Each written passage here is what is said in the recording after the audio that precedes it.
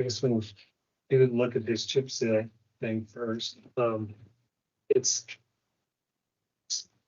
way more than the last couple of years. Main thing is because of oil prices, everything, and just stuff like paint. Paint is, I don't know, paint was like it was $1 million. Yeah, there's not an item in this estimate that's not affected by the current world events. You'd say you have no control over that. The project is bigger than last year. There's a lot more crack sealing, chip seal. Billy gave me a list, so I put it all together for him. Striping, a lot more roads, many more roads would get painted and repainted. So there's a substantial more quantity in this project than years previous. And there's also a lot of, well, I shouldn't say a lot, but there's roads that we've never chip sealed before that need to have their first coat of chip seal, such as the upper section of Skyline Road now. County took over that. Like the lower Fremont Lake boat ramp to Sandy Beach, that's going to get chip sealed.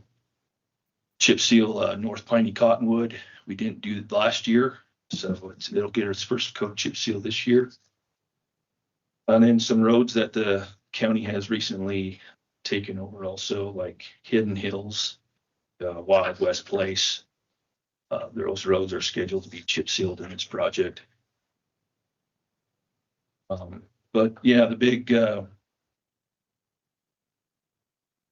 thing to discuss is the oil prices. And I guess, we're going into this project head on, knowing what the oil prices are.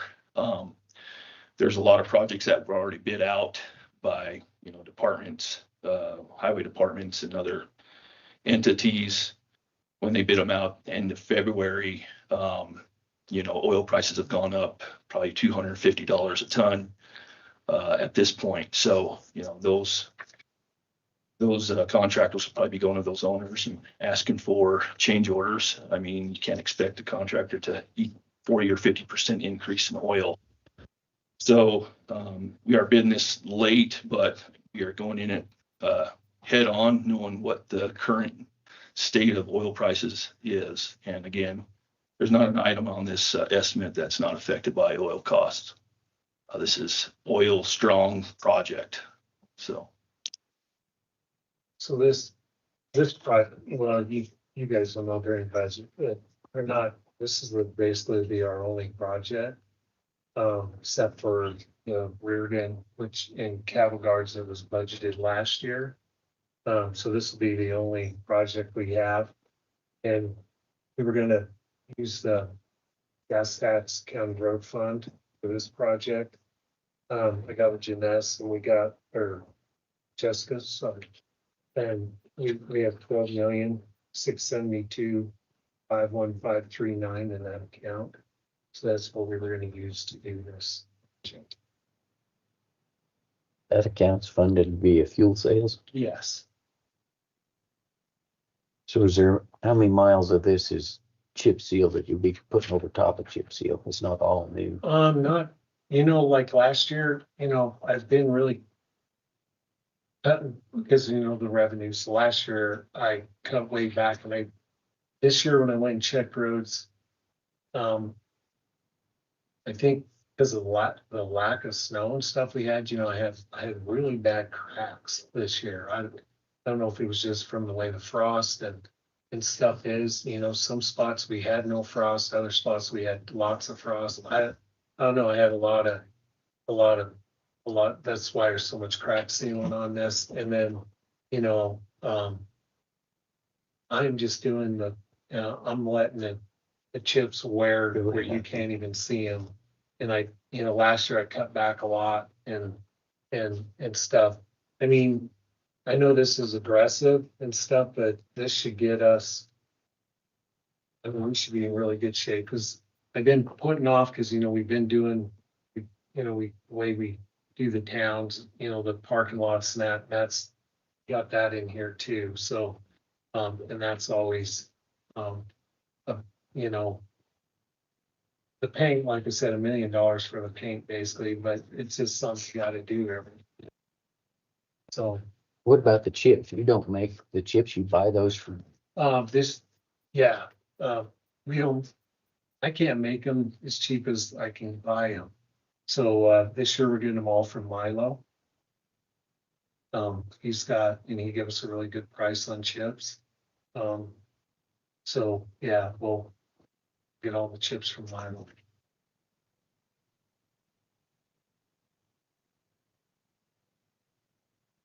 Please. So along with the gas tax, this is also funded through the severance tax. We do get a 2.9% from the fast on the state severance. It also goes into this fund, and then per Wyoming statute 20-2-101. These funds must be used solely for the construction, reconstruction, maintenance of county roads, bridges, culverts, using primarily private contractors. So in the past, when we've tried to use like our own gravel or stuff that we crushed up, we had to separate out or phase out that project to use our own stuff. And use it. This funding was set up for the road maintenance using private contractors. Thank you for that explanation. Yeah, thank you. It's funded on what it can be used. They also passed a law here a couple of years ago that we could use up to $100,000 of this fund to purchase a blade and only no other equipment. As of last year during the legislative session, they were talking about trying to open up to some more yellow iron. But still make that happen. But as of right now, we can only use up to $100,000. This project will be set up so the contractor will be responsible to haul the chips to each individual road. County won't be hauling any chips. So 30% of the project of our chip area is in the Big Piney area, so near where the chips are, the canyon. And then the remaining is out south of Boulder and then around the Pinedale area here. so how long has it been since we've drawn on that account? The North Piney Road didn't wind up coming out of that? I think we Tended to, I think. That's what I $3 thought. million of it, I think, is what we spent of it, and then we crushed our own gravel that winter. Bought some of that in-house where we did bid out. We phased that out, so we was gonna do the whole 5 million of that project on this fund, but we ended up only doing like 3. Something, correct me if I'm wrong. No, I think that's right. I think we've done the Horse Creek box culvert we took out of this fund, and I think we did a chip seal a few years ago out of this fund as well. And then, yeah, Sam said so. Shoot.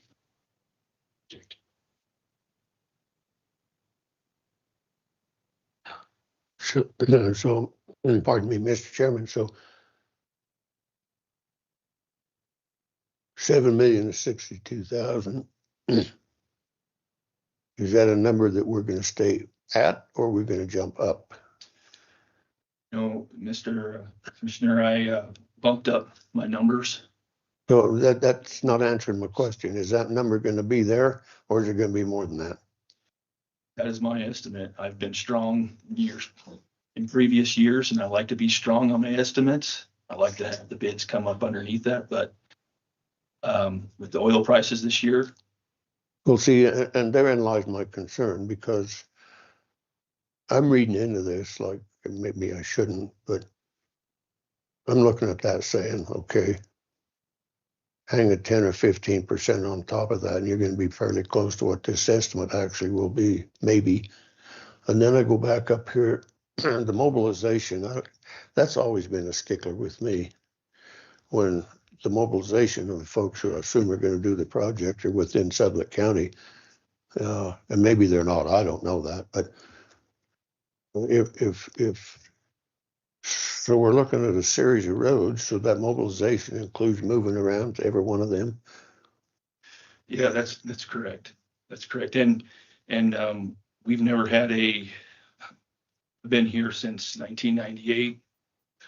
Been involved with many chip seal projects, and we've never had a local contractor provide chip seal service It's always from out of state. Okay, so that's what we'll be looking at here also, is these folks bringing their equipment in from wherever it is they come from. That's correct. Yeah, usually it's HK Contractors out of Idaho Falls has been a contractor. Then Intermountain Slurry Seal out of Utah has also been a contractor to do some chip seal projects for the county too. So you will reach out to both of those folks? Yes, where the monies are coming from, this will actually be a bid project. We'll bid this out. Okay, so now correct me, somebody here if I'm wrong, but I think we went through this bid process or some time back, and we indicated that the commission would like to be involved in opening of the bids. So my recommendation is when these bids come in, you come to this table, we open them and look at them, make our decision based on that. Does that sound reasonable? Yeah, well, I everybody? mean, you want to be present during the bid opening, that's great. And then, but you need to make your decision as far as, Well, the not to reason accept I, the project at an official meeting. reason I bring that up is because Commissioner Stevens and I were involved in the bid opening, and it was interesting, the discussion that went on, and I think it's interesting to be involved in that as we go forward with it. Yeah. So Yeah. I'd appreciate it if it was done that way. It's no problem. We can decide where we want the bid opening. If they're at here in the courthouse, probably be the best spot. Participate, or times we've had. Well, I think, quite frankly, I think the bid opening ought to be right here in front of the public where the commission have their table, so to speak, We can if set that up. can be done. Yep, we've set that up in the project manual where the bids will be opened. It has to be stated. I would appreciate that. Thank you. Any commissioners have a different thought on that, or is that acceptable? I'm good with that. We're gonna do a sealed bid process. Sealed bid will be open at one scheduled meeting. Probably not at a scheduled meeting, but We make it at a scheduled meeting. it'll be a advertised time. It's usually in the afternoon that we do it. Like on Tuesday, Wednesday. So we can make one of our Tuesdays. So we have a meeting. Meeting afternoon. So Usually I try to set it up.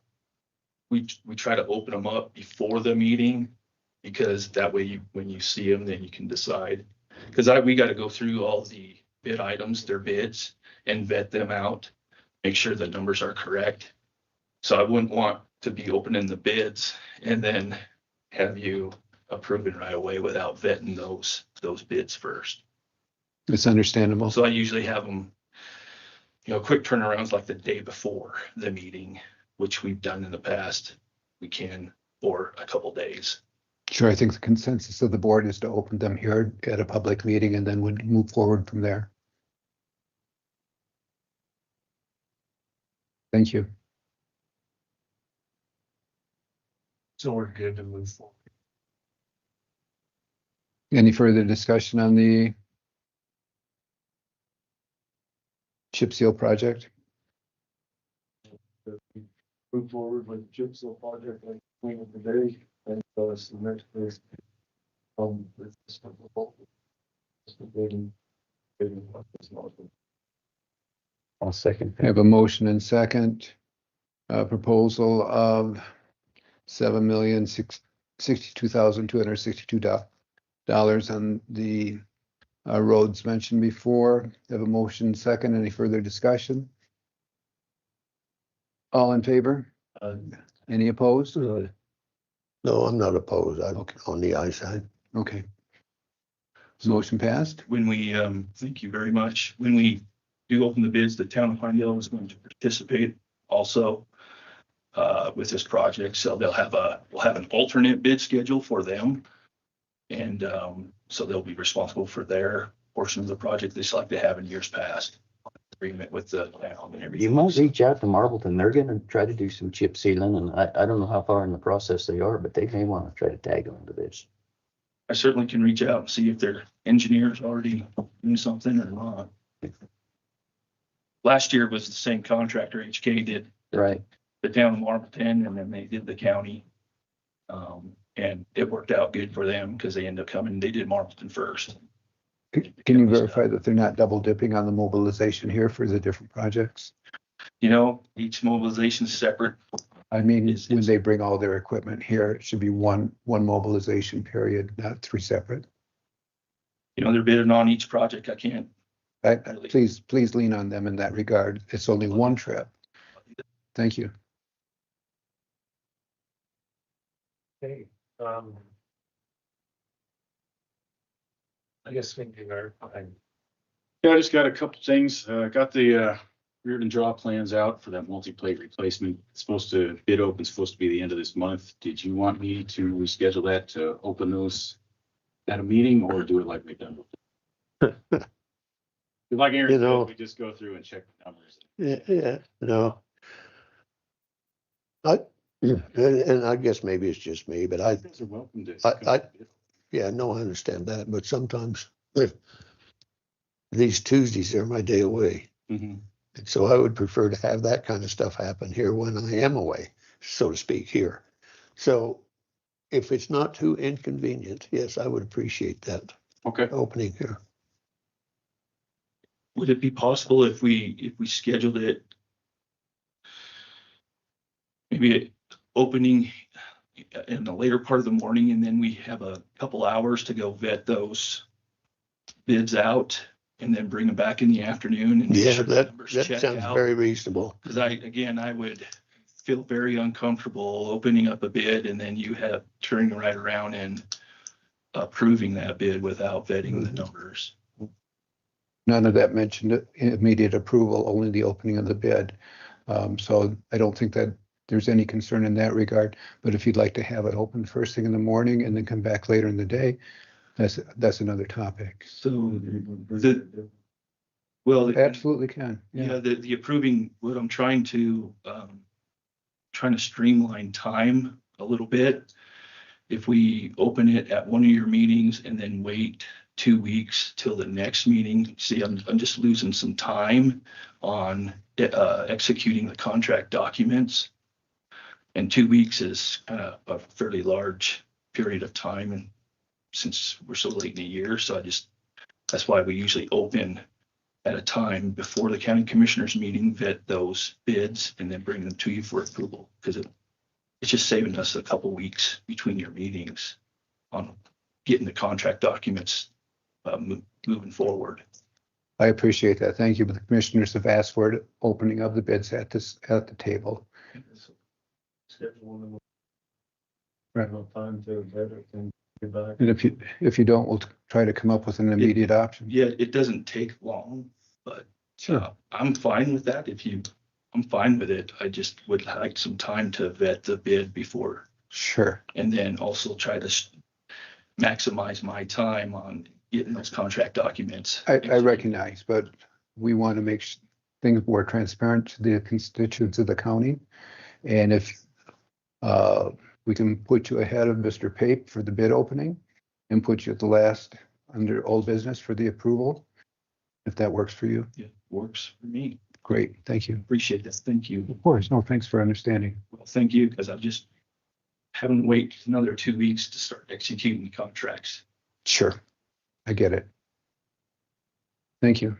And then the other thing I have is the closeout change order for the South Piney Bridge project. We came in under budget of $5,939.01. So I'd like to get that change order approved to close that project out.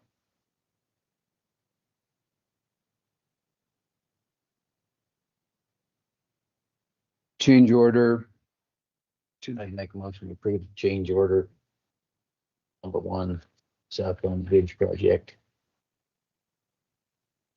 $5,939.00 for budget. Motion second. So Any discussion?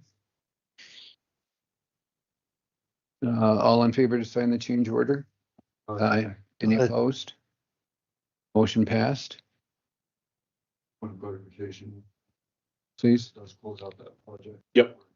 The advertisement is started, so there'll just be the retainage payment. Yeah, 41 days. Yep. Last Thursday. Thank you, Commissioner White. And then the last thing I have is for the landfill, we have the gas sampling that we have to do this year. So I'm getting that scheduled, probably around $20,000. That's what it was last time. Right. That's a federal regulation. There's nothing we can. I have that. Is that, excuse me, is that like methane? Is that what, Yep. Is that what happens? You run the numbers, and when you run the numbers that they give you, we're over the threshold. So then they make you test for a site specific. And then once you get those numbers, you run it, we're way under, but you have to do it every 5 years. And that's just the federal regs. And I'll talk to the EPA, see if there's any wiggle room, but it's federal code, so I highly doubt it. So is that a core sample or out of your They just, monitoring wells? they drill into the waste pile, they purge the gas, and then they collect a sample and then just run different tests on it to get the kind of gas production landfill's putting out. Don't strike a match to see if it. Nope, burns. and the threshold's 34 and we were at 2. But How often do you have to do that? every 5 years. Mr. Chairman. Commissioner White. Eric, do we still do the test on the old dump site north of town and then the one out by Daniel too? Still have to do those tests? Yeah, we still, Whether those are the same 5-year cycle or are they on a different? there's on 5-year cycles. We still have to do the one at the old dump up here on Fremont, do the one out of Boulder, and we do the one at Cora, one at Daniel. That'll all be done this year too. I'm not sure on the scheduling on it. I'll check with Billy and see. They kind of rotate them, so there's like a couple they're on different times. You account for those tests? Yeah, I can't do it for all. So with that, is there a closeout date that you have to do these? Because some of those things have been Oh, yeah. not used for years. Well, and then we pay that insurance, so in case something does, like Daniel, I know they're putting together a big project. And I don't know when that'll happen, but they want to take all the trash out of Daniel and then basically move it. The state will do that, but I know they've been talking about doing that. So eventually when they get to a point, they want to totally reclaim them. So in Daniel's, on their radar, that's one that they, There's no way to push that forward faster. Yeah. Just the state. No, I'm kind of, no, it's kind of on their time frame. It's in that insurance thing, but I'm kind of, because there's a lot, I've been talking with DEQ about it a lot because, they haven't really asked me, what, how we,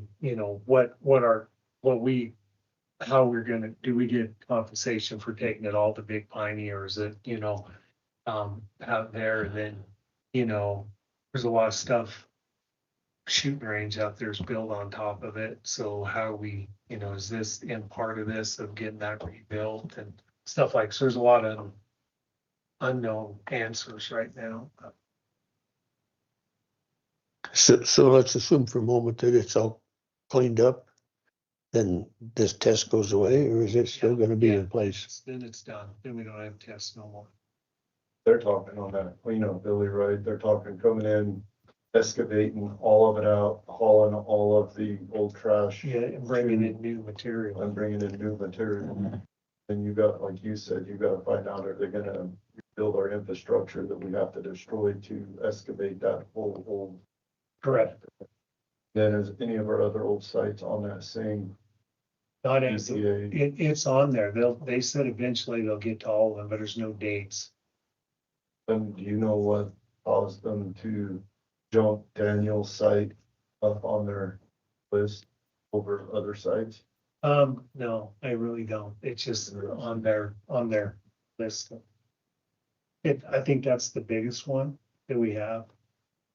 That's, I think one of the reasons they kind of go, they're trying to get the big ones, and then like Boulder, Cora, they're pretty small. It'll get pretty expensive. We have to replace that firehouse. Yeah, that's the part. It's built right on the top of it. Well, we found the limits of doing that, so we had to do a lot of sub excavation to make that parking lot work. I just know he had trouble packing or inside the building. Yeah, that stuff's still, so. It was built right on top of it, you know, so. Okay, I did get, real quick, Brian S. from side contacted me. Went for a ride with him. He purchased a bunch of property from Gaios. And Guile has a few gravel pits along there. There was one that we were in a long time ago, and then Bennett has been in one, and they, he wasn't sure there's like 3 pits down through there. He was just, I said I'd bring it up. He was just wanting to know if we would be interested in buying some gravel from him. You know, he pretty much would, you know, he wants us to do all the bidding and all that, and I told him, no, I couldn't even, you know, we'd have to do test holes and do all this stuff, but I said, I'll see if you guys are any interested in letting me do that, or if you wanna not even go down that road. Would be nice to have before the North Piney project. Yeah, yeah. I mean, there's good gravel there along that bench right there. The one thing, it's, you know, the only pit I have over there is dry piney now, because we pretty much 351. 351, we that took everything in. I had to do North Piney. It's in a good area. It's an area where I use a lot of material. I've been really trying to get that bench, you know, at the end of North Piney, it goes up over into Cottonwood. You know, I've never put gravel on there because of where it is. I've never had it that's close to there. So this would be really handy for that. It'd be kind of handy for the, you know, everything, you know, like around the fairgrounds, that all, you know, North Piney, Middle Piney, stuff like that. I just said before I could, you know, I gotta see what's there and stuff, but I said I gotta get approval before we could even move forward. What's the life of Dry Piney Pit? Is it half gone? It's more than half, yeah. That's what we. They're not wanting to sell the property, they just want to sell gravel out of the area. He's up to whatever. He's just, like he said, you know, he took a lot to buy what he bought. He just would love to get some, you know, he'd do a 100-year lease. He would just, sell us, you know, whatever, whatever makes everybody comfortable. But I told him we couldn't even move forward till we did test holes, see what's really there. Yeah. Well, I'd be in favor of exploring it, but from what you just said, let's make sure we're gonna buy something that we know about. It's definitely a good area, and there's been some good bits in that Really area. good shits, you know. So when was they last used? Do you have any idea? Years ago? I think- Got gravel out of them? We took a lot when we went in there we did a deal with Guile and we crushed him a pile. And that's when I first come, that's when I was running the crusher. I first come here and we crushed, well, I think we crushed, back then like 55,000 and we crushed him 25,000. I remember that. And we traveled all North Piney and all the surrounding roads back then that were all dirt around there. Been at Pitts, probably been about 6-7 years since it was last used, I would guess. Yeah. But that whole bench was kind of a ridge, and all was around there. That's all. Where we were at was really good gravel, but I think that, you know, that's why I want to do test hole. I think the gravel goes all around. But Is that pardon me, is that the pit that's just kind of over the, where you really can't see it, but it's kind of down over the ridge, so to speak? Yeah, yeah.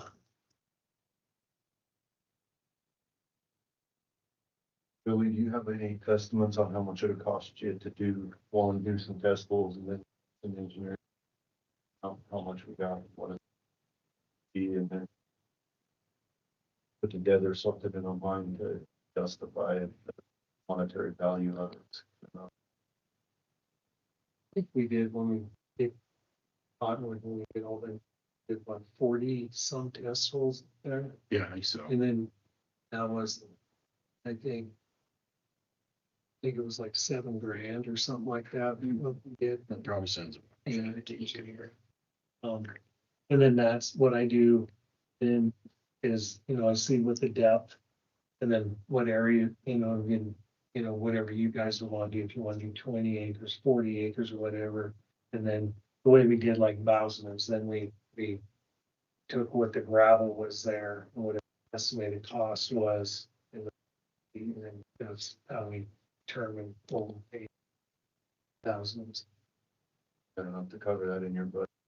Yes, I do for them. That's the preliminary, it is, So explain the test holes. You go in and dig them with an excavator or you drill them? Done them both ways. The way we did Cottonwood, and that was the cheapest, was we just took an excavator up there and we just dig till we run out of gravel. And then Eric and them are like there and they take samples and they look at it. Yeah, record depths and kind of get an average. It's the area, figure out where your topsoil picks up, stuff like that. Trying to get it best we can map what we're. Good, I'm good with it. good. I'm Did okay I- with it. We don't get to running into thousands and thousands and thousands, but still don't know what we've got. But yeah, no, it sounds reasonable enough to go forward with it. Like this, I ran them all, but I kind of focused on county ones, like the ones along the 191 stuff. A lot of them have been seal coated, a lot of cracks. I think they're definitely needing crack seal.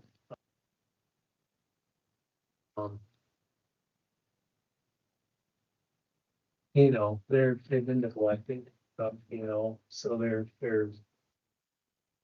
but they're not as the ones we're talking about, they're not at that level, but we're desperately, needing to do some stuff, to them.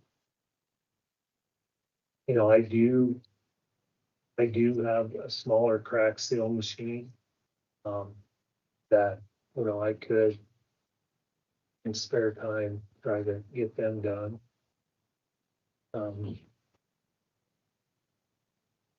But yeah, we basically need to start.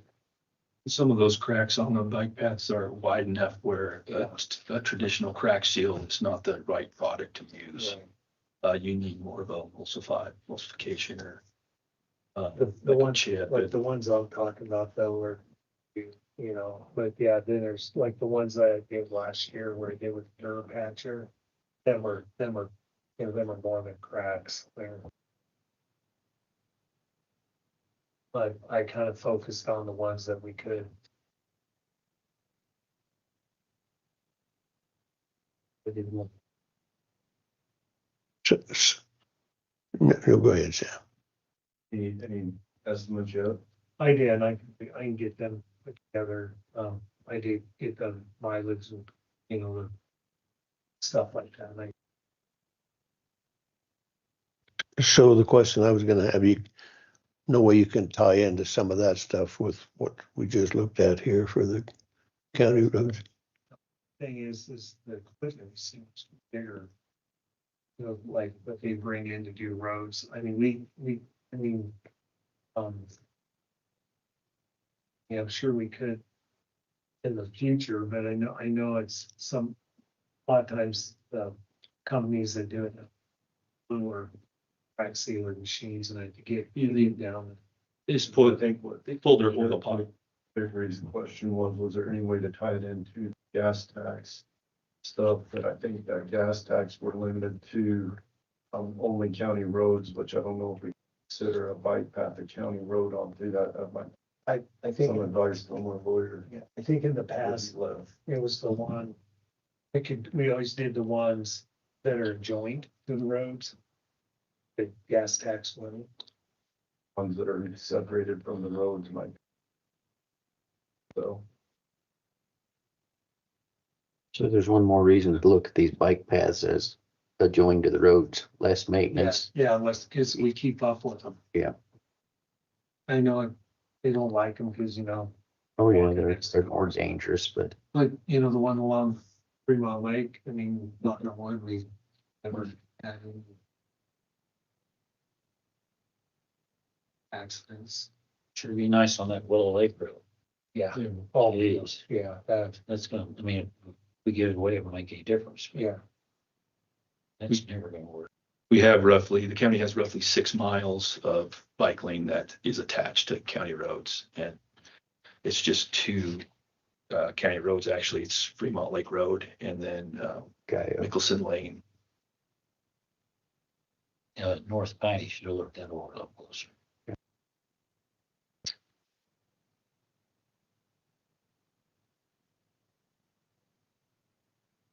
All right,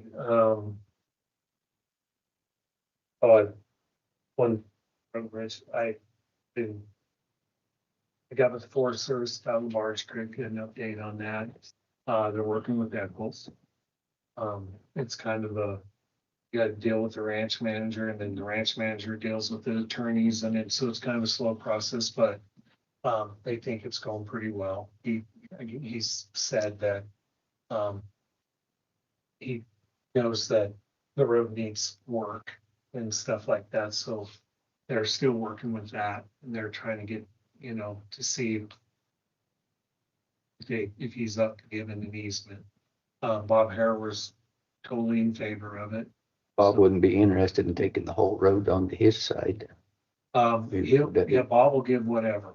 His It'd be side. possible to move the whole road. Better onto- hurry. Yeah, Yeah, He's in right. bad shape. yeah. And so that's the update on that. We'll wait on that.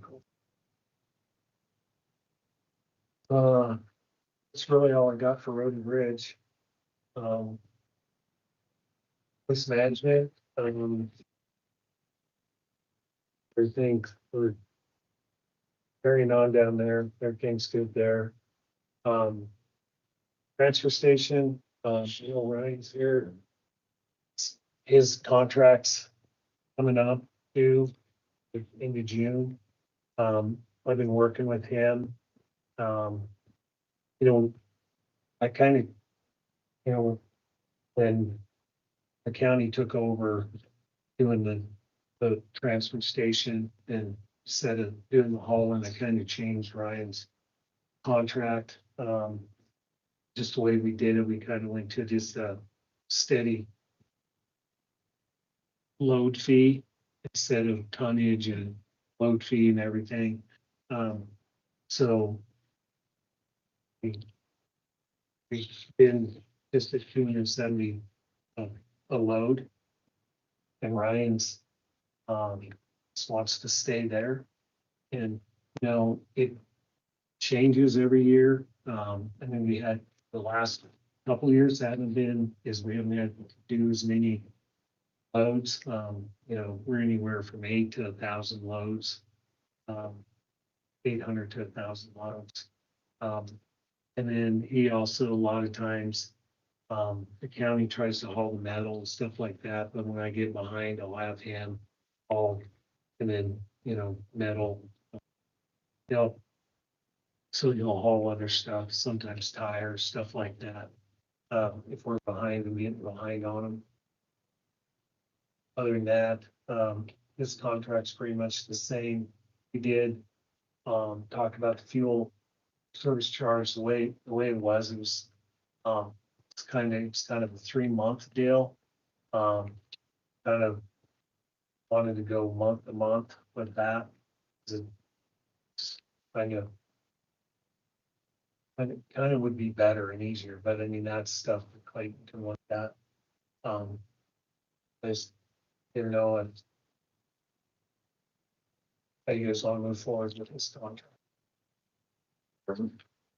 Billy, remind me, when we did that contract, we built in a time renewal, 5-year contract with the renewal should, you never not change.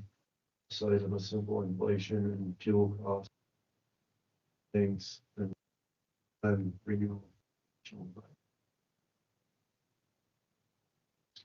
So this would be the second 5 years.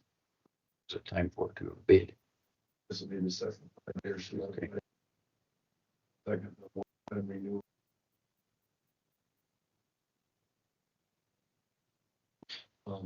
Said outside of normal inflation, fuel. Changes. Sounds like he's not changing the service. He's, no, Right, might as well come up Yeah. with one. Brian's never raised his price. We did do some fuel service charge a little bit, but it's kind of hard, the way we got the fuel service charge in there, it's kind of hard on Ryan. Period for him to explain that. Yeah, it's set to reassess. But use that microphone. Thank you, Ryan. The current one's set to. Oh, man, how about now? We got you now. The current one's every 3 months. So as you guys know, you get these huge spikes in fuel prices. That brings everything up, motor oil, tires, just everything associated with it. So by the time I endure that 3 months of elevated pricing, what sometimes happens is the price will go down.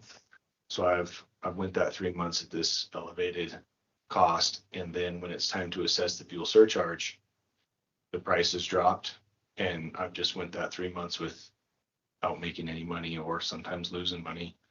So a more timely assessment is after. I think that's fair on both sides, especially as volatile as things are right now. You know, and it's pretty simple. We've got a really nice setup in place it's easy to do. Every time we do a voucher, we just plug the numbers in. It's the base price with the increased price, get the difference, and times that by the number of loads. So it's really easy to do it every time we do a voucher. I would support that change in the contract. Would do. Tough and dealing with fuel price, especially with this war. Buying fuel right now understands. Same time the natural gas. Is cheap energy. Commissioner Vickery? No, I'm fine with it. I just like to get on the program too. But I guess that probably won't happen. No, I'm fine with it. Good. Thank you, guys. Appreciate it. Thank you. Thanks. Okay. Thanks. You? All right, you guys have a good day. Yep. You too, Ryan. Thanks. The last thing I have is just golf course. Or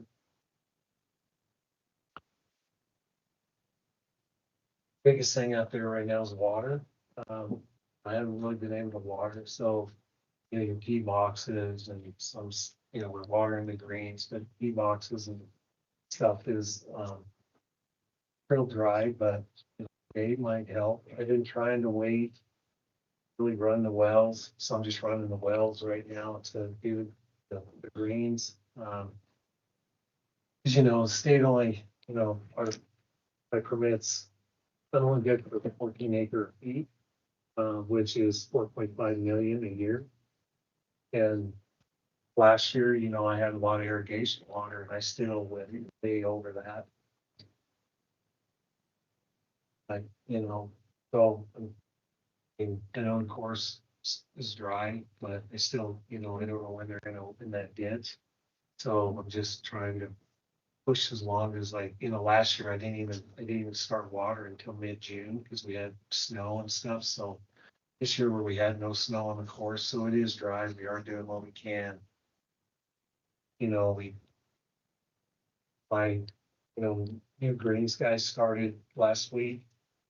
and our assessing problems that we had, we've had a lot of stuff, not thrown past stones, but I inherited a lot of, you know, they hadn't done any chemicals for over 5 years, so I have a lot of clover, I have a lot of snow mold, I have, a lot of stuff that you just don't kill in 1 year, and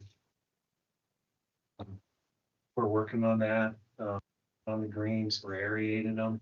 And number 7, I rebuilt that last year because it was in disarray. The reason I rebuilt it is the base material was basically really bad. Sent samples off to Synthbot, and they were like, "Yeah, it's time you gotta rebuild it." You get this black, they call it black soil, and it gets all the years from being so water so much and everything. It's this really bad smell, and it becomes toxic, so nothing will grow in it. That's why we have to do that. I agree. All the work I do out there, I have consultants there's courses that I have consultants that I talk to, and Rio Verde does all my major engineering on all my drainage and stuff like that. So, I follow what's supposed to be done out there. But, we're trying to get it, and I mean, we're having record, turnouts. I get a lot of really good feedback. I know, like, last night was men's night, and, guys talked to me, and they actually make some calls to guys and say how great, the stuff we're doing out there. So, that's what we're doing out there. Sure. Billy, can we look into those wells of what we have to do to change up permitting this?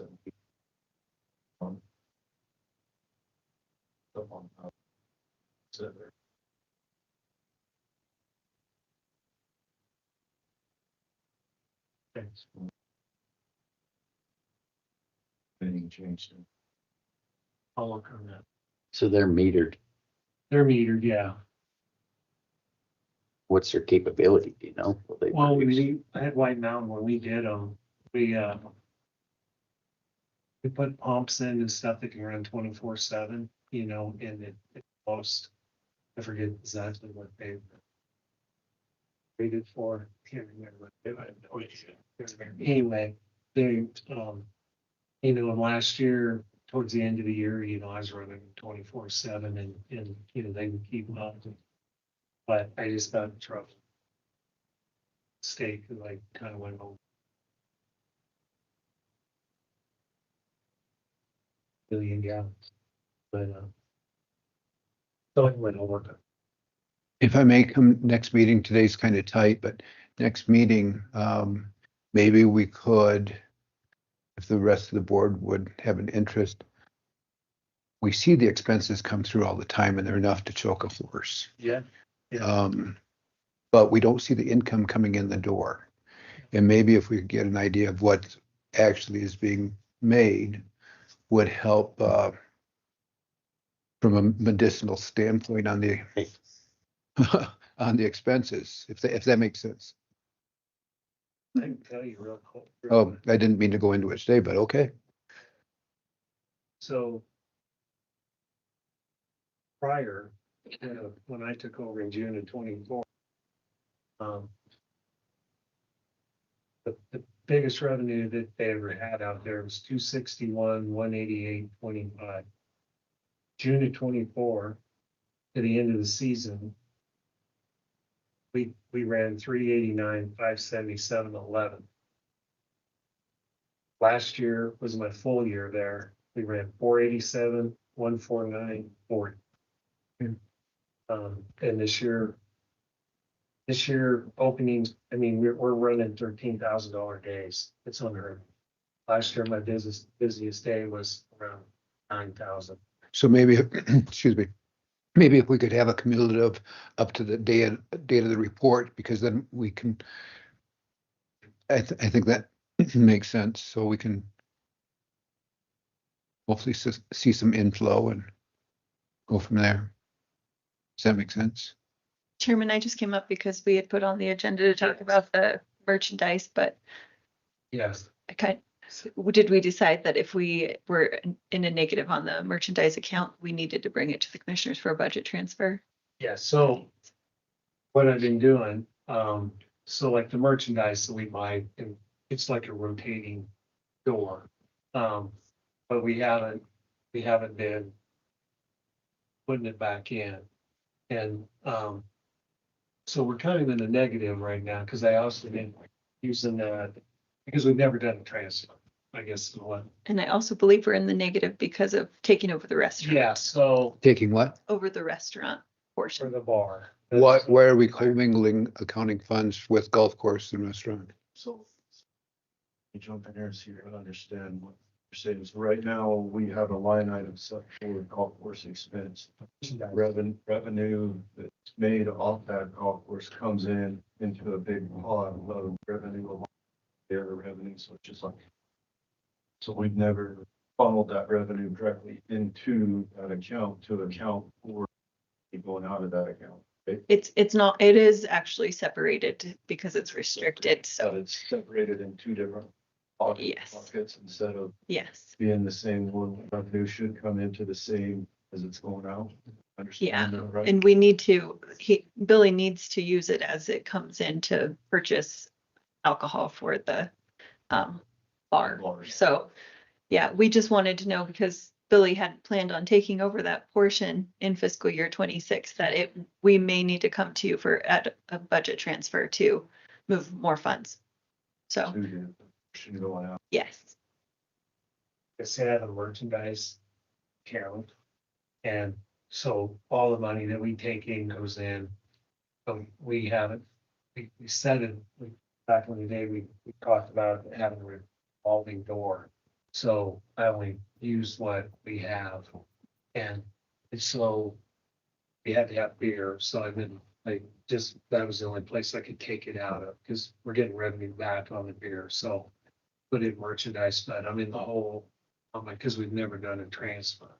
So hopefully in June, we won't be in the hole, but in case it's on the budget transfer, we did want it. I think I understand what you said, and I have to question, isn't there a better way to do this wheel?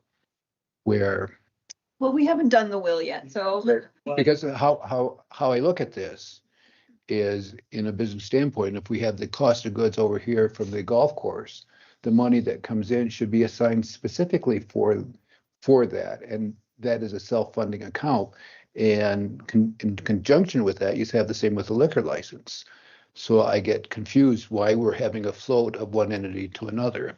Because we didn't Funds, you know. we didn't have that set up. Thank you.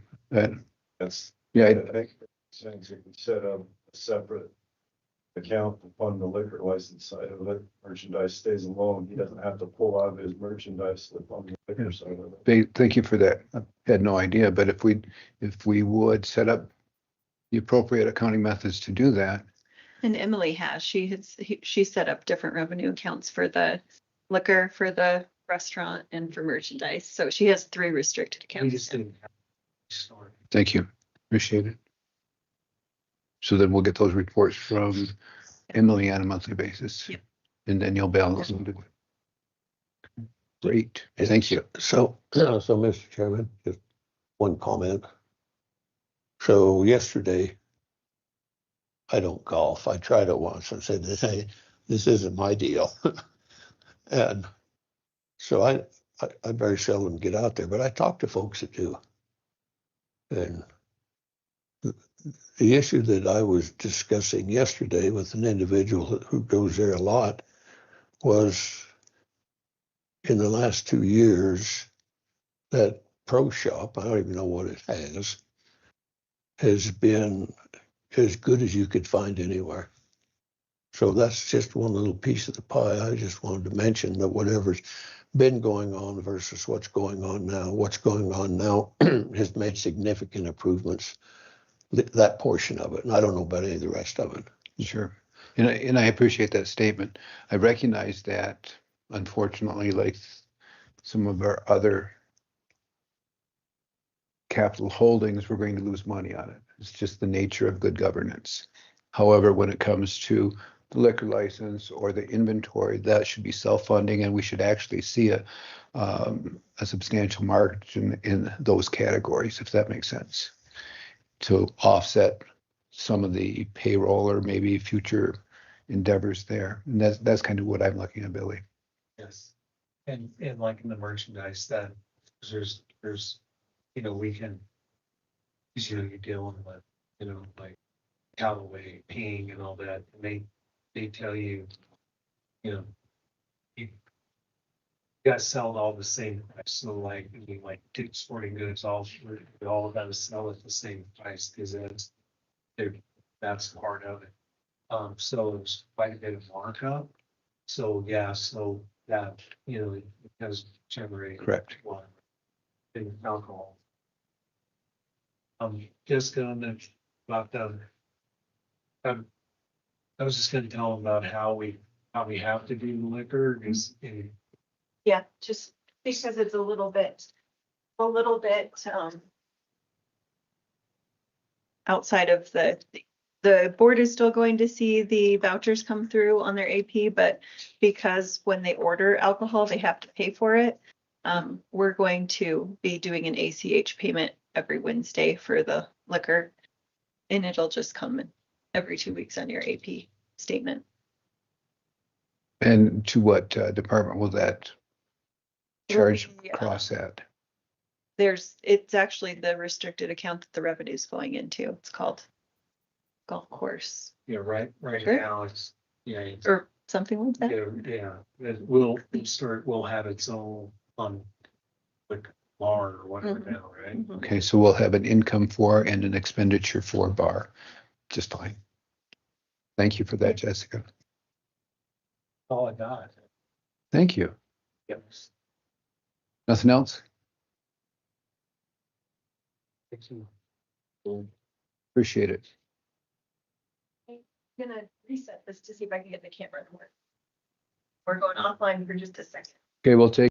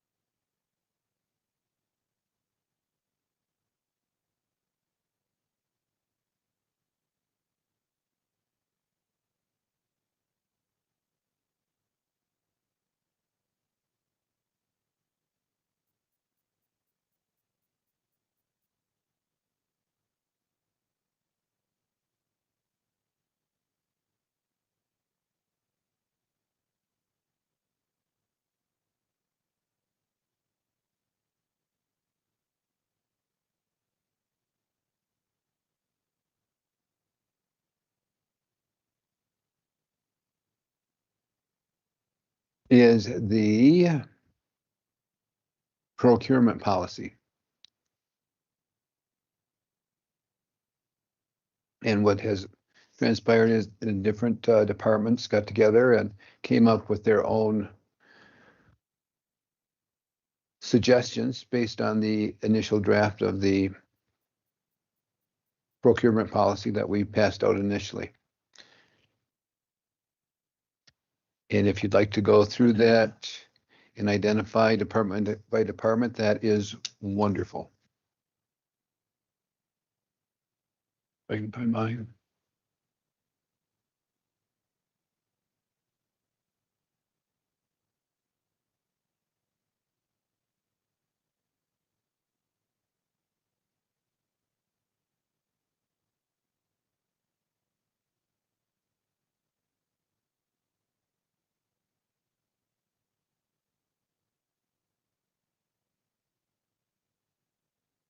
I was looking for the one that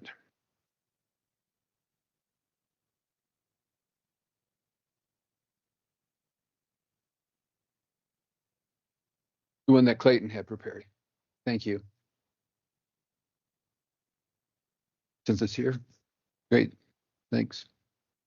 So in the Sublette County procurement policy, what has been proposed is that we identify it and modify it per department. Based on everyone having different purchase needs. And so we have the procurement policy as proposed as drafted by Clayton. We'll keep that as the base foundation. And then for the different departments, we will make those incorporated into the procurement policy overall.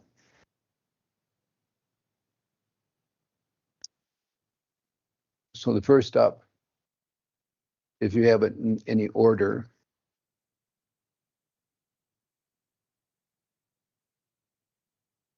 would be the fairgrounds. The fairgrounds, here we go.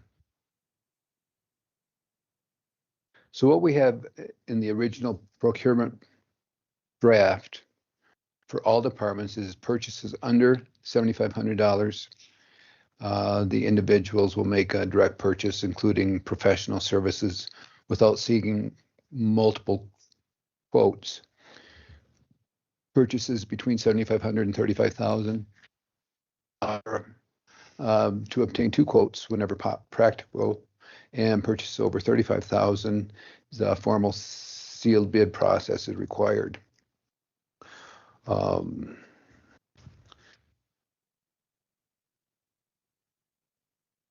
Projects under 7,500 purchased directly, between 75 and 35,000.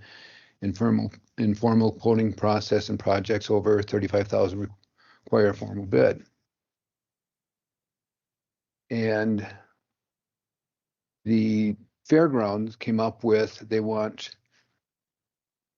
latitude to purchase up to $15,000 without obtaining multiple quotes. And staff are expected to exercise prudent judgment to ensure reasonable pricing. And I've seen this in a number of things. So the reason for the procurement policy is not a matter of trust or individuals doing their jobs correctly or not, is to encourage prudent spending of the taxpayers' money. It's not my money, it's not your money. It belongs to Bill or Joan or whoever in the county. And so it's to save them money. The companies and corporations I have worked with over the decades all have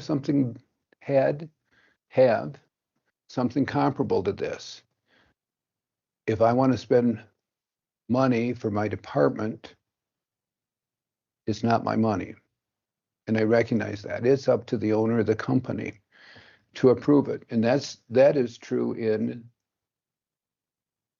company I work with today. Because I'm not spending my money. And then I'm responsible for, regardless, I'm going out and shopping that to make sure that I'm getting the best bang for the buck, the best quality, and the best service. So because I'm able to save a couple of dollars on a computer, if I don't get the service to go with it, then I've lost money.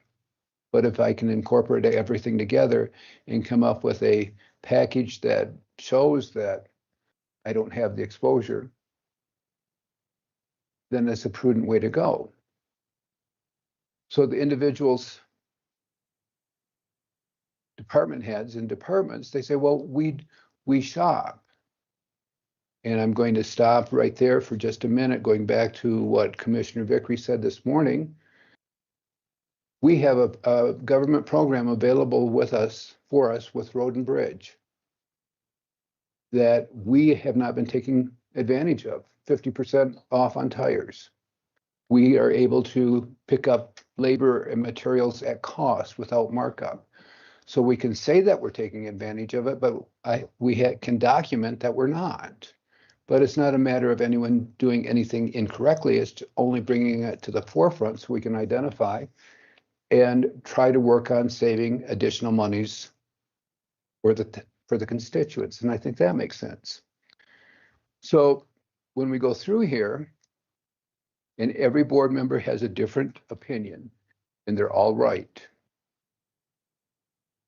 What we want to do is make it so it's something that the department heads can work with, that it's not cumbersome. To an extent it will be, because it's only cumbersome because it's a change. Once we have a change, the first little while it's difficult, and then everything falls in and it's workable. So when individuals say I should be able to have up to X number of dollars without any oversight, I think I've gone through and expressed why we are exploring it from my position in business for 40 years. Is because it's not my money. And because it's not my money, the taxpayers, my owner, my boss, says save us as much as possible. And that's the purpose behind this. Please. You can make several comments. Oh, that's fair. So when you say, if you was to look in their shoes, isn't the budget process a sort of oversight? So if in their eyes, they're saying, I want to, if I come to the budget process and I ask, hey, can I spend $7,000 on gadget B? Can I do that, or is there another oversight process that has to happen on top of that, right? And I think that's more their concern than saying, hey, I just want to have money with no oversight or no checks and balances attached to it, because in reality, the budget process is a form of checks and balances for this process as well, right? And I agree with what you said. There's no question about that. And if I may go in a little bit further and explain more what I'm thinking in that regard, and then everyone goes their own way on it. So the budget process is an overall umbrella saying we know that we're going to work with X number of dollars. So over in our business administration, we have an umbrella where this is what we're going to spend money on. This is what we approved, and this is what we're thinking will be the maximum that can be spent. And everyone agrees to that. But then what's more important, it's the individual purchaser, the purchasing agent, the department head. It's up to them to say, not, well, I've already had this approved for $10,000. I've already done the work, because because there's more work that can be done to save that money. So if I have $10,000 approved for a vehicle, for example, if I go out and shop it, because I made the budget based on $10,000, but if I go out and shop it at that point in time, perhaps I can buy it for $9,500 or $8,500, or maybe it costs more. But it's prudent that we explore costs at that point in time, in my opinion only, if that makes sense. Yeah, so what I'm hearing is you're okay if we set the budget and say, yeah, we'll set aside $10,000 for you to go purchase a vehicle, but we Would are love, concerned that you're not shopping around enough and when you're not that is doing correct. your job to secure the best financial deal available. So wouldn't it be more? Well, that's kind of putting words in my mouth because I know. So what I'm saying is, Melissa, we have $10,000, go out and buy this. Melissa at that point in time says, well, I think I can do better. And goes out and shops it. Or Jeanette says, I think I can do better and goes out and shops it. And that's the purpose of it. I know for the company that I work for, that the items that are thousands of dollars, the owner says, no, I don't think that's the right amount. I think we can do a better amount over here. And it's a collaboration of sharing opinions and trying to come up with, did you ever try this program? So it's opening other doors and avenues. It's more of a guidance on how to spend that money that we're looking for, or how to buy a widget or a car. In their example, we want to give them, okay, we're going to set aside $10,000, but we want you to follow these steps in purchasing a vehicle. I'm just clarifying. No, what you just said is correct. And in my opinion, and there's 4 other people at the table, all I can do is say, this is what I think. And so that's why we're talking about it now. And each is open to their own opinions, and then we come to an agreement on it. Nice way, right? Yeah. So yes, what you explained is 100% spot on. But can we do better is the next follow-up question. I think that we can, but I don't know what. And I recognize that your statement about budget is very factual. But can we make it better? That's all I'm saying. And I don't have that answer. Well, I don't know if this procurement policy is a one-stop shop, that's going to make that better and make that justifiable in our minds. So, I mean, one thing that's came to light to me through this whole process is like, okay, maybe one size doesn't fit all. We need to do some more due diligence and also some more educating of ourselves of what all of us want, what all of us can agree on, to come up with some sort of document that's written into stone for our employees to follow, to appease most of us most of the time. I 100% agree. And so what transpired, I believe, is the department has got together and said one size does not fit all. And each department then came up with their own suggestions on what they perceive to be workable for them on a day-to-day basis.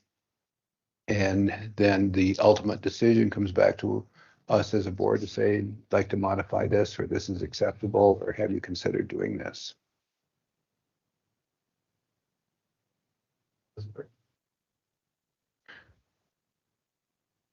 Commissioner Bradley?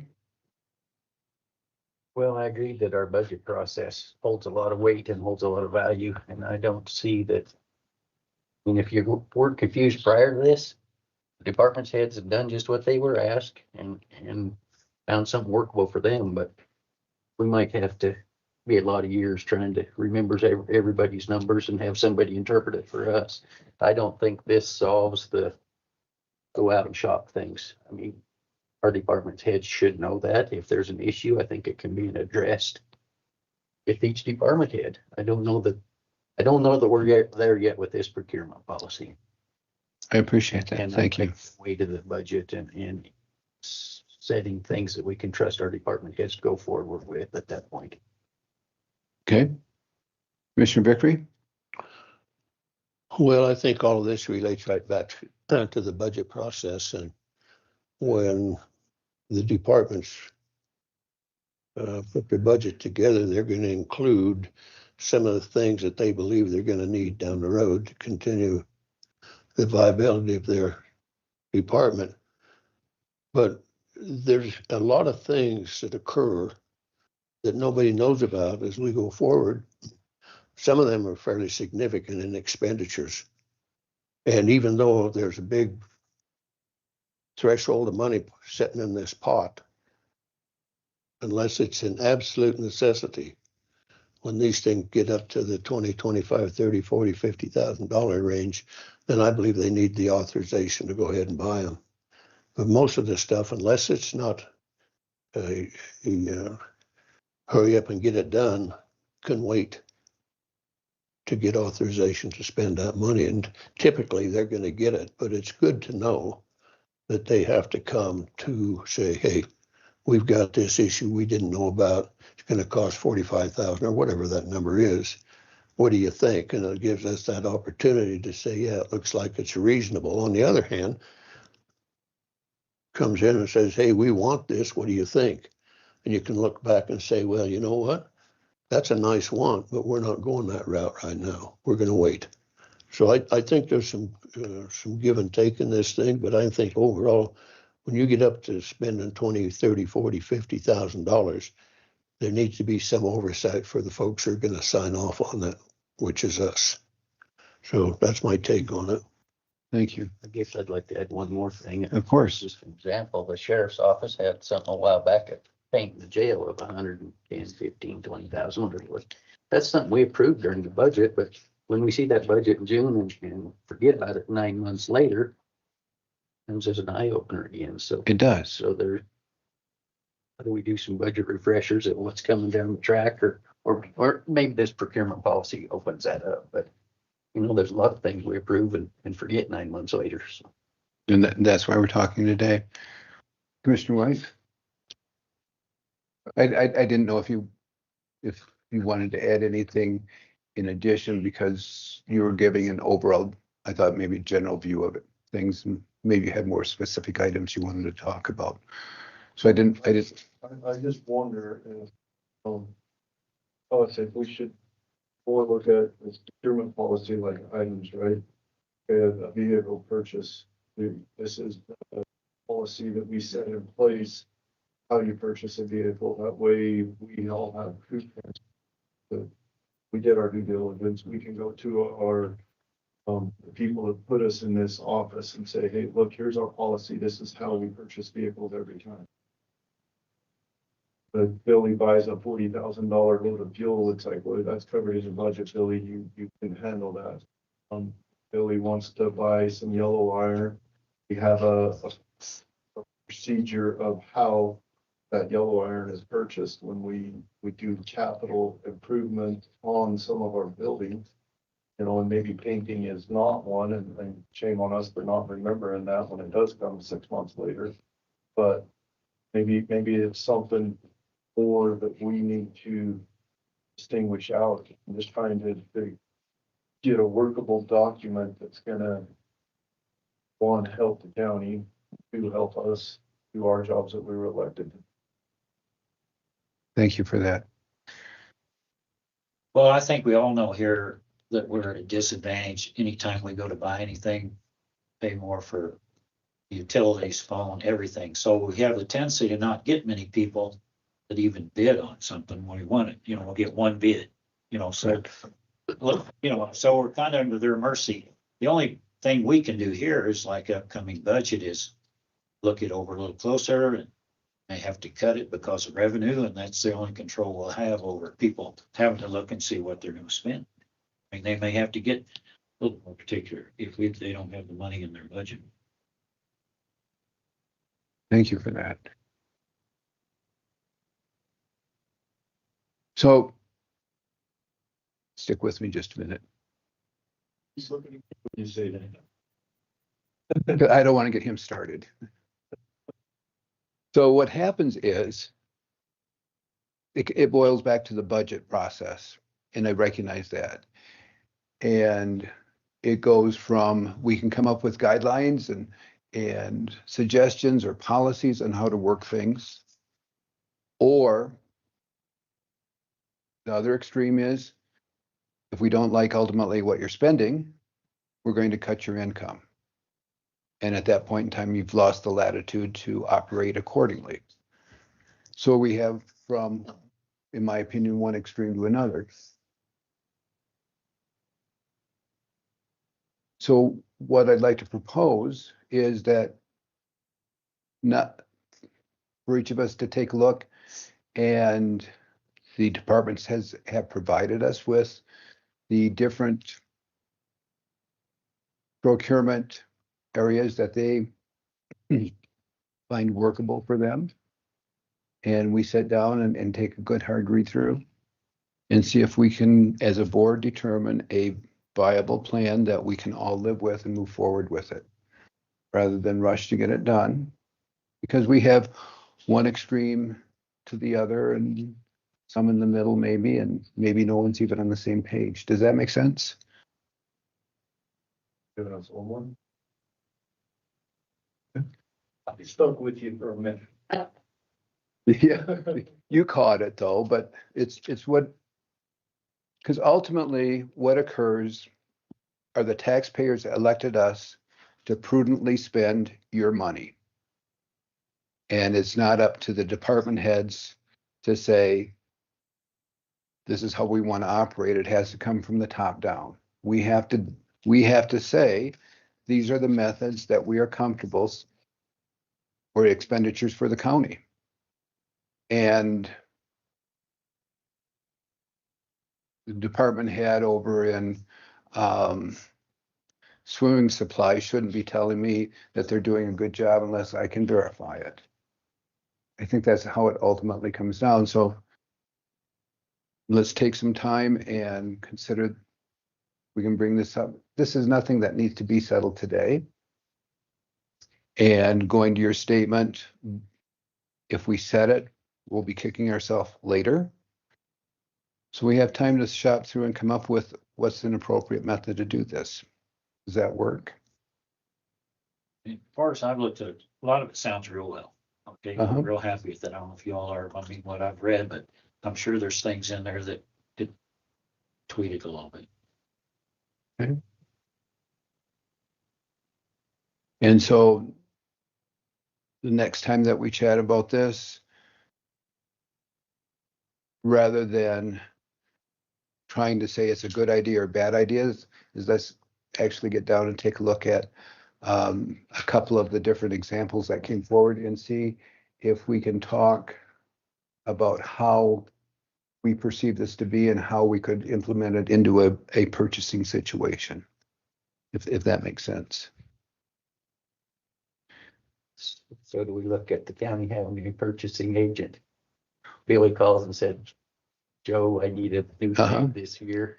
You shop it for a week, or we need. So no, we're not going to have a purchasing agent.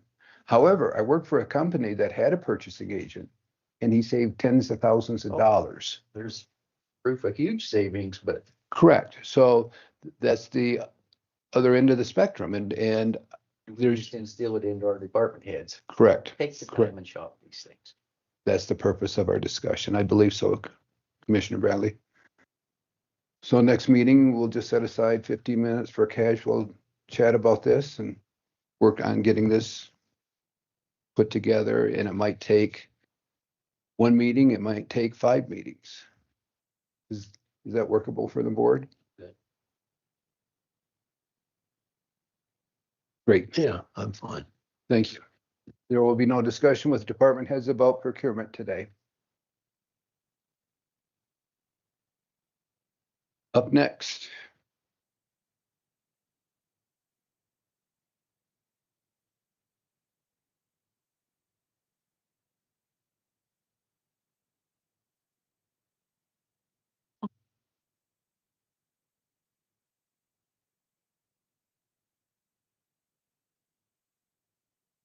Okay, we have a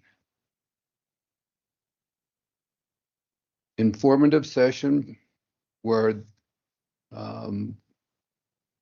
we would like the following.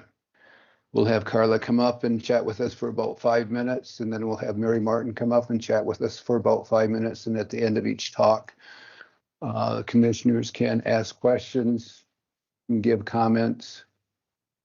There will not be any public comment in this regard. We've had at the past 2 meetings.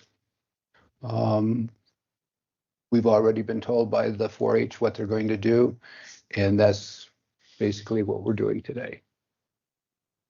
So I'll start with Carla, please.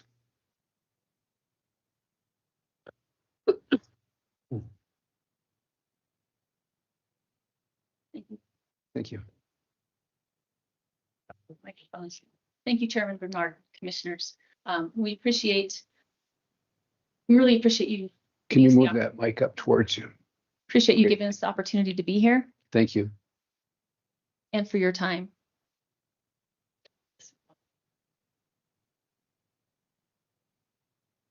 If it's okay, I'd like to invite Aaron Hasty, Dr. Aaron Hasty, to come up with us as a board member and speak on behalf of Mesa and the events of the working.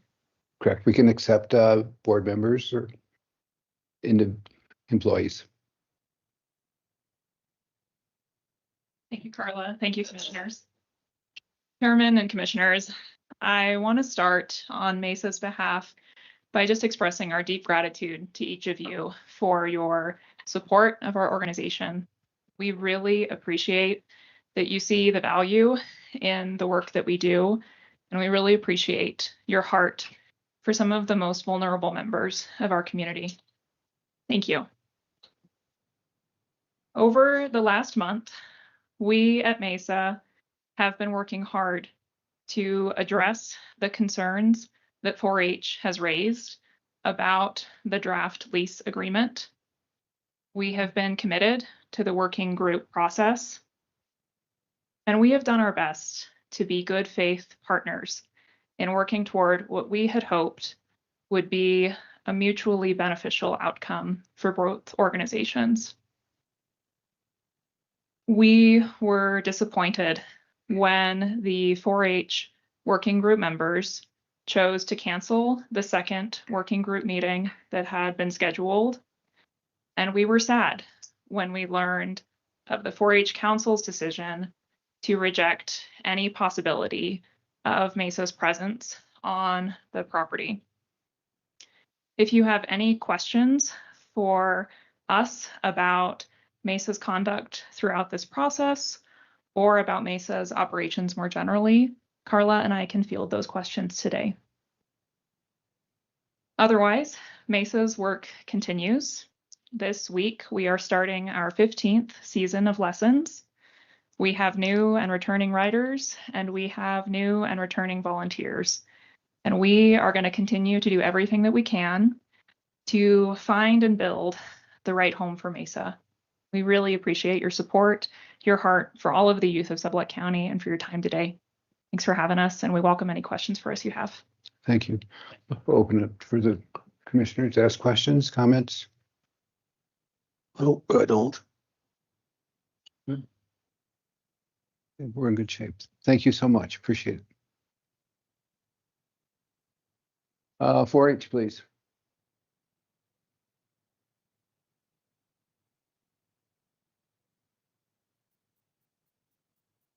Commissioners, thank you for the opportunity to put the findings from the 4-H working group before you. When you asked me to work with Carla to create a working group, I agreed to do that, but I indicated from the beginning that I couldn't be part of the working group. As you know, the extensions, the University of Wyoming says that we don't have standing with the lease. That's your lease or your deed. But the 4-H working group, which I'm going to ask Jim Bob Griffin to speak for, because I did not work with the working group. I worked on trying to create a neutral third in a process where the two groups could work together. I did ask Lucy Polly from the Department of Ag to be on Zoom if you have some questions on how that neutral third working group meeting went. She would be available to explain that to you. But with your permission, may I turn the podium over to a 4-H working group member, because I can't represent them. Thank you.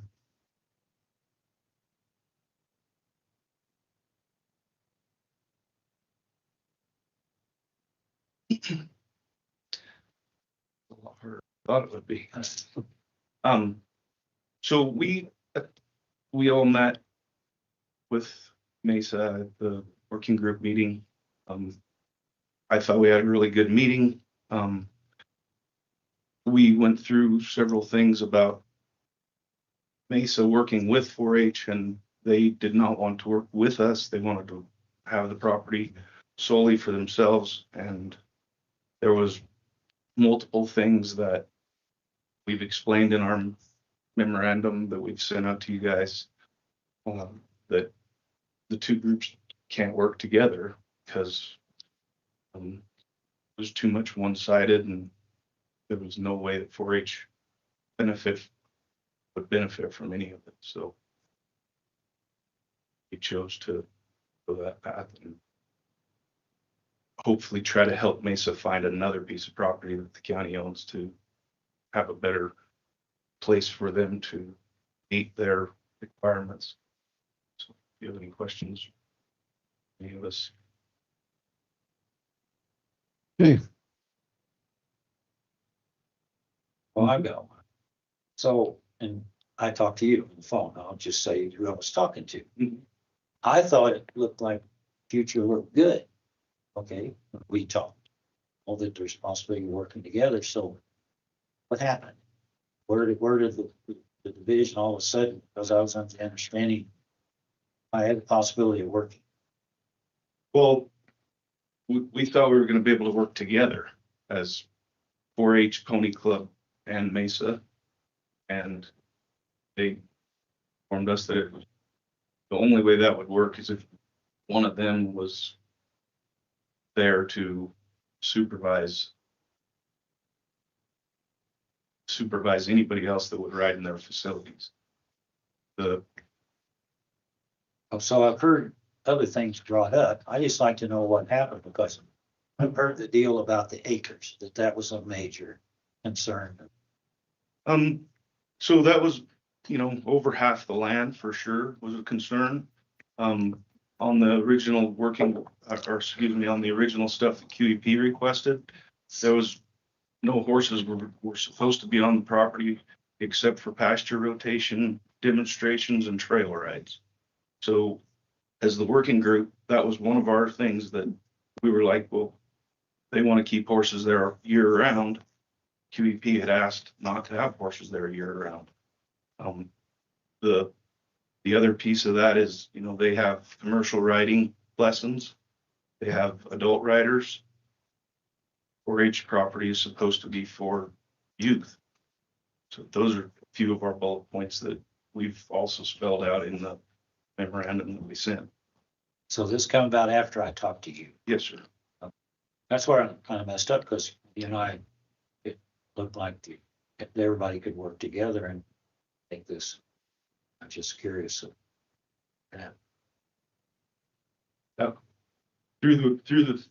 With the other 4 people on the working group, that's what we come up with. Then 4-H council met over our bullet points and decided that they would rather not sign off on the agreement. Oh my goodness, go ahead.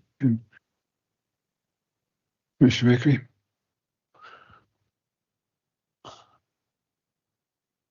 I've got some things that I'm going to express a bit later, but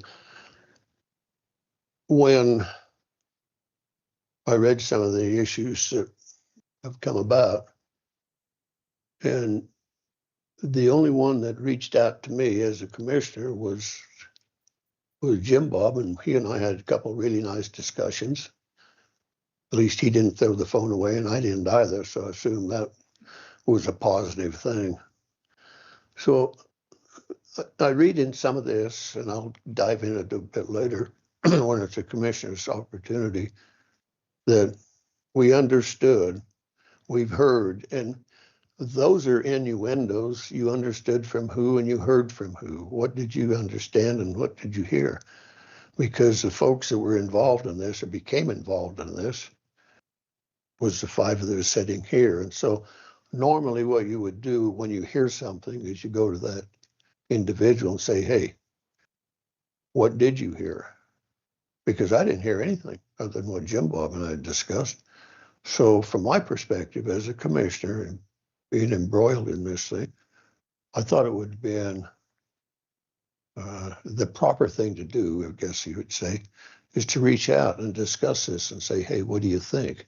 Rather than we've heard this and we've heard that. And once again, I'll dive into it a little deeper as we go forward. But I think, you know, the crux of this whole thing, in my opinion, is why can't we keep 4-H leaders here? Boils right down to one thing, dollars and cents. At least I believe it is, because what I understood, the young lady was offered, what, $56,000. Nobody can live on that. Just can't do it. I don't care if it's in Sublette County or wherever, if it's in Cheyenne. So to me, the more important thing for anybody here on the 4-H side was to go to the university and say, hey, we have an issue here. It's a big problem. We need to rectify it. How do we get that done? And I know how you get some of those things done. And you generally go to the folks who make the decisions. Start there and work your way down, rather than start at the bottom and work your way up. So I happen to know, and I'm going to put this out there right now, that University of Wyoming Board of Trustees is meeting this next week, and they're going through similar to what we are in budget system. And I've been in contact with 4 of them personally and know 3 of them very well. And every one of them agreed we got to overhaul some way the system of paying these people, these educators, so that we don't get into situations like we're looking at now. And I don't know what the discussion is going to be. I have no idea. My best guess is it'll be more positive than negative. To what degree, I don't know. But in my mind, you've overlooked the working group. The 4-H folks have overlooked where they should have channeled their energies, and that's back to where you've got to get support on the ground here. That hadn't been done. And so whose fault is that? I don't know if there is a fault. It's just part of the system. And, you know, I've looked at some of these emails that we got and some of the stuff, and I know a lot of the folks here. Some of them know me, some don't. But, you know, it just surprises me that this community comprised of 2 very viable organizations couldn't sit down and figure out something that would work hand in hand. It's just unbelievable that can't happen here, and hasn't happened here. I think there's still time for it to occur. Right now, at least I believe, we, the Board of County Commissioners, is in the process of trying to find some place where Mesa can land. We haven't got that done yet, but there's opportunities, to put it like that. So as we go forward, I would hope that, as somebody said, boy, we've had a lot of hurt feelings. Well, the last time I had a hurt feeling was when I had to go on a date with my cousin driving the darn car. That's a long time ago. Hurt feelings are for kids, not for individuals, not for people who are making decisions. So that's sort of my comment for a moment. I'll let the rest of the commissioners dive into what they feel is we need to do. But I think we're going to correct, at least I hope we're going to correct some of the misunderstandings that has occurred between both of these organizations and the commission also. And I'm going to jump right out there and say, I, as a commissioner, have to accept part of the responsibility of what's happened here, because I don't think we did a very good job of bringing this thing together. I thought, and here again, speaking for myself, I thought it would be a win-win situation to have both organizations in a facility. Never did I in my wildest dreams imagine it would create this storm that it apparently has. So, and like I say, part of that is, I think, at least in my perspective, the attitude that what's good for the youth should be good for the youth. And apparently that's not the case in some places. So we'll go forward. This will be a lesson learned. As we go forward, at least it will be from my perspective. And I would hope the rest of us will too. So that's mine for right now. And I'll turn it over to somebody else. Great, Commissioner Bradley. I don't have too much to say. I think Doug hit a lot of it on the head. We probably got started off on the wrong foot with the whole process, but I am shocked and disappointed that it's come to this. I mean, everybody's made their stand, and so I have no more to say. We'll go on. Good enough, thanks. The ultimate losers of this are our youth. And the lesson that has been given to them through the actions of adults showing an unwillingness to cooperate. The children saw that. It wasn't just the conflict between two organizations where there should not have been a conflict, in my opinion, but we had a teaching lesson for taking different groups, different skills, and being able to put them together and say, we're pretty much the same. We can get along. Take a look and I see people are offended by what transpired, and I'll take the blame for that, because when I said you two groups get together, sit down, work it out, I was anticipating reasonable adults being able to sit down and hash things out and come to an agreement. I never expected adults not being able to communicate and work towards the same goal of our youth, because that's what it comes up to me with, is the youth. Well, they said this, whomever, it shouldn't have happened this way. I'm offended. The only reason people are offended, Jim Bob, is because they choose to be offended. It's the bottom line.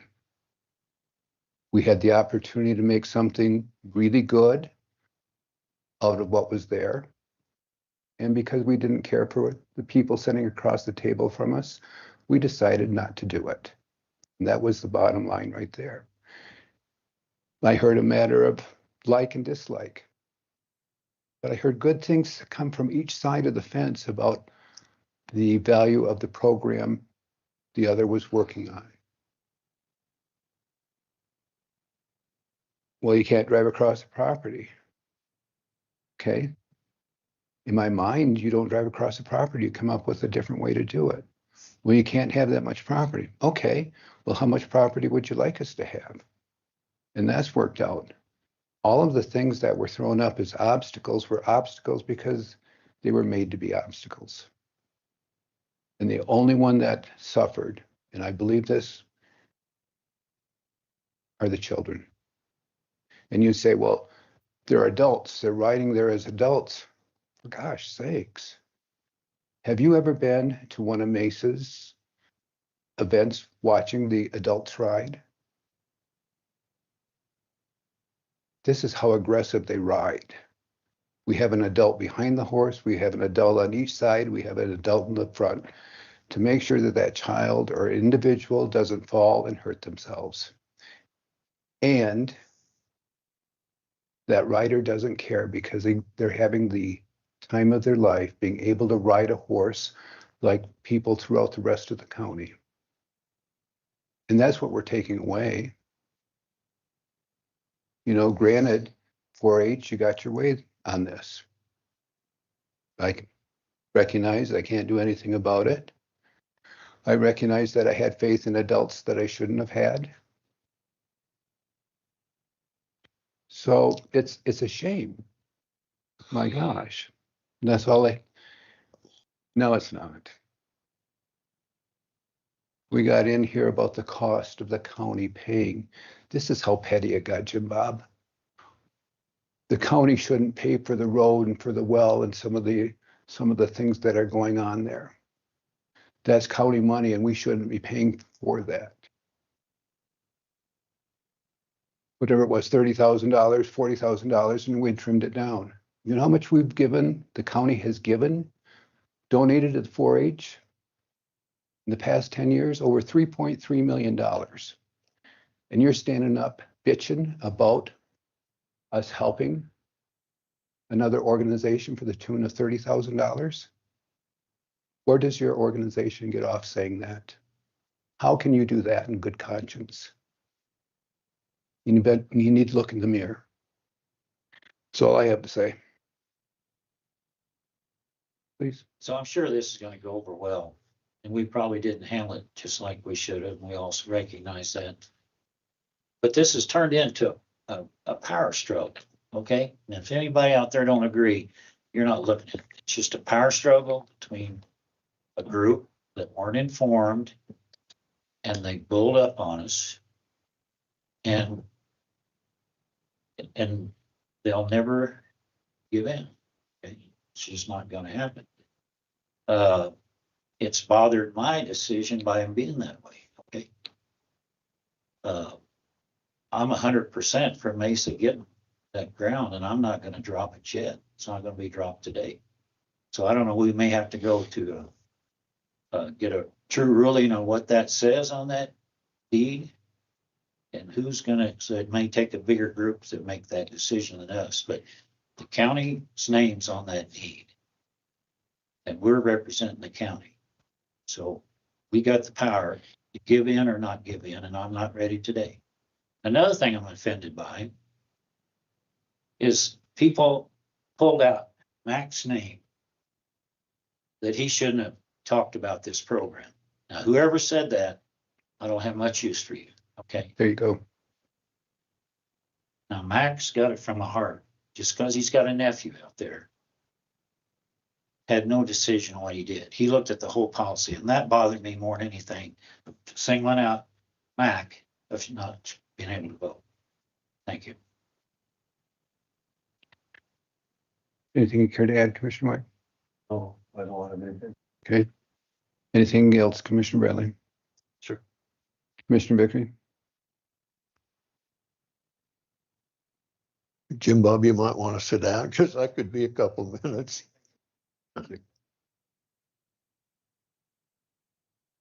You know, I went through this memorandum of justification and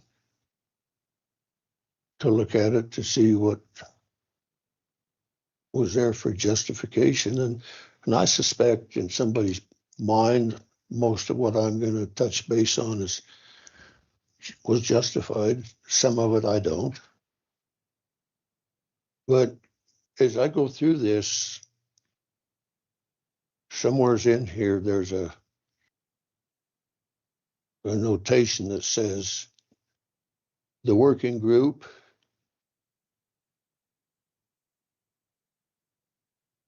and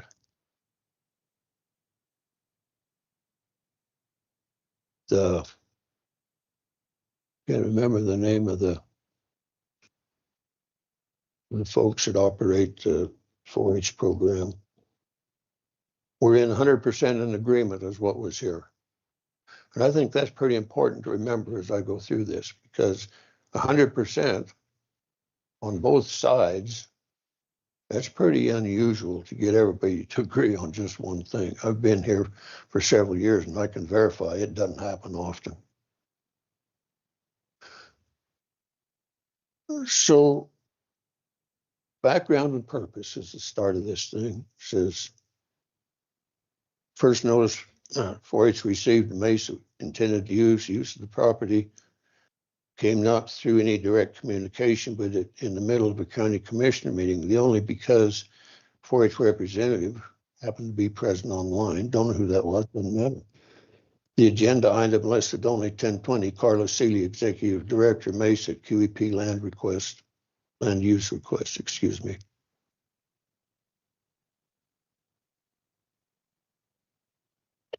In earlier conversations, Mr. Joel Bassman made the mention that Carl had been there before. The meeting agenda comes out on Wednesday prior to the Tuesday following Tuesday meeting. So would appear to me somebody's watching what's going on with the county. They'd have seen that and said, hey, whoa, we better be there. That didn't happen. So that's your fault. That's not ours. So I go forward a little bit. And this is the one that really hurts. The disparity in youth served is substantial. I'm telling you this, if one youth from either organization is served, that is substantial. And to make the innuendo that because there's only 20 in one organization versus 250 in the other is a reason for not allowing this, that's just wrong, period. Just is wrong. Character, integrity, and program values. Now, there's a lot to be said for the 4-H program because I can go back when my wife, Linda, and her sister, Deanne Bradley, and Roxanne Jensen were the heart and soul of 4-H in this community. They spent over 30 years for the benefit of 4-H. And I can tell you they drug me along in some instances. And those folks bled 4-H. If you need to get something done now, that's where you went for one of those. The three of them would get together and hang on, folks, it's here we come. They made trips around the United States to help understand different things that could become in the 4-H program. And they did that because of the kids, not because of the egos. That's what they did. Where have we lost that? I don't know.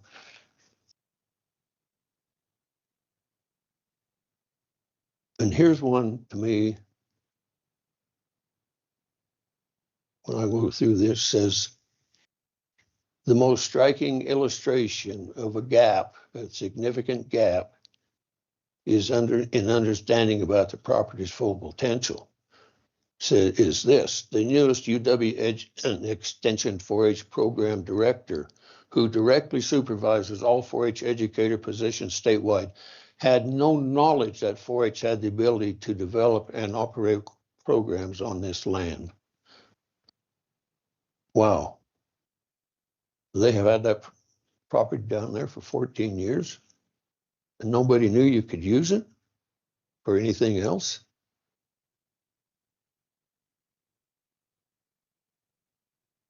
And until Mesa brought this up, they'd like to use a bit of it. Nothing else was happening down there. The other 30 plus acres or whatever it is. And then you go down one more. To address this gap, a group of 4-H volunteers and community members have recently performed a planning committee to build upon previous master planning work for the property. Now, up here it says nobody knew about it. The next paragraph down says we got a master plan. So there's a little bit of incongruity there. In my mind, at least there is. And here's another good one, at least with a term longer than 1 year. We don't want that. 1 year's enough. Everybody signed off on that 1 year.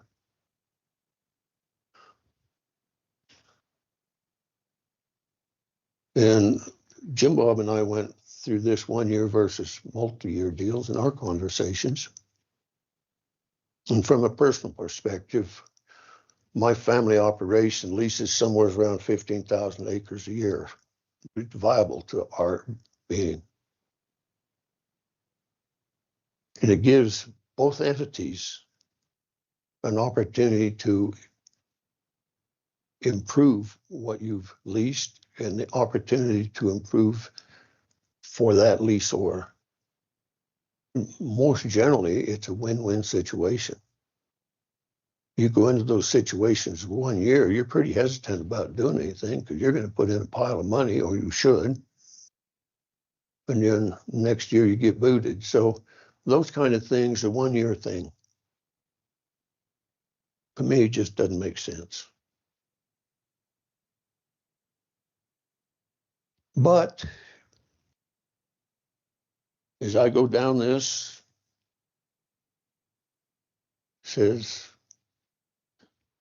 the county itself has recently established a relevant precedent. As recently as December 15th, 2025, Commissioner Vickery, that's me. And oh, by the way, whoever wrote this, I wish they'd spell my name properly because that makes a difference. There's 4 different ways to pronounce Vickery. And I spell mine R-E-Y. That's Vickery, not Vickery. Makes a difference to me, perhaps nobody else. Made the motion to lease the Sublette County Doyle property on Pole Creek Road to Darrell Snyder for 5 years. That motion failed. A subsequent motion for a 1 year lease was made and approved. It would be inconsistent for the board to deny a 5 year lease on one county property while entertaining a 10-year lease on another. I was pretty happy to see that and read through this to know that the 4-H folks were all behind the 1 year lease. It's going to make my life a whole lot easier because I won't have to argue with this bunch about a long-term MOU lease with the university because nobody wants it.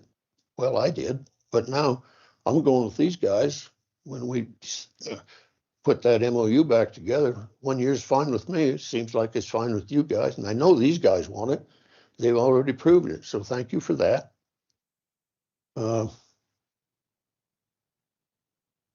There's another one, financial liability to the county. And I think Mr. Bernard already brought some of that up. This community, this county has been very, very generous to the 4-H program. That building that we haven't anybody in down there, all by itself, over $800,000 that the county put into that, just the building. And then you go and add all the other stuff. And it just goes on and on and on. So how much do we really need? I just don't know. You know, when I look through this stuff and I see what you don't want, what you've already got, it just boggles my mind. Some of this stuff is out here. So I had another question or two here. If I can find it, that somebody needs to answer if they can. And bear with me because I'll come up with it. I think.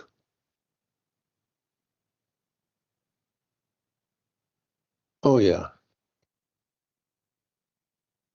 I'd never heard of a young lady in the 4-H program here by the name of Jennifer Anderson. Can somebody here explain to me who that was? Can you, Robin? Do you know her? Yeah, and what was she not here? What was her program? What would she do? I see. And so that involved the hoop houses, right? Has anybody checked them out lately? Oh,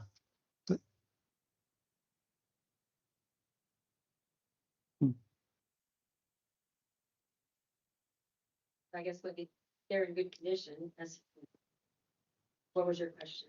The two that are standing, The third one that is not standing is 4-H and Hmm. Why wouldn't they be 4-H? Because that's just for the youth. there was my understanding that when they were moved from the elementary school out to that location, lined up between the after-school program and the Sage and Snow to continue that education of horticulture and with the. Oh. Oh, I see. I could, and the reason I bring that up is I took a little tour out there because we're talking about stewardship of the land, right? So I took a little tour out there. And the first one doesn't have any of the hoops on it. And whose was that one? When I left extension, just got moved over. Oh. I had a grant. It paid it in. You're right. Yeah, I saw that grant. Yeah.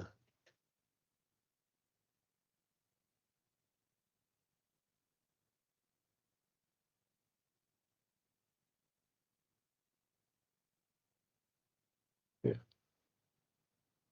Well, let me see. Let me see if I can find out what it's supposed to be about. I gotta find it here somewhere. I've too many sheets of paper. I found part of it.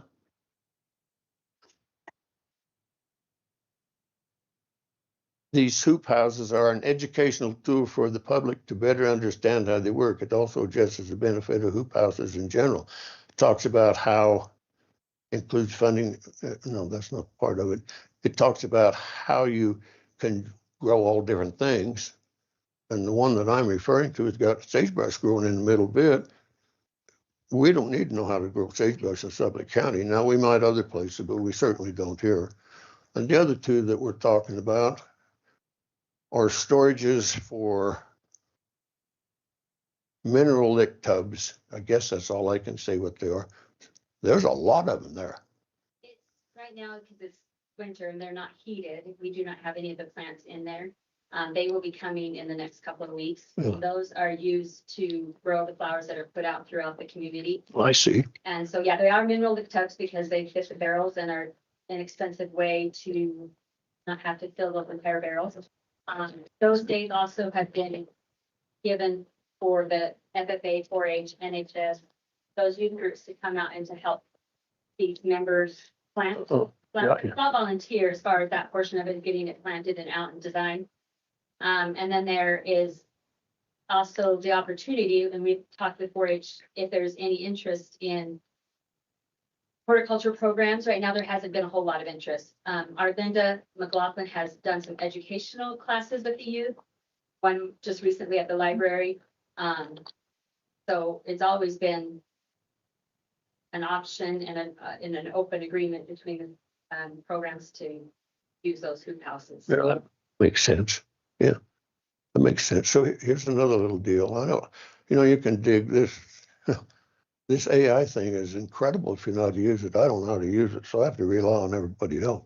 When I was growing up, AI was artificial insemination. I still think some ways it is that still, quite frankly.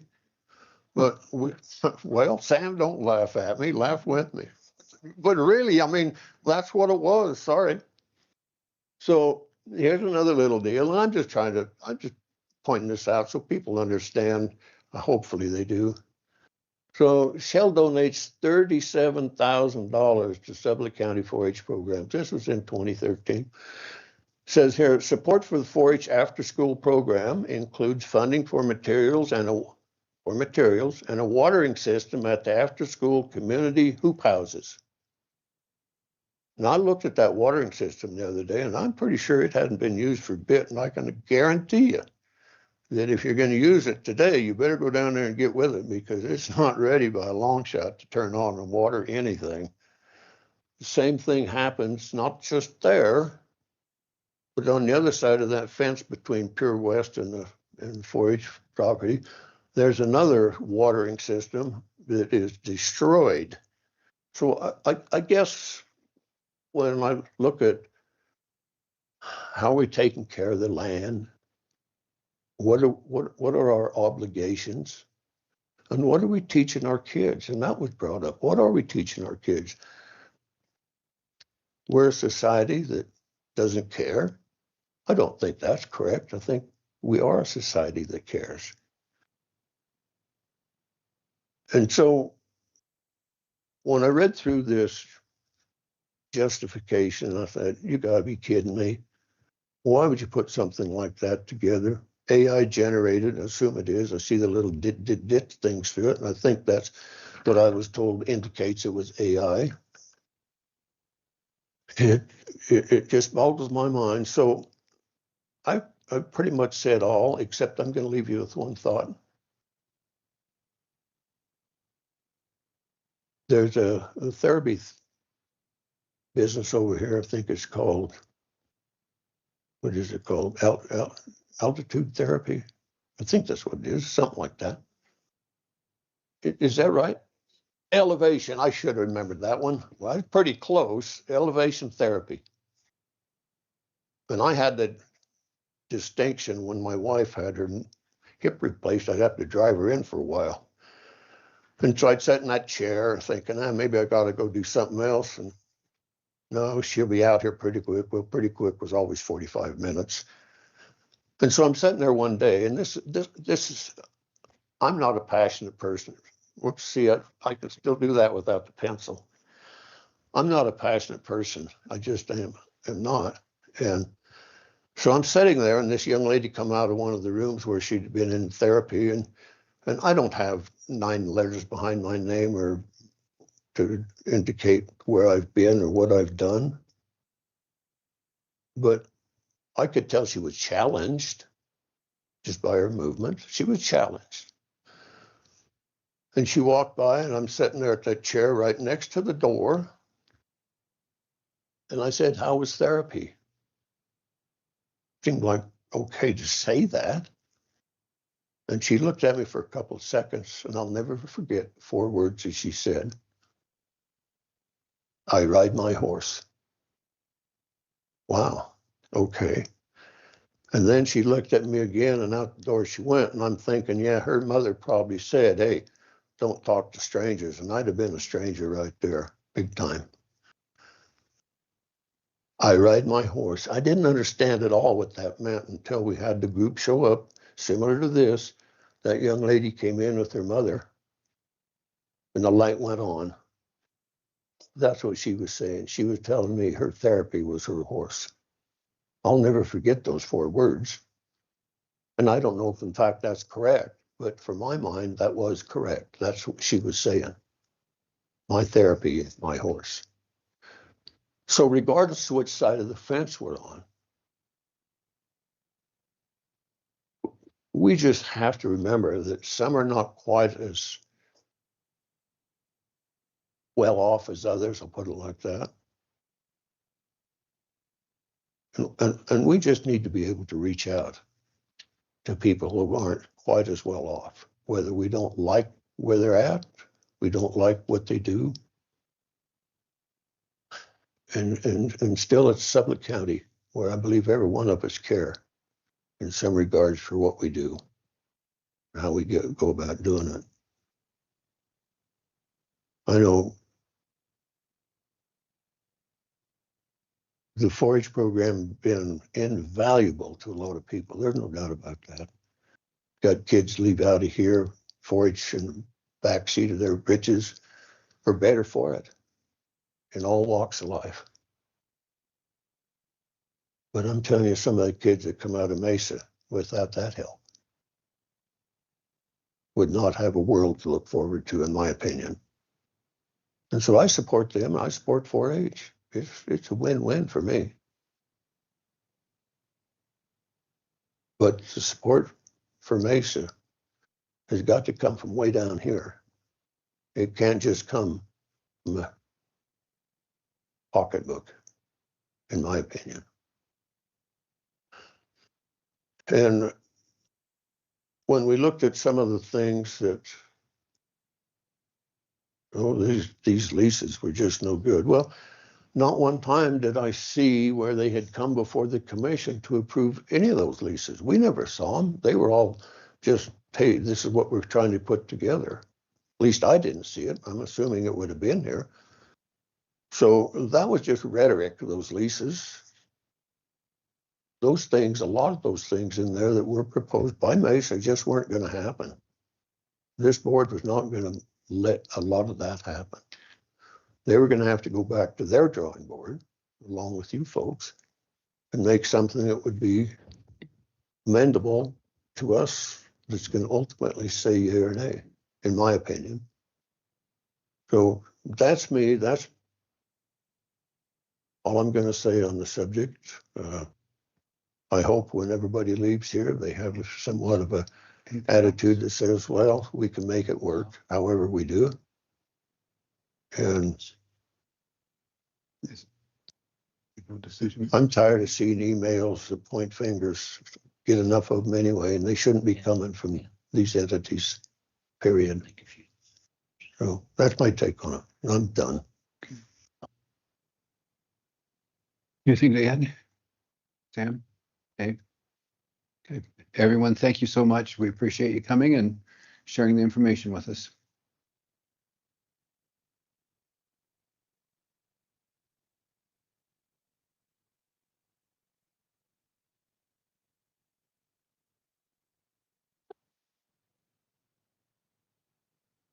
Thank you.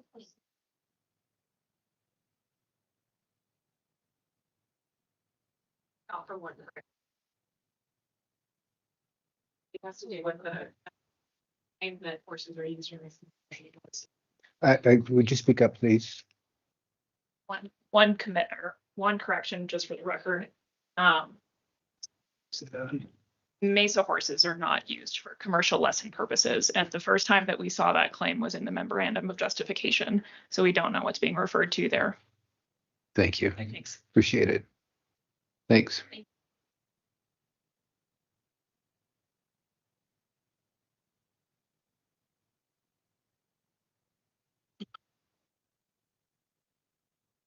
Right on schedule. Liquor license approval. Who's doing that?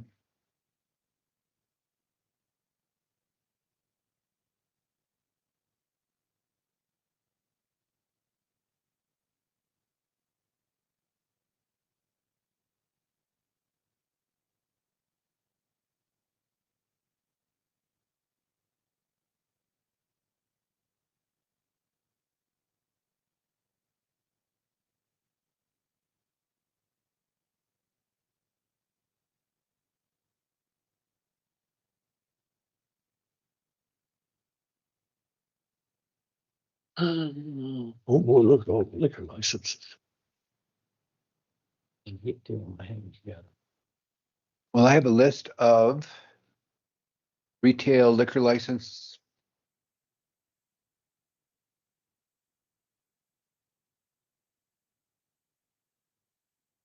We'll read through and do them en masse for approval.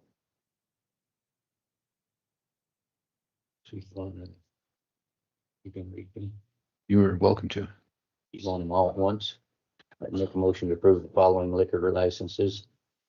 Green River Bar, Boulder Store and Pub, Elkhorn Trading Post, Lakeside Lodge, Daniel Junction, WPR Acquisitions LLC, Kendall Valley Lodge, Half Moon Lake Lodge, Nona's Place LLC, Rim Station, Boulder Lake Lodge. Big Sand, no, that would be all with the retail liquor licenses. Okay, is there a motion for approval of the? I'll second on We the retail liquor licenses. have a motion. Doug seconded someone's motion that's not been made. I started the motion. Okay. Have a motion second. Any discussion? All in favor? Aye. You have more, Commissioner Bradley? I'd make a motion to approve the following restaurant liquor licenses. Big Sandy Lodge. Second. Motion second. Any discussion? All in favor? Aye. Any opposed? Great. Make a motion to approve limited retail liquor license for Rendezvous with Meadows Golf Course. The second. Discussion? All in favor? Aye. Opposed? Make a motion to approve satellite manufacturer permit to Cowboy Country Distilling. Motion second, Second. discussion? All in favor? Aye. Opposed? Motion passed, all passed. Got one more. Motion to approve a malt beverage permit for Fast Stop 2232 Incorporated. Second. Motion second, any discussion? I would have some discussion on that. That's already been approved out there at Sandra in years past, or is this a new one? That's the only new one on this one. So this is for the Sandra convenience store. Okay, is that correct? Yes. Okay. And Mr. Chairman, please, Clayton, can you tell us what definition of malt liquor is? Yes, to be. You basically. why beer, is there no businesses from South County there? Theirs are all in town. Thank you. So the town in.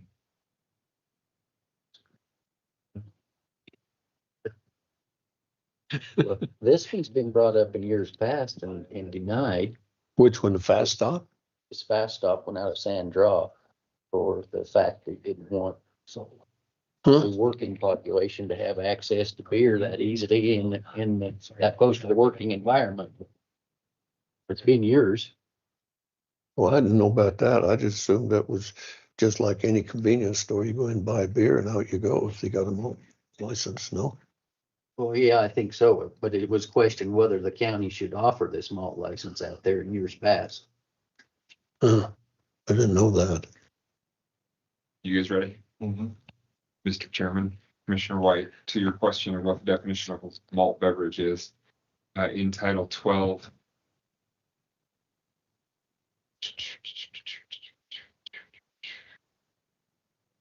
In Title 12, 12.1.101, a Romanet, I believe this is 14, no, 10.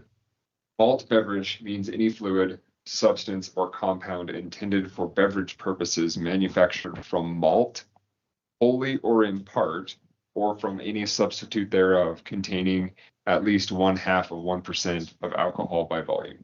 So if I'm not mistaken, this is the license for, similar to what Commissioner Vickery is saying, at the gas station, there's a cooler, and in that cooler is beer, whatever you would call those White Claw things, because they're technically manufactured malt. And then you have like twisted tea and other stuff like that, like the 40 ounces, whatever it may be, or the big cans, small cans, whatever you're picking up at the convenience store. So they cannot sell liquor, which is defined differently, liquor or wine. I do not believe that that wine is a malt beverage. I don't think so. Because it's not the same fermenting process. It's from grapes, isn't it? Mostly. Well, yes, but I'm sorry, I'm not a brewer. I'm not either. I can't speak to this, but I do, that is the distinction, I believe, where those lines are. So you have your retail license that is you're just being able to sell, and it's packaged. So packaged liquor, or packaged products that fall into the category of a malt beverage, as opposed to any and all liquor. So I wonder, would it be appropriate, Mr. Chairman, that we get a sample of each one of those before we make the decision based on this? So, Mr. Chairman, I'll answer for you on that one. I do not believe that your rule meeting that you just adopted, I don't think that it prohibits the consumption of alcohol while at this table. Now, run through the category, what you think in your mind falls So into the malt category. So the malt beverage, I think, is beer. Those White Claws are a variety of those low calorie, more sweeter flavored beverages. I think White Claw's a brand that's most common in there. And then, like, for example, like a twisted tea, that's like a mixture of beer with iced tea, those kind of things that you're seeing at a convenience store. Not it limits, so then you're not able to buy hard liquor, so you wouldn't be able to buy whiskey, vodka, a variety of those. I can give you more information if you would like. It would just take me a few minutes to dig that up. Well, I'd like to see it. I'm gonna see what they have down there. I mean, Okay. that's my curiosity. No, Well, they don't have anything yet. They're just trying to get licensed to get it. is that what it is? Yeah, this is a new license. This is the only new license. And the It's other been thing, denied in years past. well, so what I would tell you on this process, they have to order all of their products from Cheyenne. Sure.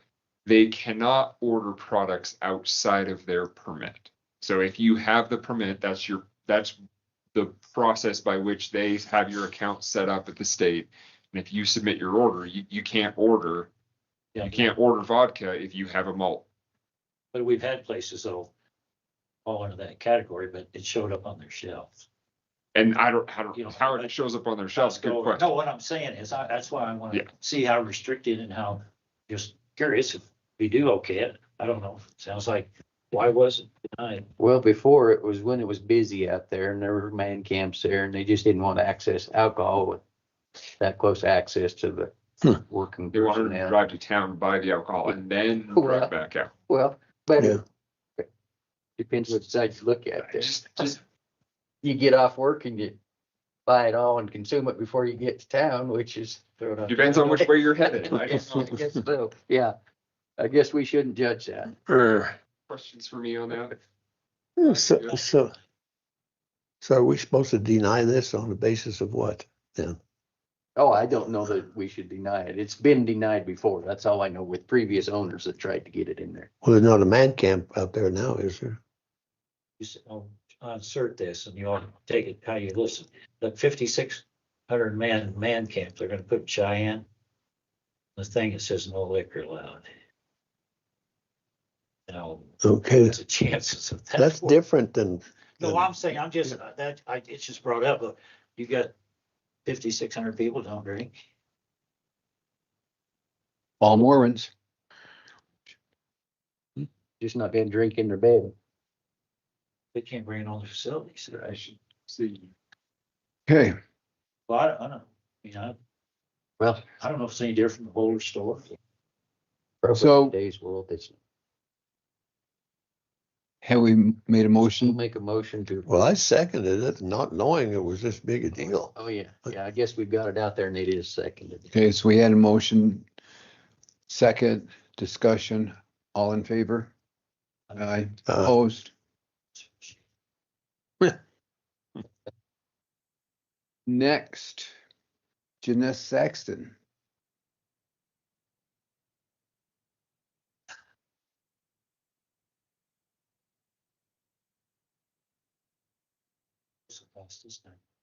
You're ahead of schedule. Agreed last time. 16 years. Well, the very first one on your update catches my eye. Mr. Chairman, do you have a question about it? No, I think that, is there a protest period? Or are we past that? The cemetery, the potential of the BLM deeding land to the Evergreen River Cemetery District for the purposes of. So the cemetery, the way I understand it, it's been entered into the federal registry and now you have 45 days to make a public comment on it. So entered in the federal registry under the BLM and yeah, anybody that's involved has that opportunity to make a public comment. Okay, thank you. So I guess my question for this body is, do you want to make comment? You have been involved in that discussion in the past. I don't believe you were on the board I at was that not. time. Maybe somebody can refresh the public and. We voted on something. Yeah, so I think at that point, we had our opportunity to make that comment as a board, and now it's more open towards the public, so. No need for the board to comment. Okay. I have just continued to attend your cooperating agency meetings and have been doing the research that you've been requesting in the interim and getting that to you. I believe all of that is done. If anybody is waiting for anything from me, let me know. You had requested that I email the Pinedale Roundup the photos of some of the events that have occurred in the commissioners' meetings, and they are going to be publishing those on a weekly, until they're done publishing 1 or 2 at a time. The AI pilot program has been transferred over to the IT department, and that Grok rollout has occurred to those individuals who have agreed to participate. And the cost of the ChatGPT licenses and the Grok licenses have been transferred to the IT department's credit card. For this fiscal year, it will still come out of the professional development fund. You guys can have a discussion in your budget, whether you want that to be where that money is budgeted, or if you want to find an alternative location in the GL codes for that budget line item. But essentially, that's all I have to report to you. I did want to mention that on May, in your calendar items, I added after I sent this on May 15th from 8 to 10.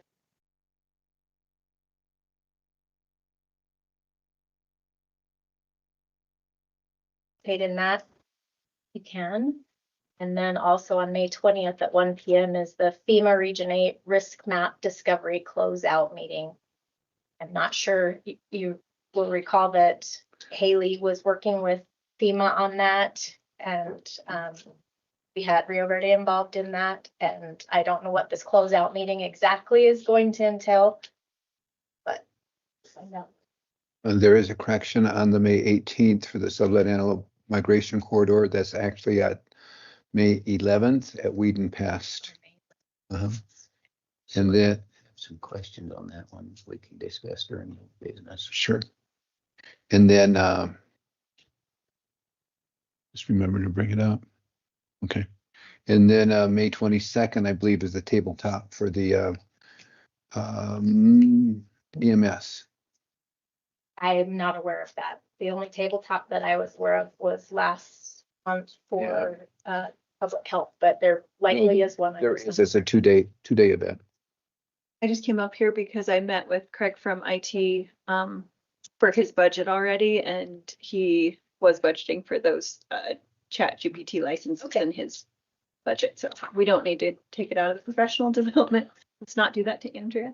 But for this fiscal year, we'll still. Yes. Well, don't get up yet, both of you. Okay. Okay. I don't know. Everybody here but me is gonna say, geez, he's dumb. Yeah. What is grok? Grok. I know it. What is grok? How do you pronounce it? Grok? Grok. Okay. Why don't we use names that make sense? Go ahead though. What? I developed it, wanted to name his children something crazy. Is okay. I heard Drock when I was listening to them talk about it. So you were the What? only one. Okay. It's something. It is an alternative to ChatGPT. It's a different AI platform that you guys decided at your last meeting to run side by side with ChatGPT for a limited set of users. Okay, so that's, why can't they make it something like something that you can understand? Well, So do they have room to, could I get Grok added onto this one? I'd like to try it out. I will go talk to Craig about that. Okay. Okay. Anything I'm else? gonna have to take a 101 in Thank you. Grok, I guess. I got a ChatGPT for Dummies book. I'll bring you. Well, geez. Oh, how about that one now, huh? Actually, all he has to do is type it in and it'll give him lessons. He did that. So we're 20 minutes ahead of schedule. This is a first. Thank you, Em. Appreciate it. Yeah. You want me to grab my list? Well, no. Because she'll take longer than, thank you so much for that. You do a great job. Let's do the Bondo Fire Hall lease. We should be able to get that done by noon and then. Because the fly the county is going to be more than 20 minutes, I'm afraid. Oh, I didn't hear that. I'm sorry. Tony Clerk, is it okay if he moves that over there?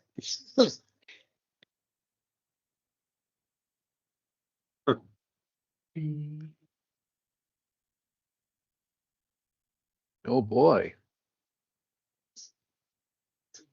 Reference to Friends. It was a television show in the 90s. Never watched it. You're missing out. I don't think so.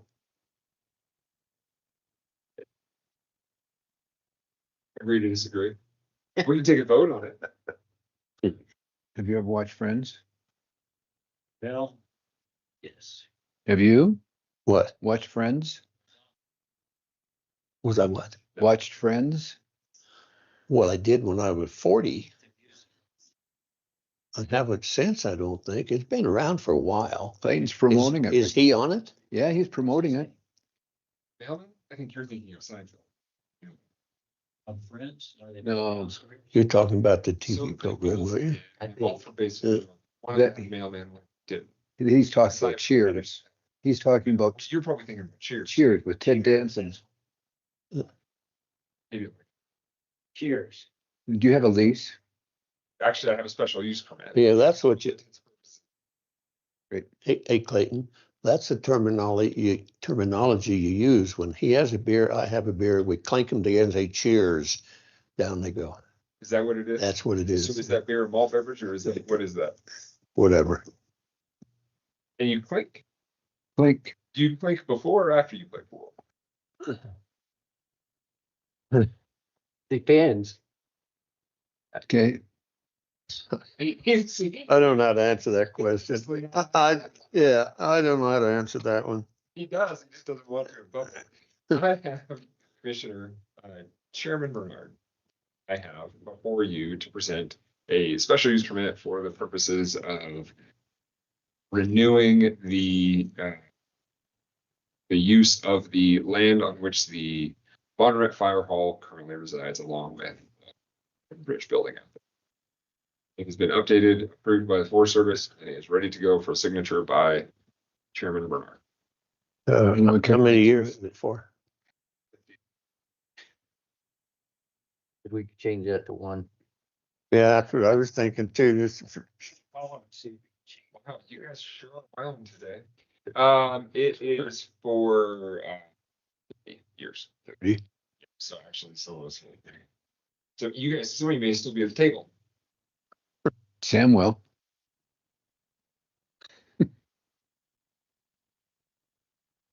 Anyone want to read through this? No. Clayton? No, if we're gonna sign it off for 30 years, I won't even be here. Chief Cooper has reviewed it. It seems to meet all the necessary requirements. It Okay. is, for all intents and purposes, an extension of the previous one that we had for 50 years up until 2025.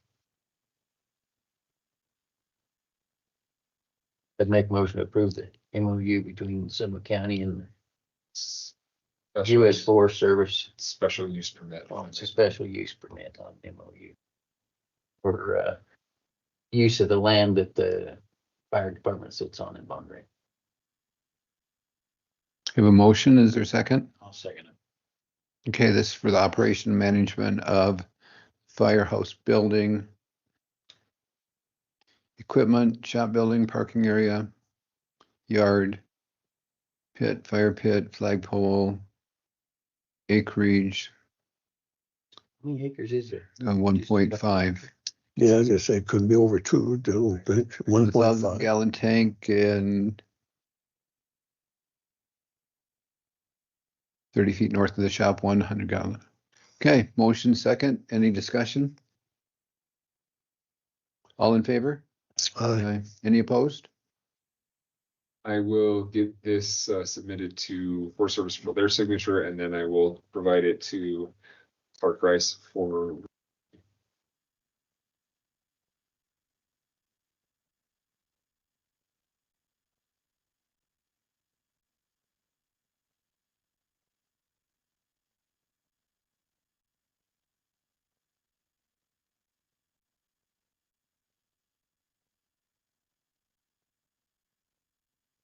Thank you.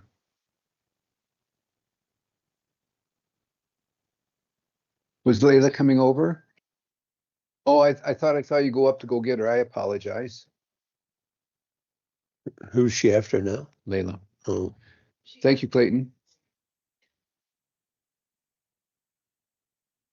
If we get these knocked out, we don't have to stay later today and you can go play pool.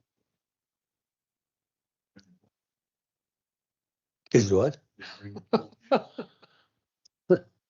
No, I'm not due to play again till tournament, and that's next weekend. I think weekend after that. We were rushing through this to make sure that you weren't late for pool tonight. No, it doesn't matter. If I stay later, I just don't have to go trash ditches. So when I get home too early, I have to go trash ditches. No, We have some NRPCs. And Pure West is not in these, so. The total tax amount is 11,429.08. okay, Make motion to approve the NOTCs as presented in the amount 11,000 429. 429.08. good job. Motion? Motion second, any discussion? All in favor? Aye. Any Aye. opposed?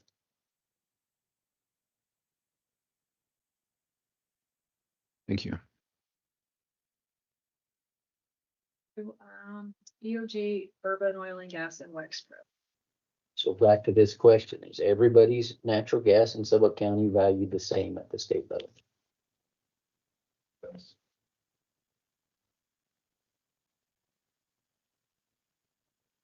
If it comes out of the well here, it's just the same value as if it comes out of Urban's well.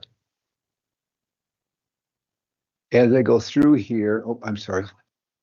This caught Jessica, Janess. We're using old, unless they were just changed recently, old meeting request forms, because I saw Carrie on some of them in this packet. Okay.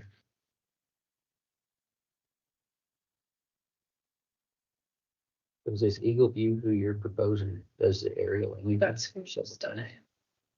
We only see, or are we going to see a cost associated with it? Oh my gosh. Yeah. Yeah. Oh, sorry. I sent you an email. I sent him an email. I must not have seen it. Maybe it's Didn't have cost, don't they? It may not have it, but yeah, there's multiple options. And over a period of time. But it's a pretty neat program. so. Yeah, no, I saw some of the pictures and that it showed in there, but the ultimate question is, so my guess is that thing looks like can be like a drone, could zoom right down and do all sorts of stuff. But where does it get to the point where it's violating my privacy, or does it? We already have it. So what I see is different too than what the public sees. We have a different. Perhaps we could have this at the 1 o'clock discussion. Oh, yes, I'm sorry. It's lunchtime. Thank you. We'll continue. Thank you. Okay, is there anything else that we can move forward at this time? Don't know what it would be Okay. yet. Let's break for lunch. Back at 1 o'clock is what's scheduled. That's when we go on the 60 pages of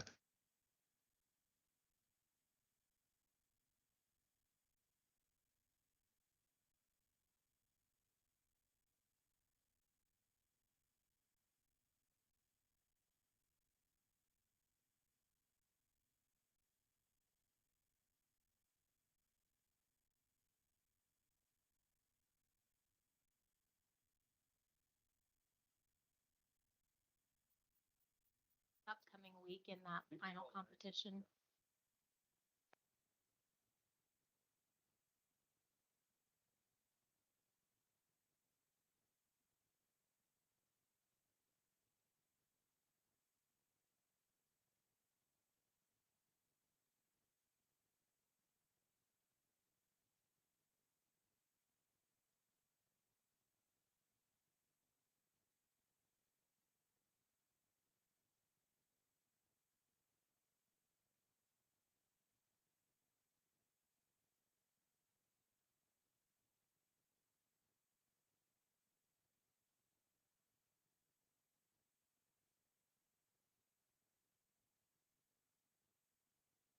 except for you can't hear me because I didn't have that on. Jason, you're a presenter now, and you should be able to share your screen. And also, oh, I see you unmuted yourself. I did. Oh, perfect. And we can hear you. That's good. Can you see me? We can see you. Fabulous. Do you want to test sharing your screen? Let me try it out. Look at that. It works. Wow, that never happens on the first try. No, okay. I'm gonna shut it down for until 1 o'clock. Okay, sounds good. Thanks, Jason.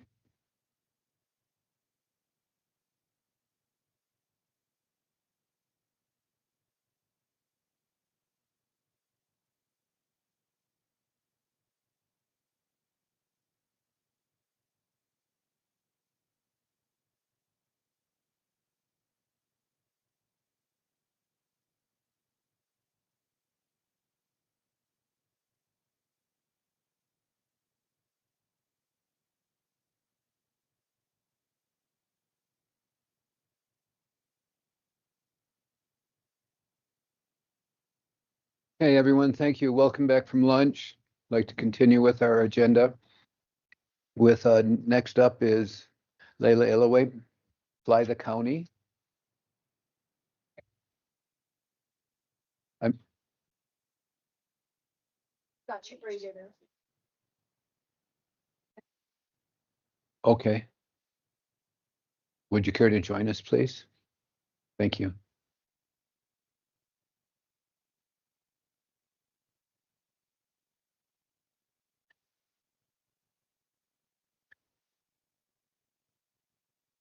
Jason should be able to unmute himself and hear you.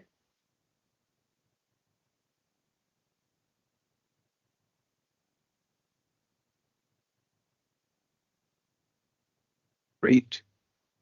Who is going to start, please? Jason. Hi, Jason. Layla. Hello. Do you want me to go ahead and start or? Sure. Yeah, you can go ahead and start. All right. Well, thank you, commissioners and Sublette County employees for joining today, this afternoon. So a few weeks back, I met with a few of you guys, Layla, Janess, Chief, Police Chief Casey, and Fire Chief Shad. So we're going to talk about some imagery for the county and kind of backtrack on what the Department of Revenue has been supplying county assessors and the counties in the state for the past 6 years, kind of where that's going in the future and how that relates to you guys there in Sublette County, and kind of what our proposed plan that we've been talking about and putting forth together, and to help with Sublette County and you guys' tasks and needs, and just better data all across the board. So Thank you. yeah, so my name is Jason Brown. So I'm the West Regional Sales Director for Eagleview. So I cover the 13 westernmost states from a management perspective, as well as covering Wyoming from a direct representative perspective, working with Department of Revenue and all the counties in the state. Also joining me, I don't think she's sharing her camera yet, but is Dorothy Friday. She's our technical account manager for Eagleview. So she works more with the nuts and bolts of the imagery and the system and your data, and making sure everything jives and works together the way it's supposed to. So I'm going to give a short, or I shouldn't say short, medium length presentation with some slides to go over some of the details. If you guys have questions that are perhaps not in the room, go ahead and raise your hand on the chat, or if you're there in the room, go ahead and just stop me and ask a question. This is intended to be interactive, so I don't necessarily need to wait to the end for all questions. But after my short presentation, Dorothy will take control of the screen. So Jessica, we want to make sure that she has those privileges. She's going to go through and show some of the live imagery and how it's being used. Okay. Any questions before we start? All righty. Well, let's get into it. Does anybody want to take a quick guess at what you're looking at there? Don't be shy.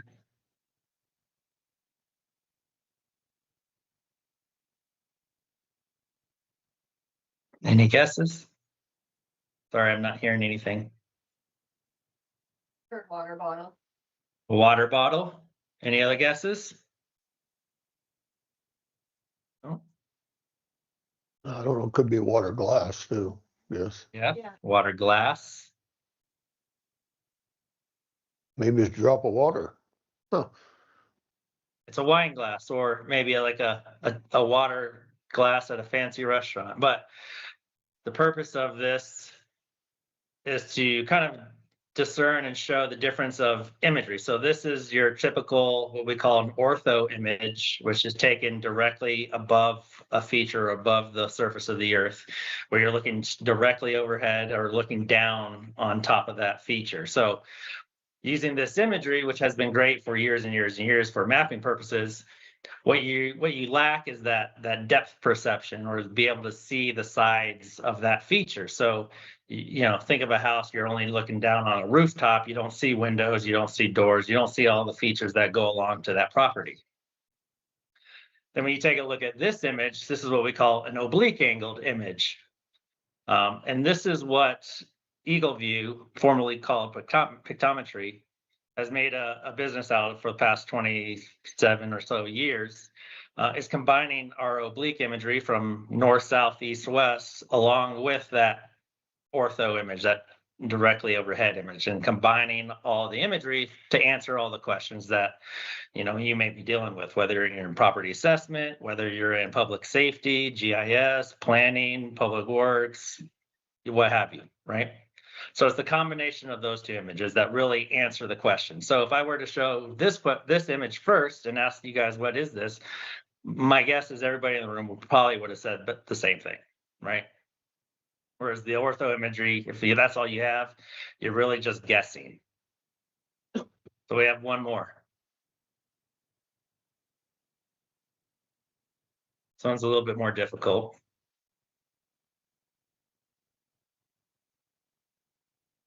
Any guesses? I'll say I hope every single one of you have used this today.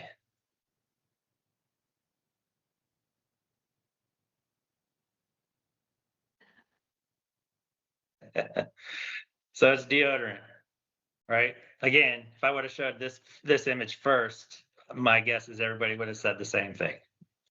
And so if we take a look at some imagery now, and we're looking at that ortho angle, that ortho image, what would you guess that type of structure is?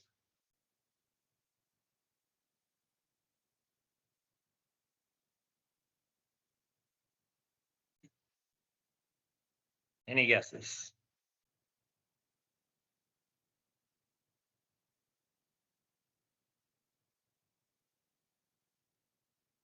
No? Most people say a residential building, or if you look at the shadowing, you can see the steeple of that structure, which would lend you to think that it's a church. Then often people say, oh, there's a parking lot in the back, when you actually look at the oblique images, and that's not a parking lot, that's in addition to the church. It was probably built at a later date from the original construction. So again, it's the combination of the two angles, and then you couple in an image from north, south, east, west, and it really starts to answer the questions you may have, depending on your discipline or what questions you need to answer. So that's what we provide. So we're going to go over just a quick overview of our company, Eagle View. Go into the state of Wyoming project history. So as I said, we've been working with the Department of Revenue for the past 6 years. I'll show some maps of what we've flown as part of that program. And then I put together, with the help of Layla and some other folks, kind of a proposed plan with a couple different options. to really take you guys forward into the future and have a plan in place for using current data and updating all your information that results from it. Right. So we are an aerial imagery company. We're started in Rochester, New York, just about an hour east of Buffalo. We used to be called Pictometry, so some of you may have heard that name before in the past. We merged with EagleView, actually, which was a customer of ours back in 2013. So we've been known as EagleView for the past decade plus or so. And we provide that aerial imagery that I've been showing or talking about. And really, it's the benefit from our standpoint. Dorothy and I both work with the government strictly. So, it's providing that return on investment, providing efficiencies gained, whether you're in assessment or public safety or planning or whatever department you're currently in, and just saving time, saving money, saving costs. That's really what the purpose of the imagery does, and we've shown that across the country. Does anybody have a guess as to how many counties there are in the United States?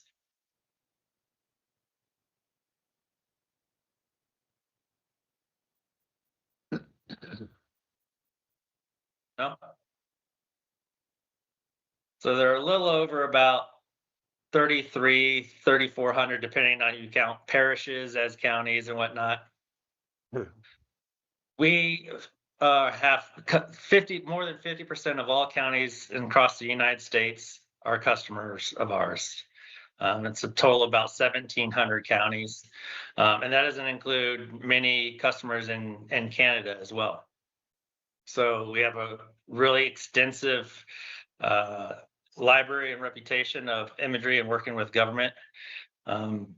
So basically just to show, we've been doing this for a long time. We've got established workflows and putting our imagery in place. So again, just to reiterate, that orthogonal or ortho imagery is that top-down image. And an oblique angle is about a 45-degree angle that allows you to see the sides of structures or features or whatever is on the ground. We provide that imagery in various resolutions of image. So all imagery, whether it's taken from our cameras or your camera phone, is comprised of pixels. And so each pixel is one value or one square is one color or one value. And so the smaller that pixel size is, the more detailed your image is going to be. So currently we fly imagery in various resolutions from 6-inch to 2-inch to 1-inch. And so 1-inch image, each pixel in the image is representative of 1 inch in true distance on the ground. So if you think about that, there's so much more data in a 1-inch image than there is in a 6-inch image. We provide a software or a web application that's all hosted in the cloud to our users at various counties and cities and government. It's unlimited user access, so anybody with a computer can access it and go on and use the imagery and use the data. You don't have to be in your office. You can be, in your home. You can be on a laptop. You can be on a phone using a mobile app. So basically, there's a lot of ways and easy access to the data. In addition to the imagery, there's measurement tools, there's annotation tools, uploading of your own GIS data to use on top of the imagery. All this is just a one-stop shop basically for most users. Now, this won't replace some of your more advanced GIS type users, but we do integrate our imagery within those softwares as well, which I'll talk about. And Dorothy will actually demonstrate this here at the end of this slideshow, so you can see some of the live imagery. I mentioned that we integrate with other software, so whether it's CAMA systems, computer-aided mass appraisal, which you guys, this county assessor there, Layla, uses Harris, so that's supplied through the state, or CAD software in 911, computer-aided dispatch. We integrate with a lot of those third-party vendors in that space, as well as different software vendors like GIS software, planning software. So basically any type of software that can consume a map, we can integrate with and display our imagery directly within that.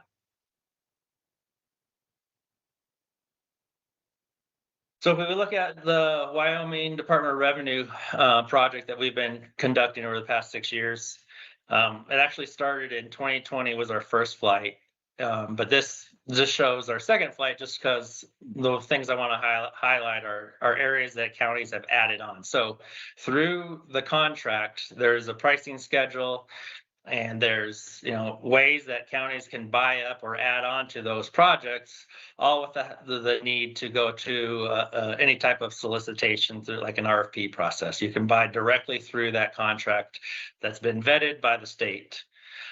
In 2022, 2023, and it's 2 years because we fly starting in the fall and then we fly into the spring. So it's turns the corner on the next year. All the areas that are highlighted centered around the urbanized areas of each county is what the Department of Revenue funds. And in 2022, that was a combination of 3-inch resolution and 6-inch resolution. Now, adding on to that, there was a handful of counties that flew the remainder of their county, whether at 6-inch resolution or some were at 9-inch resolution. Just to name a few: Teton, Fremont, Converse, Albany, Laramie. So those, in addition to what we provide with the Department of Revenue, we also flew for those counties. Then if you look in 2 years from that time, in 2024, 2025, we also flew Lincoln County, which flew our county at 3-inch resolution. Converse County upgraded their resolution to 3-inch. We flew Albany again, and again with Laramie as well. And we added Natrona, some areas in Natrona on top of that. Now, as of this moment, I'm working with Department of Revenue and their contracting. So we're going through finalizing the contract details, negotiating the terms and conditions. We expect to have that contract executed, hopefully by the end of May, but for sure by the end of June, which will set us up for start flying in the fall. And one of the huge difference between this new contract and the past 6 years is we're flying all of that area at 1-inch and or 2-inch. So all of the imagery will have higher resolution than we've done in the past. This will allow for more usage by more people. One of the things that this higher resolution has really helped out with, as far as government and folks using the imagery within government, is in public works. That's mainly because of asset management, so street signs, curbing, cracks in pavement, manhole cover, all those things that are small that can now be seen with that higher resolution imagery. So that should help out tremendously for you folks there in the county centered around your urbanized type areas. So again, this is expected to be completed and planned by the end of June at the latest, and we'll start flying areas this fall and then finish up other counties and other areas in the spring. So what we've kind of put together, when I say we, I mean myself, Dorothy, Layla, Janess, and some others there in the county, is a kind of a forward-thinking plan for Sublette County. One of the things that I often hear from our direct users, whether they're in assessment or public safety across the country, is that oftentimes they raise funding, whether it's through a grant or some other source, and they get a flight, right? And that flight is done, the imagery is delivered, everybody's happy and using it. But then fast forward 2 or 3 years, now that imagery or that data is starting to get old. There's been new construction, there's been change in roadways, there's been change in climate, there's been maybe a flood or a fire. Things change as they do, right?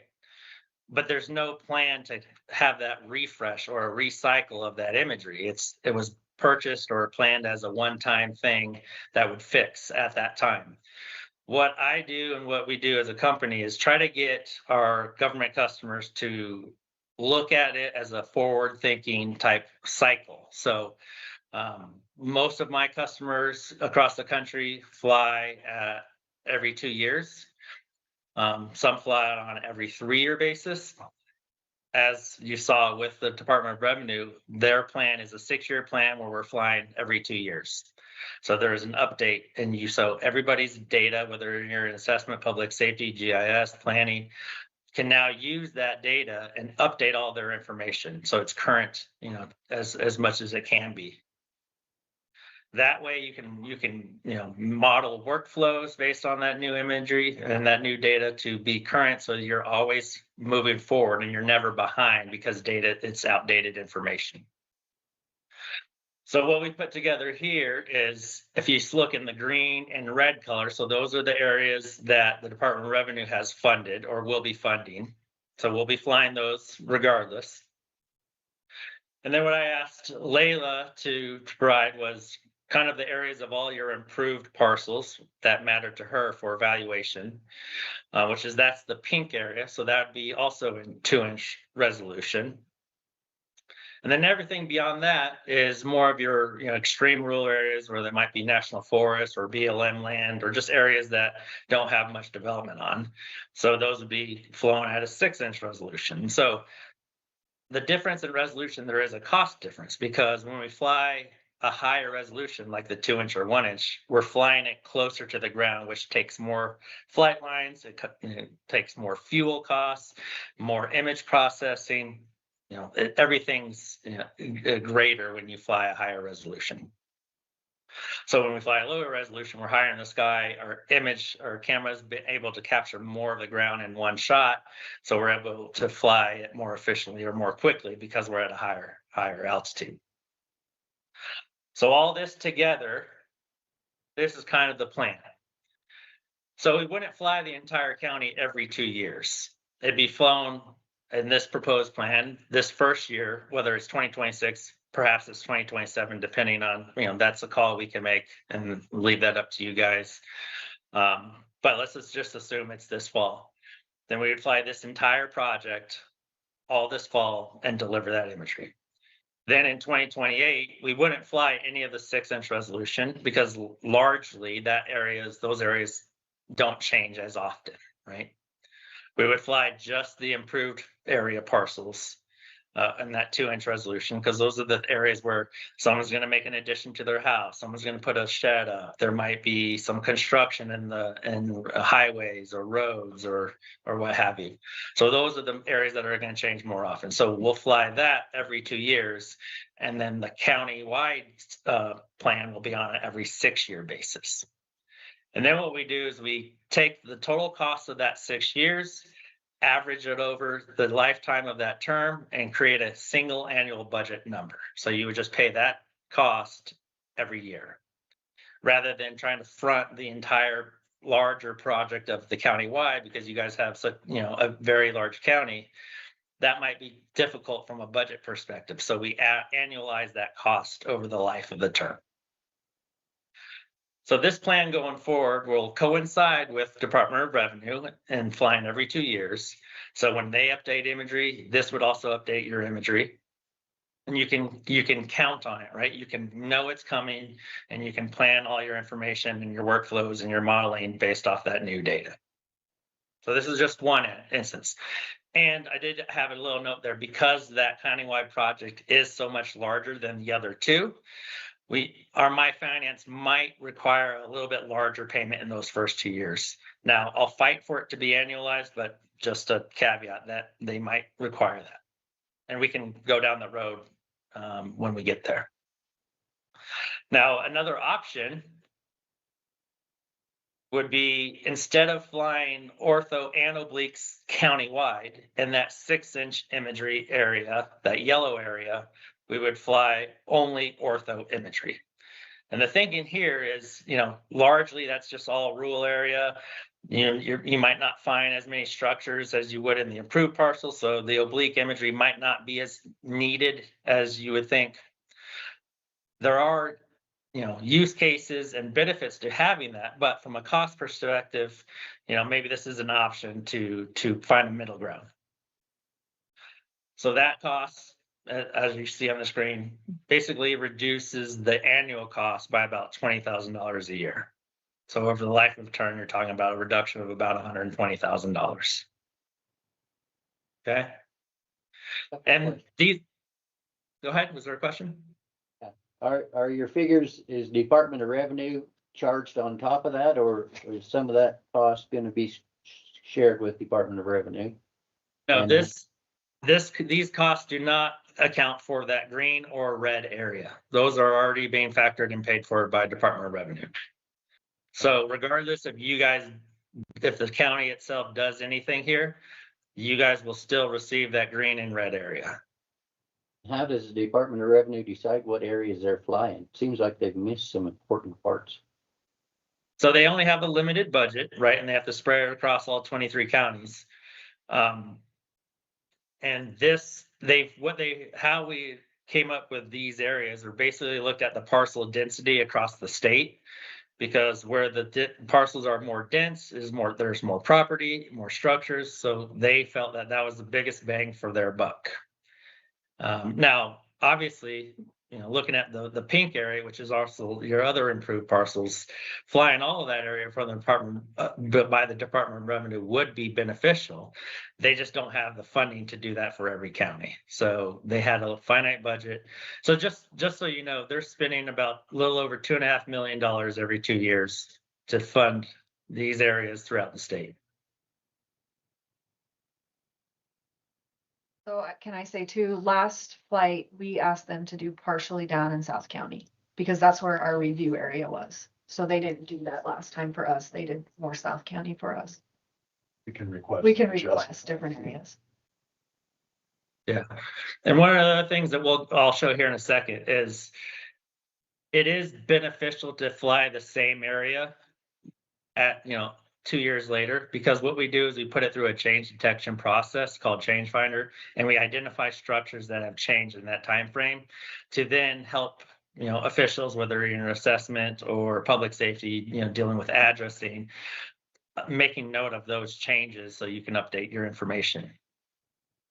And then I will also say that these are just proposed plans, right? So we can manipulate the area. If there's, actually in your northeastern part of the county where the mountains are, there probably might even be areas that we're not able to fly just due to the elevation, but I won't know that until I give this plan to our flight house. So they'll look it over, they'll approve it, or say, hey, we can't fly these areas because they're over 11,000 feet or 10,000 feet or what have you. So my point in saying all that is if there are other areas in the state or in the county, whether it's BLM land or national forest that you have no use for, we can carve those out to try to cut down some of the cost and make a plan for you. The antithesis to that is it is beneficial to have a countywide flight at some point throughout history, right? As you move forward, because whether it's search and rescue or trails or any type of public safety type or fire events, flooding, having data at every square inch of the county there is a benefit to that. I interject here. In 2018, we the county, and then the Roosevelt fire happened, and that was huge for us because we could look at that photography. We had it flown again up there where the Roosevelt fire was, and we could see before and after. See residences that burned and all of that. And I'll get into it here in a few slides, but every government contract that we sign with our customers has a disaster response program. So if there's an event, we can fly that area either at no cost, depending on the severity of the event. And there are a couple of different factors that are laid out in our contract, either at no cost or at a reduced rate. So that way you do have that before and after. Okay. So change fire. So this is what I briefly just mentioned. So if you look at those two images, and the top one is an older image and the bottom one is a newer image. So in that image, we identified those structures, we create building outlines and then overlay the outlines on the new imagery and identify where things don't match.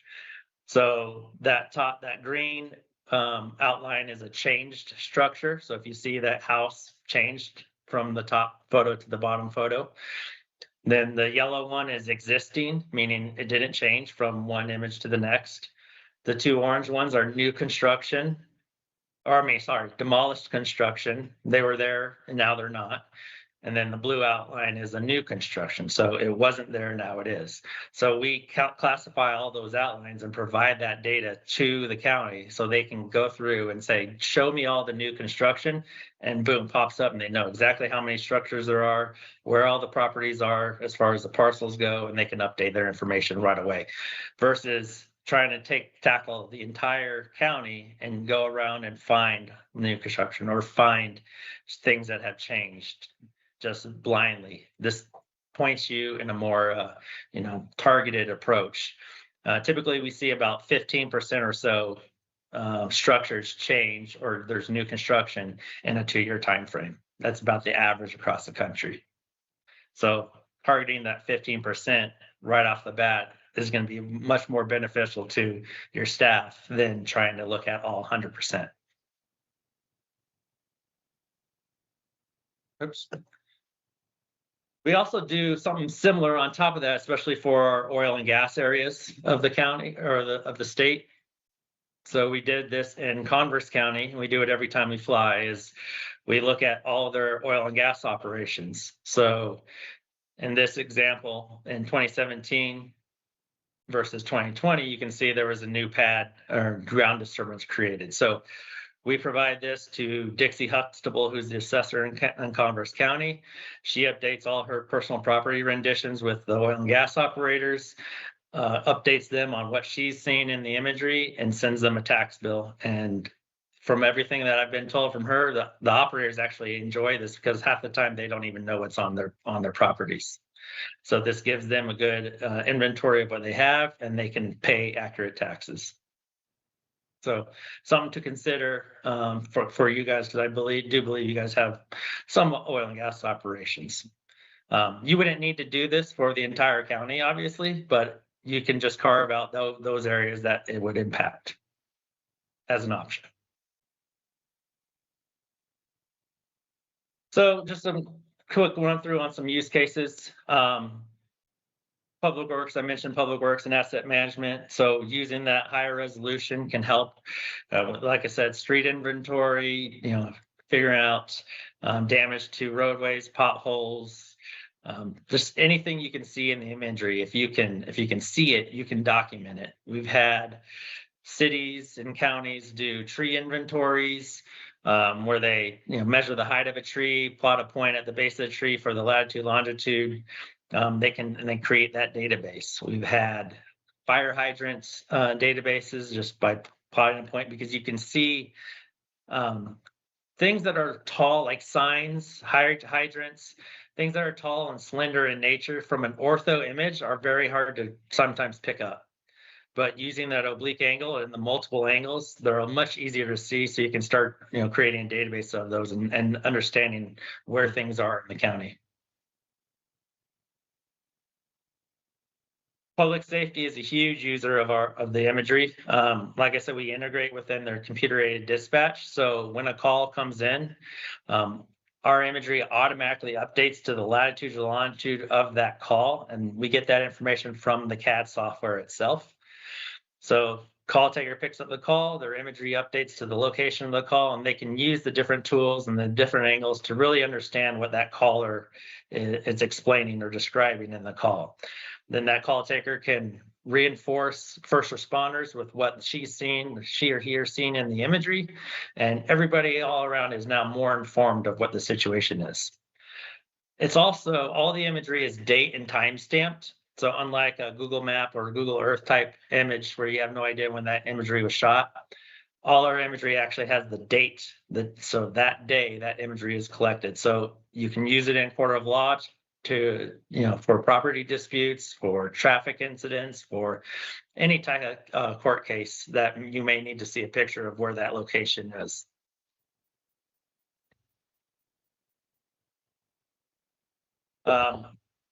Especially in more mountainous and, varying terrain like the Rocky Mountain region that we live in. That oblique angle can really show the terrain and the difference versus just looking at it from an overhead perspective. So we have tools that you can actually measure the terrain from point A to point B. So you can see slope, you can see distance, you can see the grade of that. So you can really understand what is needed in whatever scenario you're trying to combat. I kind of touched on this data validation. So just using the multiple angles to verify that what you're looking at in that image, and you can really, look at it, that same location from different perspectives. So you can really validate data. Oftentimes it's fire hydrants or small things in imagery. Because you have all the multiple angles, you can really hone in on verify those exist. We do have the ability to create 3D models using the imagery because we have so many different images from different angles. So we can put it all together into a 3D model. And oftentimes that's used in a public hearing or public type meetings for new construction. We built a 3D model for the town of Telluride, Colorado. They had a new hotel going in, so they've used it for public discussion just to show what things, how it'll affect around the town, what it does to someone's view or what have you. So I just wanted to point out that this is another use. We can build pretty good 3D models using the imagery. With the advent of AI and machine learning, we're really able to extract data from the imagery. So we can tell an AI or a model to give me all the vegetation codes of this imagery, looking at wetlands or merelands. So we can create data directly from the imagery to be more informative. Impervious surface data, I know there's a lot of counties across the country that have to worry about impervious surfaces, how that contributes to stormwater and wastewater. So extracting that information and putting it into a discernible data layer can have value. Transportation modeling is a big one, especially for transportation departments, cities that need to know where all their crosswalks are for ADA compliance, all sorts of things. One of the cool things about the transportation data is in the actual data, is the width of roads and the speed limit of the roads. It's pretty cool information. And again, that's all derived directly from the imagery. Disaster response, so I did touch on this. So like I said, we have some qualifying events that are listed in the contract. Things like EF4 and higher tornadoes, Richter scale, I believe, over 6.0 on an earthquake. But for events that don't meet that criteria, we can still come and fly it at a discounted rate. And that just really helps. So you have a before and after, you can understand what the damage was caused, not necessarily for search and rescue or for, saving lives per se, but it's more to understand how that changes the community. What's that, if I'm sending out notice of evaluation, I want to make sure I don't send one out to someone who just lost their home, right? Because that property is no longer worth that. So it's just a really good insurance type program to have. So if there's an event, you can have that before and after imagery. And I will say, I live in Colorado, in Boulder County and Larimer County. Colorado is now 13 years ago, had historic flooding. And we flew about 900 square miles in each county following those floods. And to this day, both those counties tell me that every dollar they requested from FEMA as reimbursement, they've received, and it's primarily because they have proof positive imagery of the devastation. So it's also a good thing to have. And that's it for me. My email address is there. Layla has my email address. If you guys have questions, please shoot me an email. We're here to help. The biggest thing that I really want to convey is having a plan moving forward, because it's not a Band-Aid. It's not going to solve all your problems. It'll be good for the interim, but as you move forward throughout time, data gets old and you need to update that data. And to do that and to make sure all the other data is accurate and updated for your constituents, you need to have it based on current data. All right, before we go over to Dorothy and look at some live imagery, does anybody have any questions?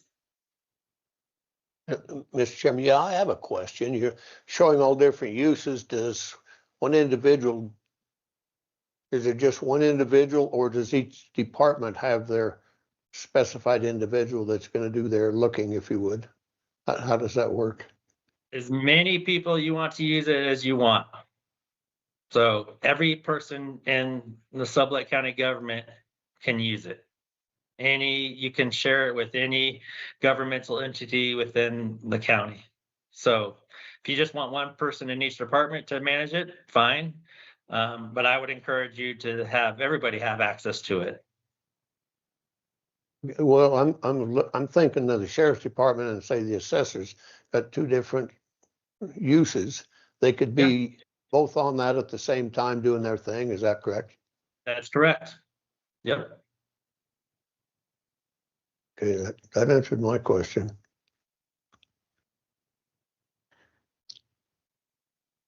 All right, Dorothy, you ready? Let me stop sharing.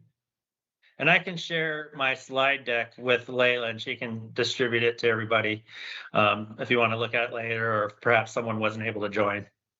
So I guess I've got one more question. How will this integrate with the GIS? Will there be more functions on the GIS that anybody can use, or will it stay pretty much as we see it? So we can definitely integrate the imagery, both the ortho and the obliques, into your GIS. We have widgets that'll ingest that oblique imagery so you can look at the different angles. You can also display it for public facing. So if you have a county web map, for example, and you want to throw the ortho imagery on there to update all that information for anybody from the public to come onto your website and look at, their property or what have you. Yes, you can do that. And we have tools, and that's one of the things that Dorothy works with, is making sure that those integrations, whatever we need to do to make that happen, that's part of her job. Now, I will say, through the area that the Department of Revenue funds, they do not want the oblique imagery being shared with the public. Sure. That's just the decision that they have made. We don't prohibit that. We leave that up to the customer. But your guys' imagery, if you were to fund anything, again, that would be up to you, whether you wanted just the orthos or both the ortho and the obliques. So everything you add on is in addition to these numbers we've looked at thus far? Not everything, no. So all the integrations, all the widgets, anything to get it into the other, whether it's your CAD software in 911 or GIS, like all of that is included.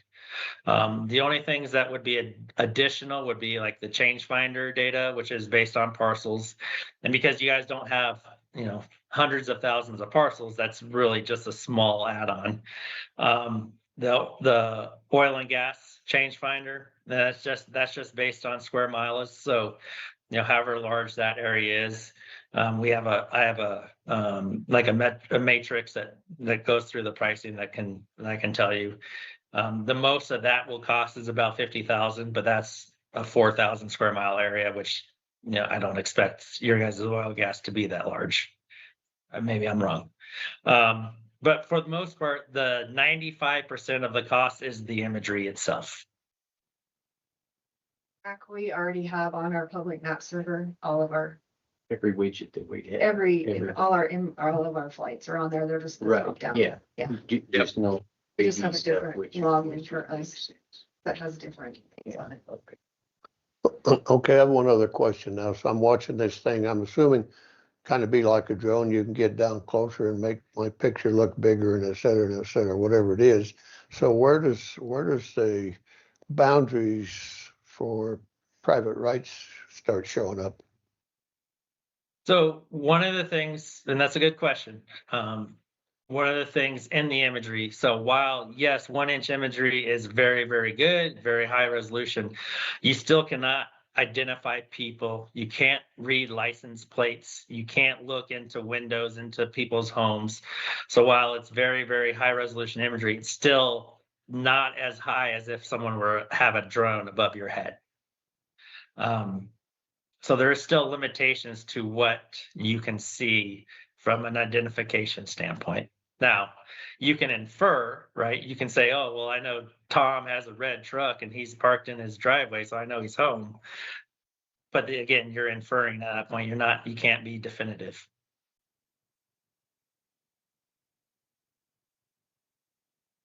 And also, it's a snapshot in time. It's not like there's a blimp hanging above the county that can take a photo at any given time throughout the year. Okay.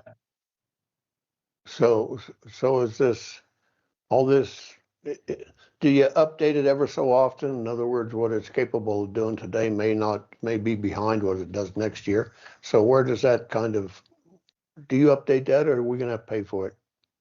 So the only thing that you would pay for as far as an update would be us flying again, right? The refreshing that imagery, flying over the county and taking those images. Anytime we update the software or a new feature in the application, if it's just in the application, we pass that on to everybody, all of our customers across the country. Now, if there's some kind of new data that does something, there might be a cost for that. But like I said, by and large, the bulk of all the costs is us taking an airplane, flying over, taking photos, processing that, and delivering that. That's not, like I said, 95% of the cost. Okay. All right, Dorothy, we got about 15 minutes left. Okay, can everybody hear me okay? I can hear you. Great. I will share my screen. Y'all can see that? So what you're looking at right now is our browser-based software. And as we were just discussing, anybody that works for the county can access the imagery through this browser-based software, but then they can also access the imagery through a GIS program, a CAD program, or really any mapping component of any software that you use. So there are a lot of different ways to stream the imagery into whatever program you need, but most people access it just through the browser. So you just go to this website, you log in, and then you're able to see the map and explore the imagery. Right now we're zoomed really, really far out. You can see the entire county of Sublette here in the center. And that's just because I wanted to give you an idea of what we flew in the past few projects. So I'm just turning on the 2023 coverage polygon. So in this red area, you can see what we flew in 2023. And then in blue, you can see what we flew as part of the 2025 project. And then we did fly in 2018, and that was in this red area as well. And I think a little bit down south in 2018. Unfortunately, we don't have that in here. Any GIS layers you have can be added to this interface for context. So right now we have the parcels in here and county boundaries and like a places points. We have roads. So you can add as much data as you want just for context over the imagery. And you can, turn those layers on and off as you see fit. But getting in to actually look at some imagery. So as you zoom in, you're still in that top-down ortho view. We're going in to look at this school. And then once you are at site level, then you can start to switch between that top-down ortho imagery and the obliques. So in the top corner, you just hit the sides of the compass to view oblique imagery from different cardinal directions. So here we're seeing a south-facing view of this football field. And then if we click west, now we're seeing the west view. North, that image is kind of cut off, but you can toggle images down at the bottom to get a better coverage area. And then we'll view this property from the east as well. And then we're back to the south facing view. You can always click this dot to go back to the top down as well. So that's how you can sort of change and see different views. Also in this interface are measurement tools, as we kind of discussed. So for example, there's a distance tool. If you want to see, you know, how wide this structure is, you can just grab that tool and measure that building is 144 feet. We can try it on the football field just to show the accuracy. So from goal line to goal line. Is that what that's called? A goal line? 299.7 feet. So pretty close to 300 there, to give you an idea of the measurement accuracy. The measurements are highly accurate to the pixels, and even more accuracy if you zoom in and click with a little bit more precision. Let's see if we can get it right to 300. 300.4. You can also take notes on the imagery. You can draw on the imagery. So if you wanted to maybe mark an entrance and say, like, you know, say you're hosting a camp or something and somebody from the county wants to point out that everyone should enter at this gate, you can drop a marker here and make a little note on the imagery. And you can export whatever you're looking at as a JPEG or a PNG or a PDF, and then you can share that out with constituents or people who are attending the camp or whatever. Let's jump to another spot.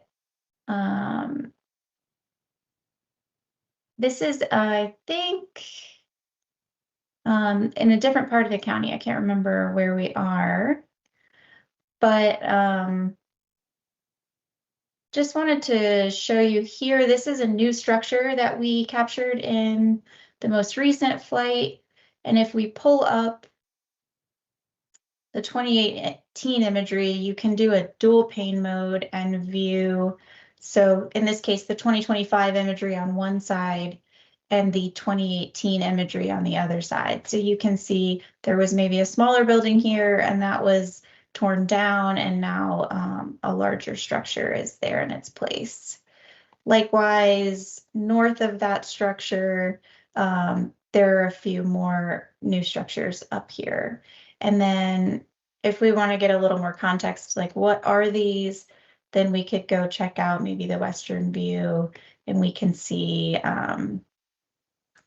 you know, there are 2 new sheds here and a new building here. We want to exit dual pane mode, maybe go to the top-down view again. You can grab a measurement tool and very quickly get an idea of the square footage of that building.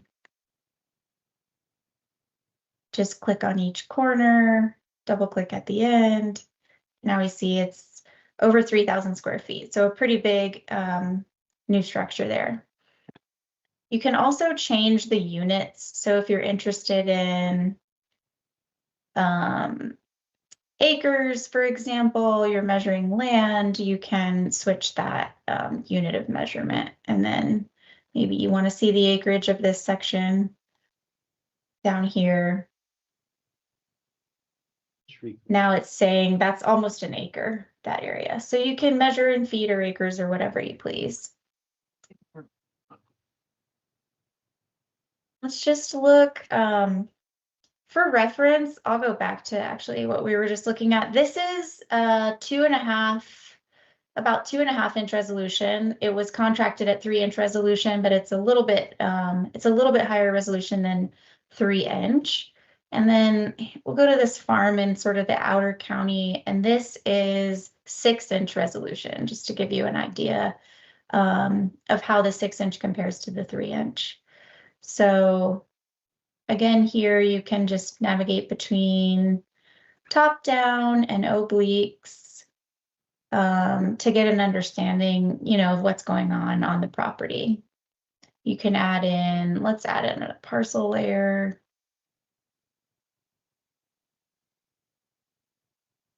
And you can see this is a very large parcel. We can't even see the edge of it. The green is actually the, this green line is the parcel data.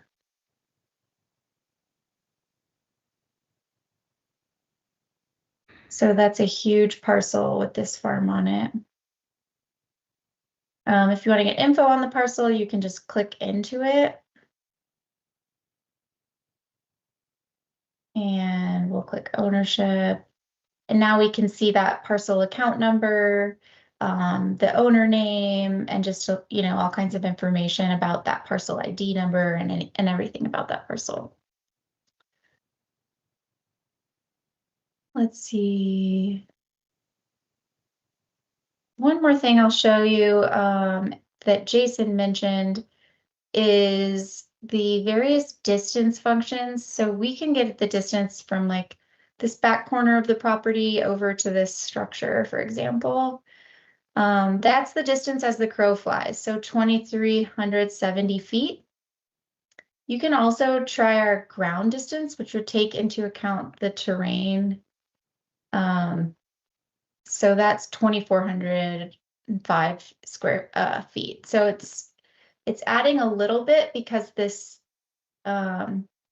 this little hill on the property, if you were like laying down a hose across the property, would actually make the distance a little bit greater. So there are options for distance. And then we also mentioned ground slope. So if you wanted to know, like from the top of this structure to the back of this parcel, what's the slope, what's the elevation difference, you can also grab that information.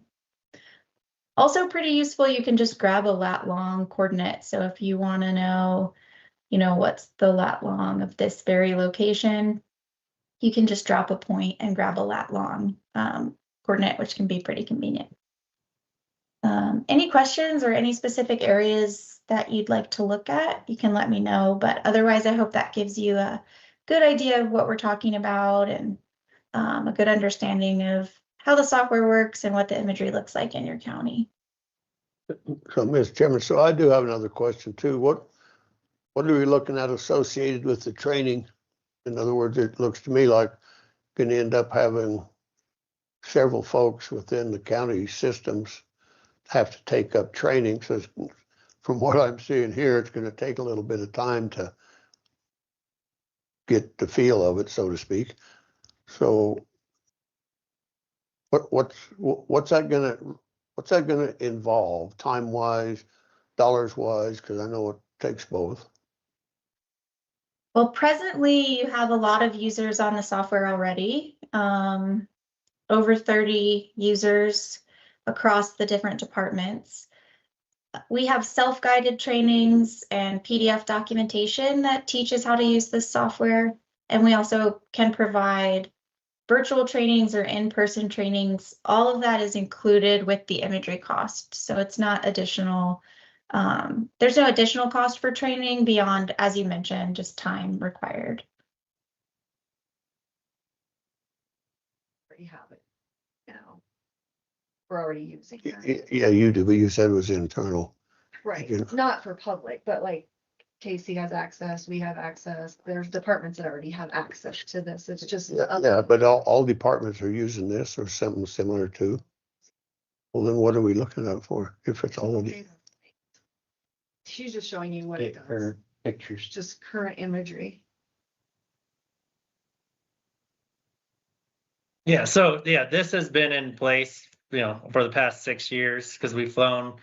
The Department of Revenue has funded those areas every 2 years. Department of Revenue, but I think maybe I've misunderstood. I thought we were looking at $1 million plus that the county's going to pony up. Is that not correct? So that would be to fly the remainder of your county plus have all your improved parcel areas flown simultaneously with the Department of Revenue flights. So that'd be basically updating your approved parcel areas every 2 years and a countywide flight every 6 years, which starting with this either 2026 or 2027 initially. So all that Okay. area in the rest of the county is basically what the costs are. Okay, fair enough, but where'd the 2 point, or the 1 point, what was it? I forgot the number, 1.23 million or something like that. Where does that number come into play then? So if I share my screen again, just to step back.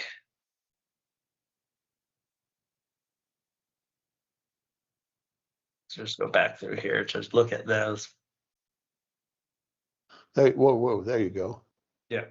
So basically, all of these costs are associated with these pink and yellow areas. Okay, so it's flying the yellow area one time over the span of 6 years, and the pink areas three times over the span of 6 years.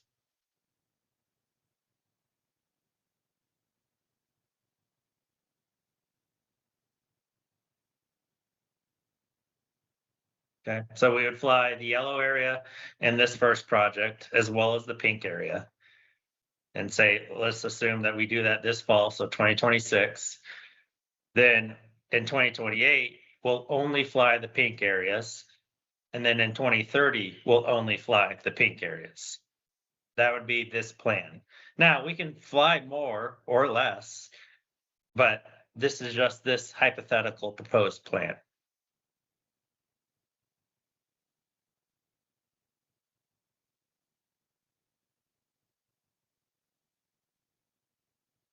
Okay. Does that answer the question? Yeah, somewhat. I'll just step back and let these other guys figure this one out, because it looks to me like county's still gonna have to pony up a substantial amount of money. That's not correct? That is correct. That is correct, isn't it? Okay. Yeah. Yes. Okay. Yeah, these costs just lay out what the cost of that proposed plan is. Yeah, no, I understand that part of it.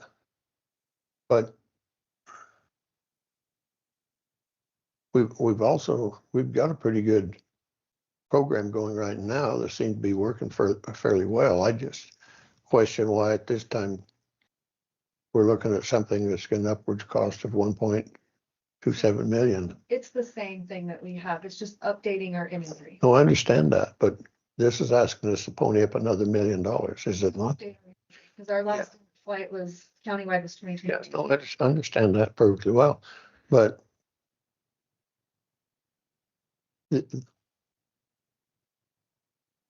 we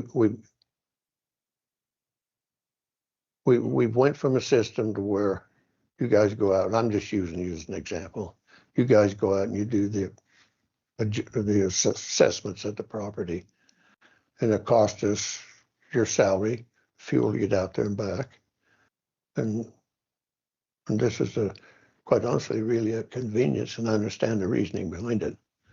But I'm having just a tiny bit of a heartburn with right now, 4 years from now, what I'll either be here or not, may not be a big deal, but right now we're looking at budgetary constraints, or should be. And do we want to take it on now? Is it worth that investment today? You tell me that. So we did this in 2022 and we use it for our work. It also helps with, I don't know about you, but people don't want us at their house. They don't want us coming every 6 years, knocking on their door, taking pictures. It's getting worse and worse. And so this is even better for us for that reason. We still have to go for building permits and progresses. But we get threats, we get told we need to leave, we have to call the sheriff's office. It's not fun. So this would help that with us, will help us with that. And again, in 2022, in 2025, they flew Big Piney for us, the DOR, because that was our review area. So we did a lot of our reviews online through this imagery and didn't have to go to the houses. So when people threaten you, and I've never threatened anybody in my life when they come out And so, but you're having that issue now with folks that have been here or folks that are coming here? That have been Some, more new people. yeah. To call Casey this year, one of the deputies. So, My staff was threatened. It wasn't good.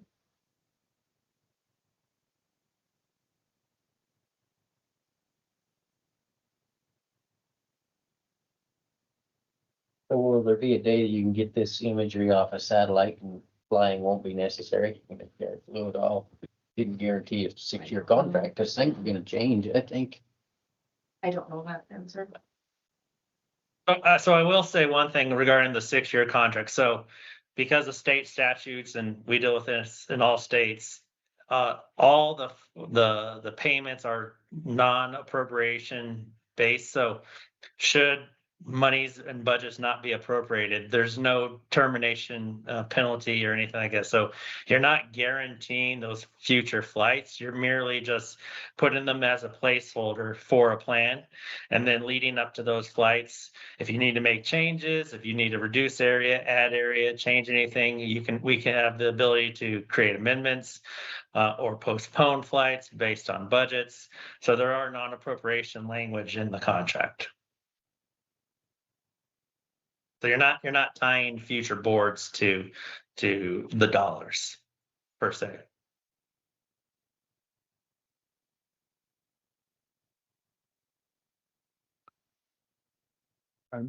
He was done a statement where he said he's not guaranteeing future flights. you're not bound. We're to not. those. Okay, great, thank you. But at that price structure, he's saying that he will. If he decides. Yeah, basically, like, so let's just say that we go forward with this.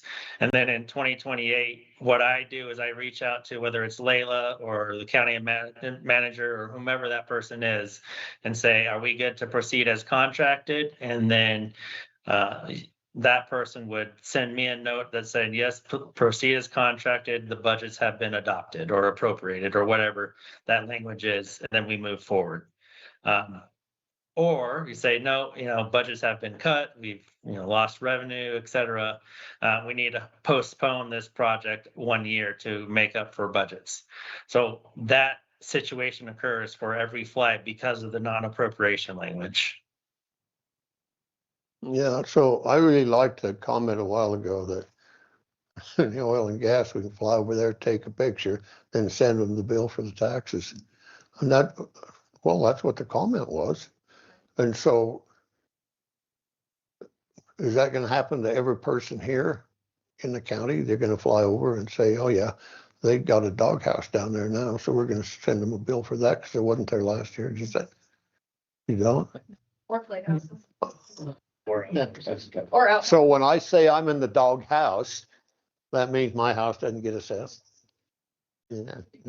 Okay. No, I'm just fine.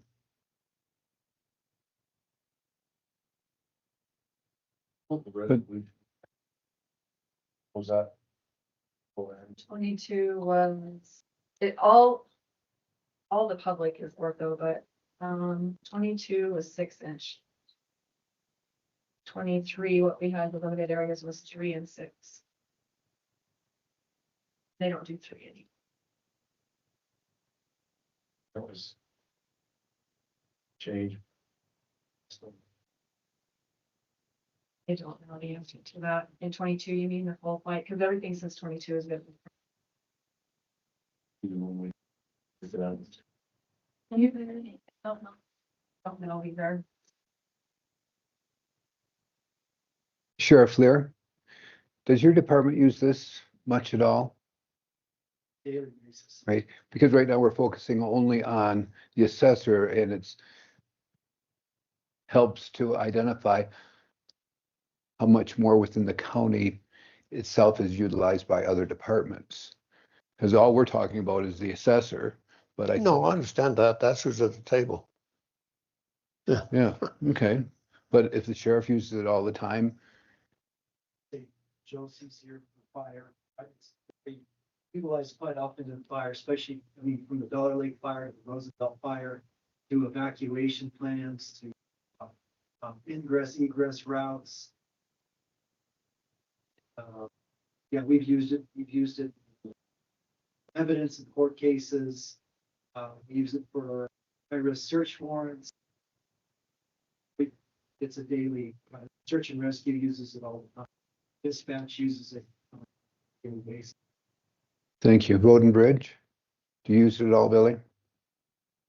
Okay. Planning and zoning?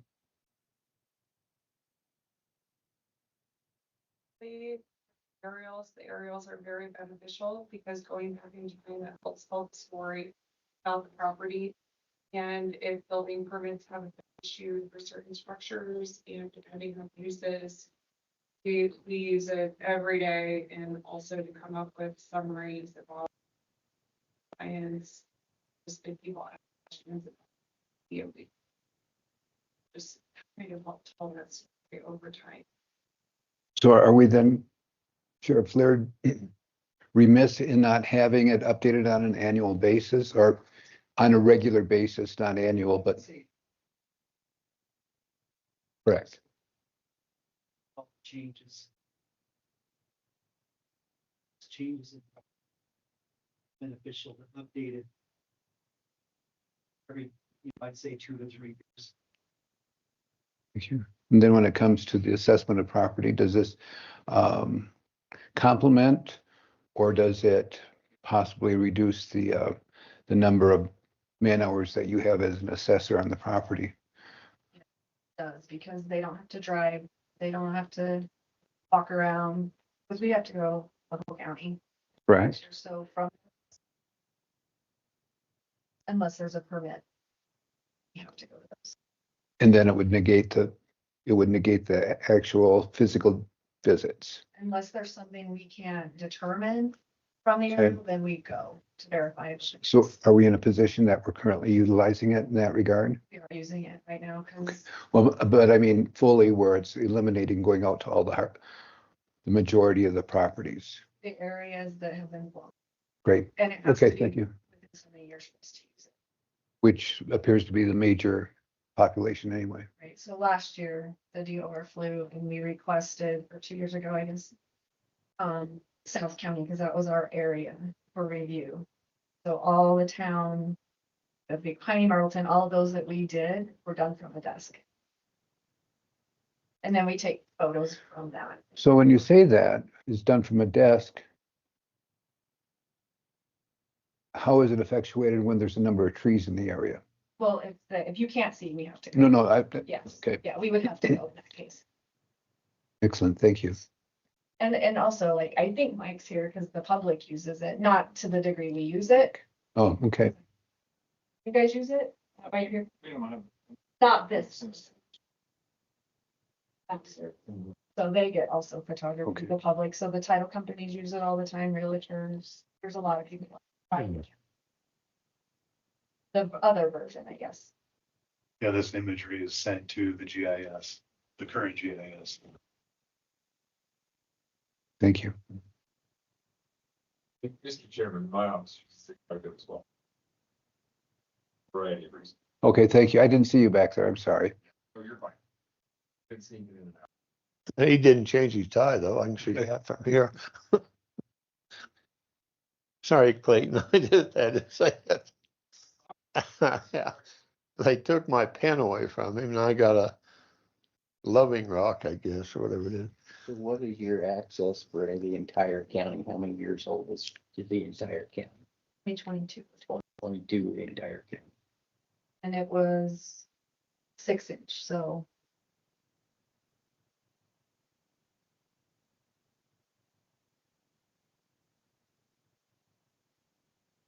So let me see if I've got this straight.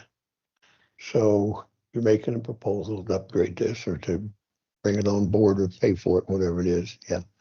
Okay, so depending on, I look around here, everybody here wants it, so it must be okay. So when are we gonna see part of it at budget time? You're gonna apply for your portion of it, their portion of it, how's that work? I believe we have a GIS. Do we have the, But GIS is in their own budget. I don't know if that includes it. Okay, so is this in the budget now, this much? Fiscal year 26, no. When was the last time that we would have paid for this? Do you know offhand? Okay, so the past 4.5 years, it's been free. Just what the Department of Revenue has flown only. Thank you for that So clarification. Do you feel if we updated the county, the entire county every 4 years, you could get by with what the Department of Revenue does in between those years? I think that proposal would work really good for us, especially if we did our 2-year areas at areas that we are. This is your preferred proposal. Yes. So the part that you would not have right now would be there where there's no new home buildings and this kind of stuff around. You've already got, for the most part, the older stuff, I'll put it like that. Yes. And in order for us to use it at our desk, it has to be updated. I'm not sure how many years in between by our statutes, but can only use it for so many years to do our work. Is there going to be a requirement for software upgrades with Elena? Okay, thank you.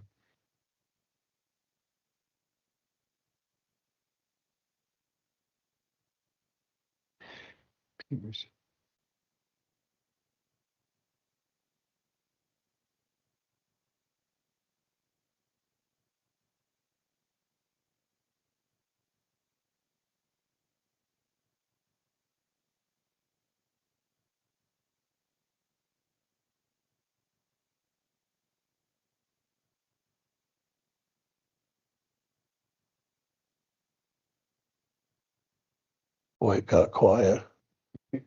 Lance got his calculator. 175,000 a year. 71. Yeah. And 250. Yeah. I don't know. There's a lot of decisions made on that thing. There's a lot of that thing, Davey, maybe just for snooping around. I don't know, but surveyors there's just so much information on it that ought to be.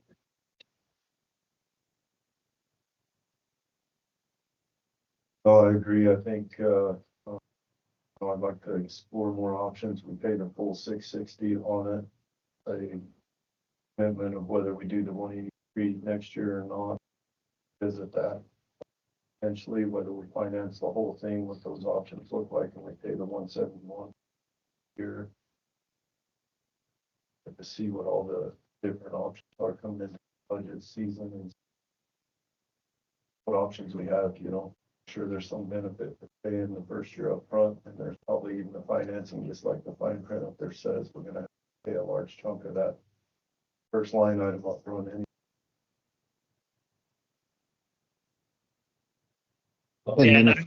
And I won't know a lot of the details until I, formally submit the plan that you guys would like to move forward with. But I will fight to have, if you want it to have an annual payment the same each of the 6 years, then that's what I'll fight for. If you guys want to put some sort of a down payment to reduce that annual cost, we can do that too. So basically we can work with what you want to do from a budget standpoint and a payment standpoint. What we have to be careful of is making sure that the price of it doesn't escalate year 3 or 4 down the road. That's what I was just gonna say. It's like, Yeah, so when you enter into the 6-year contract, those are firm fixed prices, so those won't increase. Now, if you just do, a single project contract and then you want to contract again in 2 years later, at that point, if prices have increased, then you would have to contract under the new pricing. But doing the 6-year kind of guarantees that pricing throughout that term. How often do your prices go down? They're annual or not, sorry, they're evaluated every year by our finance. So right after the first year, they evaluate whether we need to raise or lower or what have you. So it's on an ongoing basis on every year. Do you see technology changes where there's other companies doing this type of stuff cheaper, different ways, or are there very few in this field? So I can't speak to exactly what other companies are doing, obviously, because I'm not part of those companies, but we've been doing this for, 25 plus years. We invented or so the oblique imagery for use in this method. Technology does increase. I mean, like I showed you, just over the lifespan of the last 6 years working with the Department of Revenue, we've gone from 9-inch to 6-inch to now 2-inch and 1-inch. So technology does increase.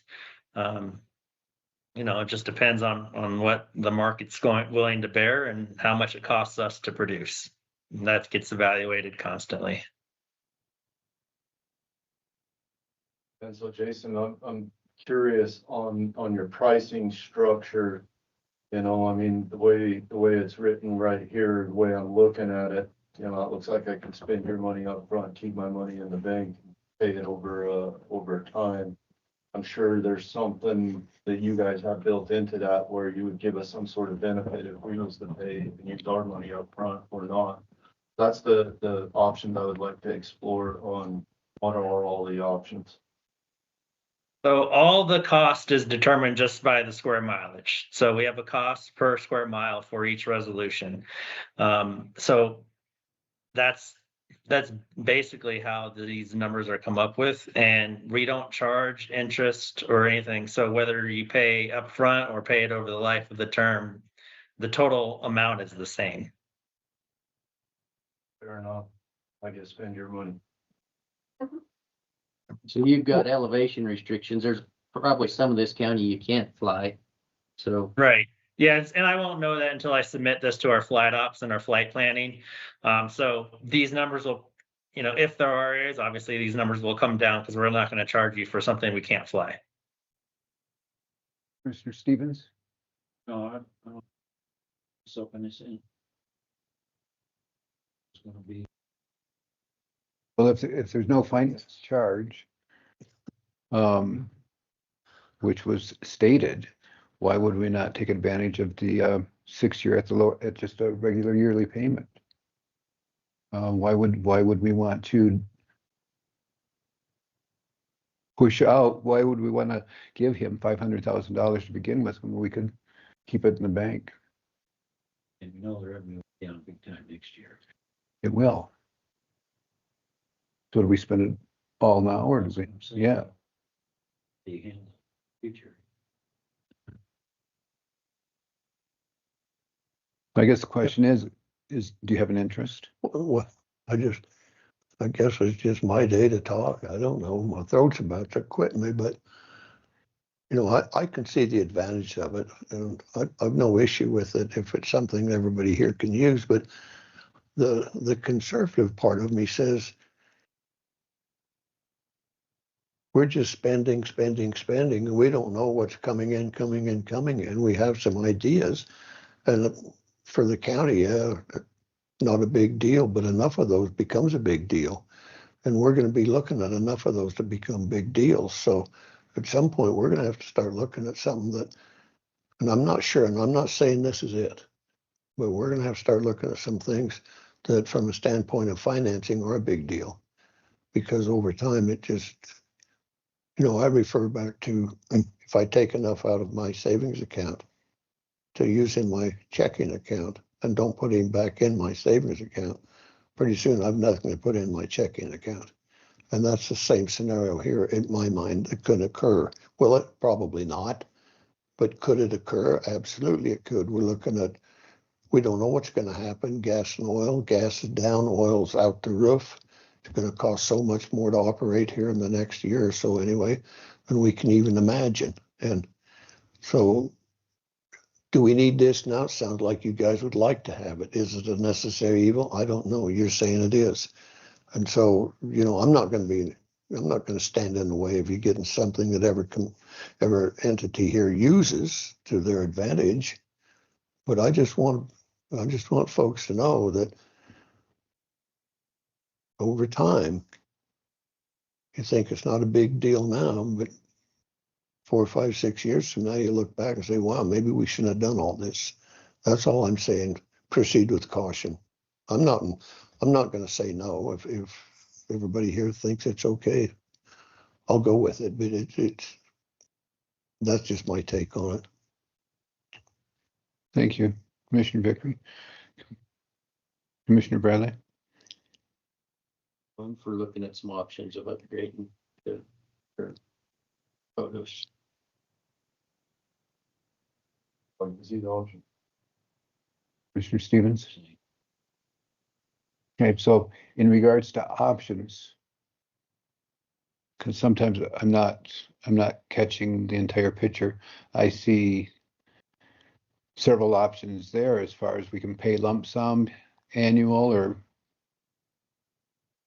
twice over the life, or every 2 years. What kind of options are we talking about when we say options? I want to see the options that says finance may require larger payments in years 1 and 2 to account for the larger countywide projects. I'd like to see what those options are, as far as, okay, we spend the 660, try to finance it out over a 6-year term. Is that full employee? What are they offering us the final product? Okay. Does that make sense? So Jason, come up with some payment options for us and bring them back to the table. And the total acreage. Yeah, do you guys have a preferred payment option structure? Because if so, that's what I'll fight for. I like spending your money and not having to pay all of it up front. Okay, so the single annual budget cost.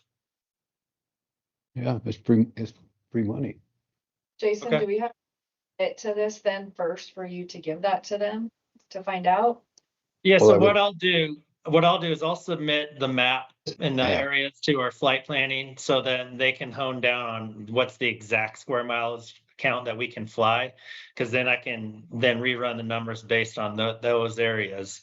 And then I'll talk with our finance folks and, convey to them that it's the county's desire to pay the single, equal payment every year for the 6 years.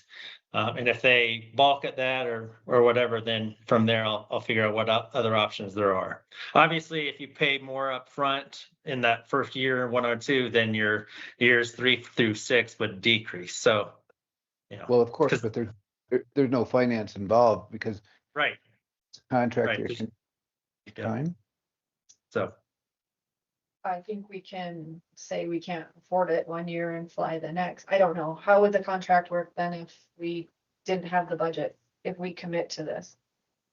So if you didn't have the budget, the first option would be just to postpone it a year. So to me, finance means mandatory payments with an interest rate over a certain term, and that's not how it's ultimately presented. No, there's no interest charge. So it's basically, we're just, we're flying the imagery. You're paying us a single cost, think of it as like a maintenance cost on an annual basis. And so when you get to the end of the 6 years, you would have paid for all 3 flights. Perfect. Look forward to seeing your options, Jason. Okay. I'll Great, share thank this. Yeah, I'll share the slide deck with Layla. And then if you guys have any questions, please reach out. Thank you. Thank you so much for your time. Appreciate All it. right. Thank you all. Have a good day. Does that work, Leila? I think it does. Thank you. I did request an hour, so I'm sorry that it only says 30 minutes on here. And it really looks. Well, regardless, if you request an hour, it took 90. Yes, 10-minute break. That was too stimulating. Thank you. Coffee break.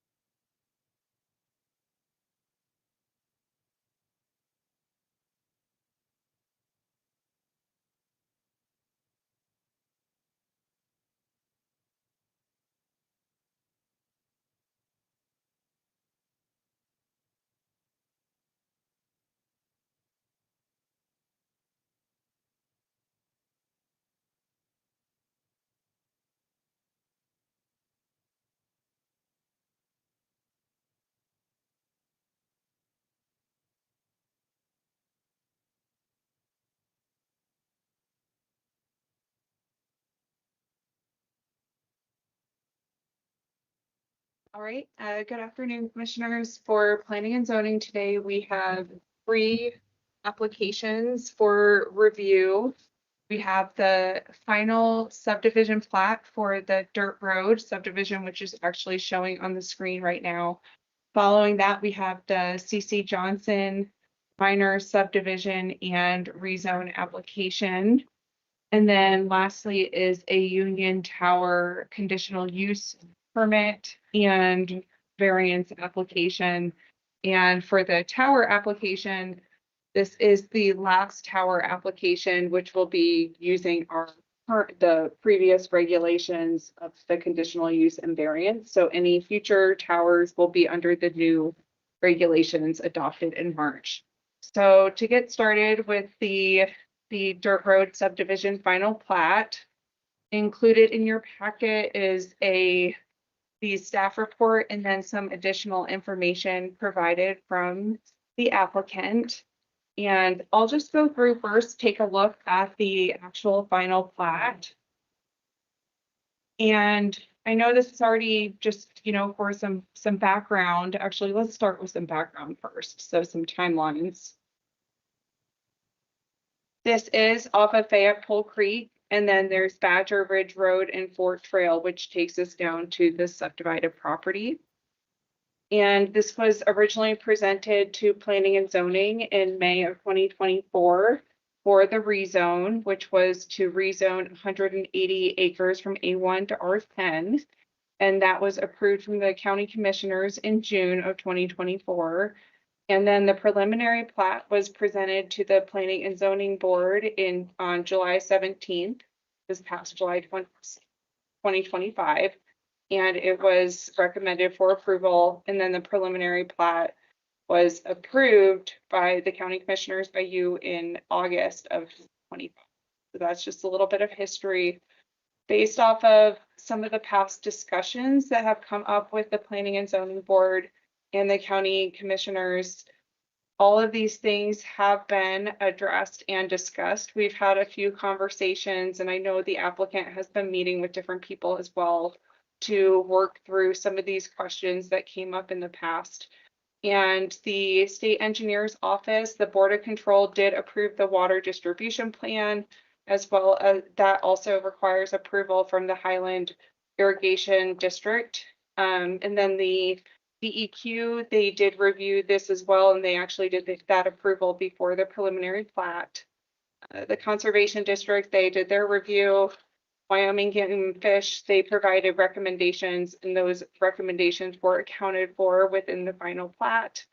And then also Sublette County Road and Bridge and Unified Fire, they have reviewed this. We actually met last week as well, just to go over some comments about the roads and about fire and final inspections. Some of the improvements at the time of the conversation, they're not all the way completed, but they are included within the bond that is proposed by the applicant. And again, there is a road that provides access to the parcel, to the lots, and there are 16 lots, and they all will have irrigation, power, gas, and I will let the applicant also, they can speak to some of this as well, just once I'm done going through all of this, if that's okay.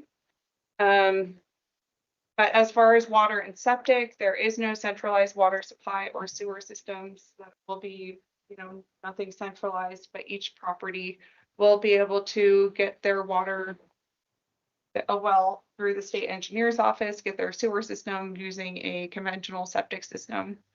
There are irrigation and water rights that's been clarified and cleared through the state, that each of the properties, each lot will have access to irrigation. And there's a pump that is up there, and the operation and maintenance of the irrigation is addressed within the covenants. And the covenants are, I'll let the applicant speak more about the covenants, but the irrigation and water rights and maintenance is discussed in there. And then the road maintenance, this was something that has come up in previous conversations with access and maintenance and improvements to Badger and to Fort Trail. And the applicant they are doing improvements to that road. And as part of this, so the bonding includes improvements to that road. And also the covenants addresses maintenance of that road as well. Fire protection, the subdivision includes a centralized. If the applicant wishes to provide the bonding. Is 150. Yes. Yes.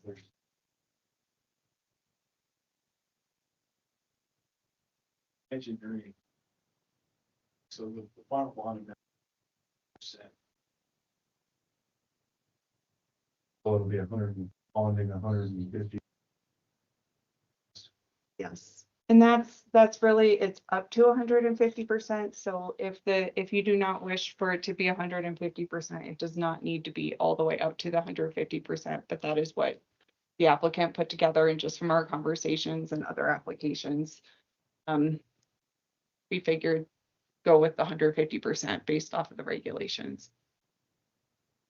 And the fire protection, there is a area for the 20,000 gallon water tank.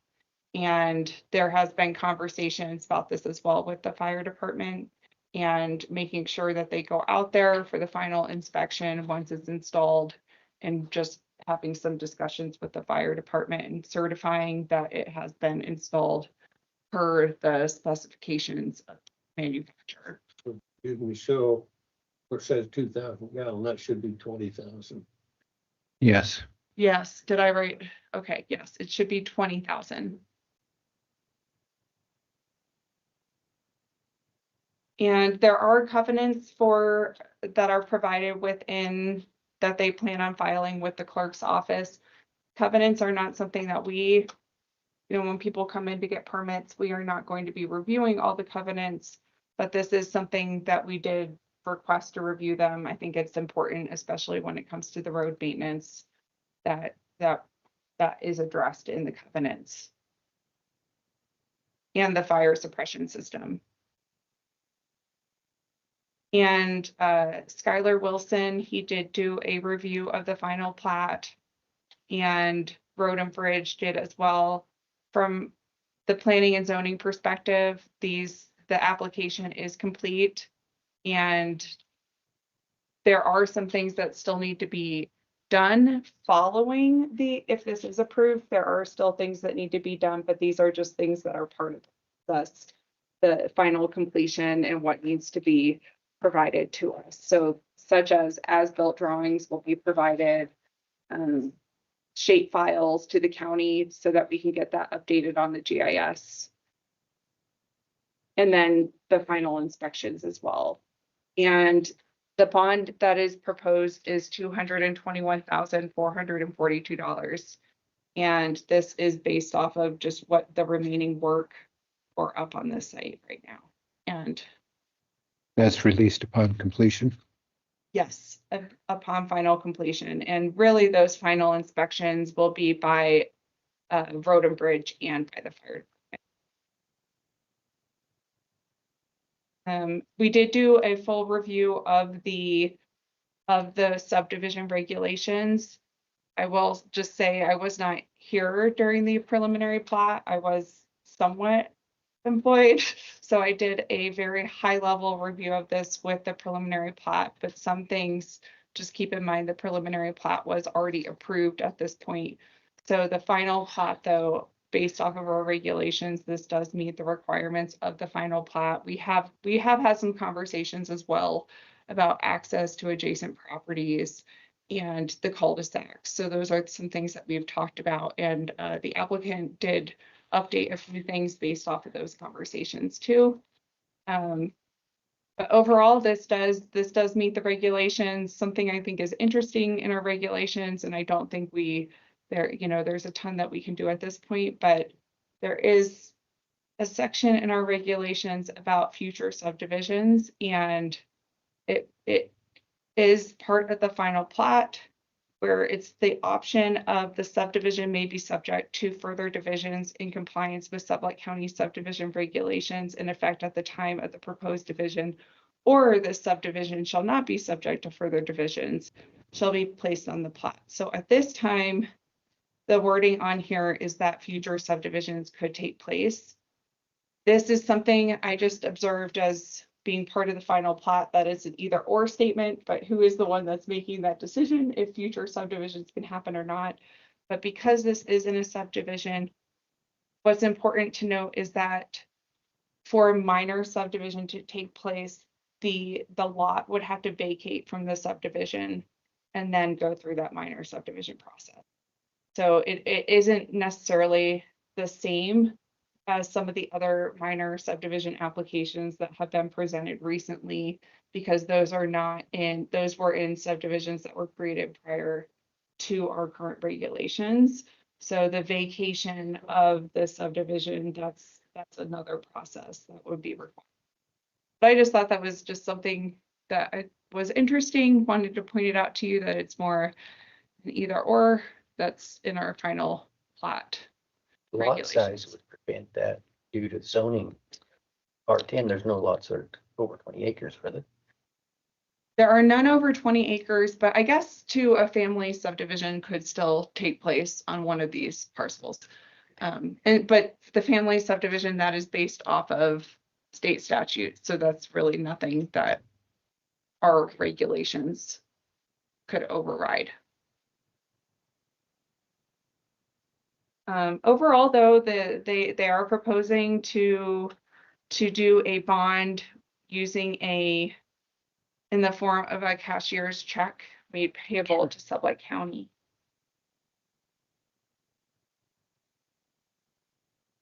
And there's just a list of items towards the end of the staff report, just outstanding items if approved. And that's just submitting the covenants to the clerk's office, providing the bonding, as-built drawings and shape files, and the final inspections and certifications to Road and Bridge and to the fire department.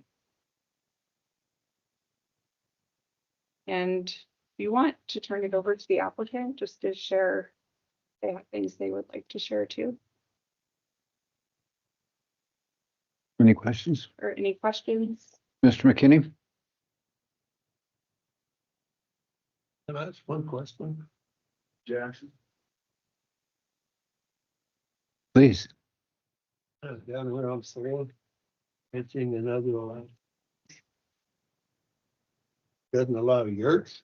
I think I got a straight face. There's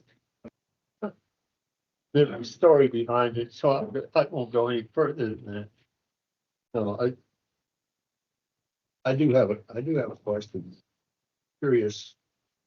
Looks like one of the biggest expansions of the fire suppression system is reading. So what all required? I mean, that's a huge number on the total thing. So what occurred there to make that number so big? Well, that's what the requirements of the county are. So the 85,000, no, I know that fire suppression. He's got looks like and you were putting in a 2,000 or 20,000 gallon tank. What kind of load is there in? Well, there's grading prep and there's certain drafting as far as what the maximum lift is on the pumps. So it can't be just completely buried. So we have to do, it's going to be basically you have to have cover so it doesn't freeze. There's all the different fittings, the preparation pad for access for the fire trucks. It's all included in it. So it is a big expenditure. So the next question concerning that is, and Kim, you can answer this, I think. So let's say you go up there and you pull that 20,000 gallons out, who gets to replace it? You do? Yeah, operation and maintenance That's in the HOA. in the HOA. As per the conditions set forth at preliminary plat.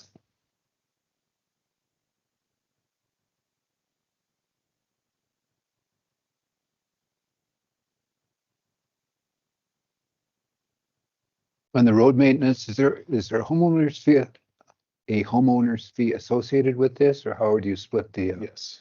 Okay, It's fees based on lot ownership, so 16. great. And, it's on the face of the plat, we went over this with Haley several times. So we have it on the face of the plat. It's also in the covenants. And the one thing that the HOA can't supersede or change without county commissioner approval is the road maintenance plan. If anything changes to that, it's gonna come back. And so using that, I'm just trying to figure out how some of this may work. In the future. Well, it's fine with me. I don't get too nervous, but so we're looking at your mess. Better be a big problem. I swear. How are you going to say they get with 16 lots? So you guarantee water, all 16 lots. You're going to be the monitor it out when it gets into a year like this, and probably everybody couldn't get the reserve. That become the homeowners. That's a district issue because they have to deliver to the pumping. So, delivery of the water to their pump is on the Highland Irrigation District. No, I understand that. But if it's not there, I don't know. I mean, it says here, get water. There's water available, just like there is for everybody downstream of the subdivision. So on those times when, restrictions or whatever else there is where there is no water available, that's absorbed by anybody down ditch, really. So and really the costs associated with the waters for the power and the pumping. So if it's not pumping, It's pumped to every lot. There's no gravity flow. no gravity. There's a 3-phase turbine pump. And we've met with the Highland Irrigation District, so it's installed. It's a really nice system, but it's going to be the flow to each lot is restricted basically at the turnout point. So there's no issues as far as taking too much water. When there's water in the line, there's a drain that takes it back to the main conveyance ditch too. So they're happy with it. The Highland is, and it's really good. Is a picture of the ditch. I know I'm gonna pursue this just a bit somewhere with, because I spent some time up there on that hill.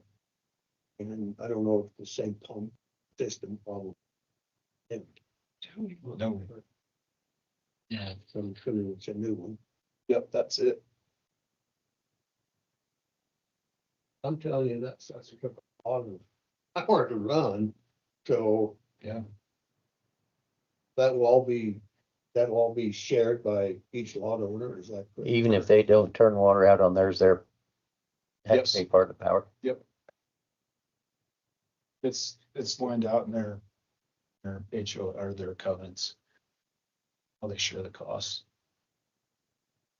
I would just say regarding the whole future subdivision or no subdividing. So family divisions can only be done outside of platted subdivisions. So in order to do anything with this, it would just be an amendment to the subdivision, like First Amendment, Second Amendment. And if you're gonna divide these up, it would also include a rezone. So it's a whole nother process that would have to come from in front of the board at that point at any time in the future, just like every other subdivision in the county. So the zoning set up. So really, there's really no more divisions unless there's another rezone.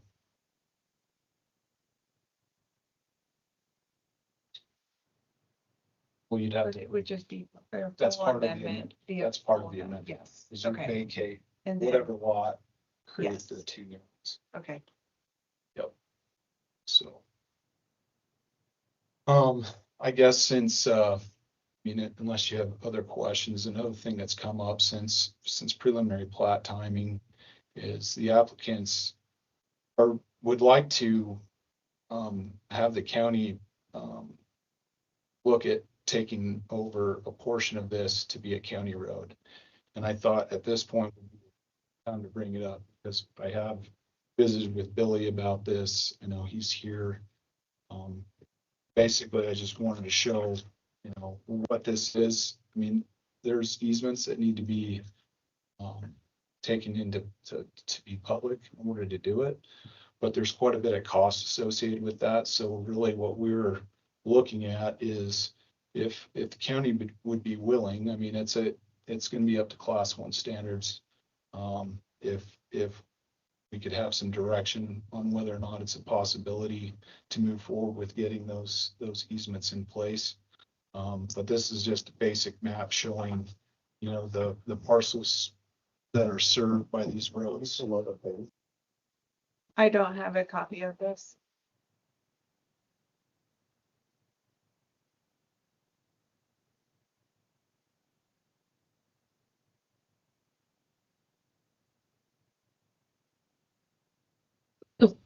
So part of this maintenance agreement that's in the HOA, and which was discussed during the preliminary plat phase, was to take some of the heat off these other landowners in the areas to take over maintenance of the road from basically Bull Creek down to the subdivision, which is in there. That's been agreed to. There's quite a few parcels served, as you can see. I think there's 33 total. There's existing easement, there's legal access to this property. The 11 new easements that will basically just need to be converted to public in order for it to be eligible to become a county road. And at this juncture, means that we're talking about roads, this area, just wanted to run that by the commission to see what your thoughts were. You're talking just the 0.89 miles in red. It'd be the red, green. What I discussed with Billy would be the red, green, and pink. So it would be the all the next, what's that again? Red, green, and pink. Yes, What's the mileage on that? it's 3 miles, 2.5, 2.5, 2.3.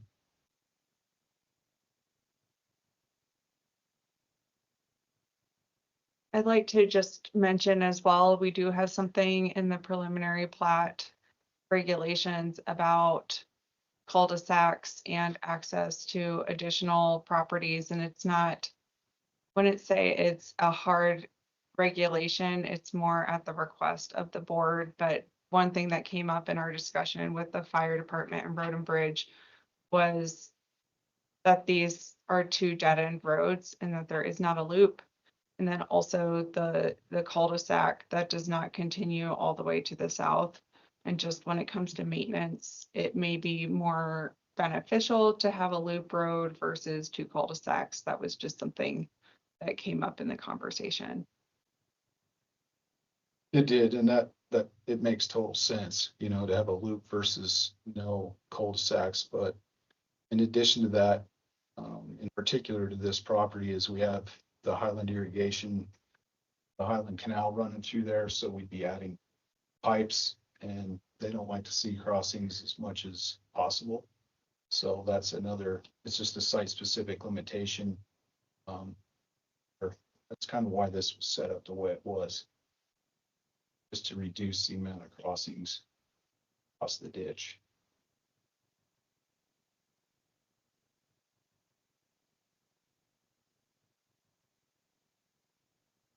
So what's that land that pink loop ends there, a property line, and there's green land beyond that? Is that owned by this same outfit or is that somebody else? It's Will that road serve as access to that land also? It does, yeah, because these are granted to the public subdivision.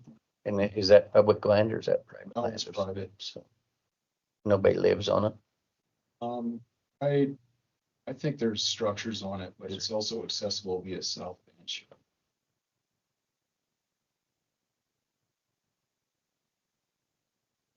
And I think just from continuity, more just road connections, this will provide access to the south because of the road continuing on the west side. However, the one on the east, that branch does not continue all the way down, so there is no dedicated easement to continue past, I don't know what lot number that is, lot 12 and 16. So just to keep that in mind, that should there be any future development for that southern parcel, there's no easement established right now. Well, I mean, there's legal access. to There's that not a parcel. legal easement for a road. That's all I'm Across saying. this. Yeah, just easement, that's all. So you talked to the other landowners about getting easements, and is that an issue? Yeah, I mean, we've visited with a couple of them. I mean, before going through it's gonna basically take quite a bit of surveying to clean this up. And basically it was my recommendation that we, present this maybe to the commission and figure out whether or not it's feasible before we went down that road. I have talked to, not all the landowners, but most of them are definitely in favor of going that route. And obviously it would become public county road without a full public easement being granted to the public.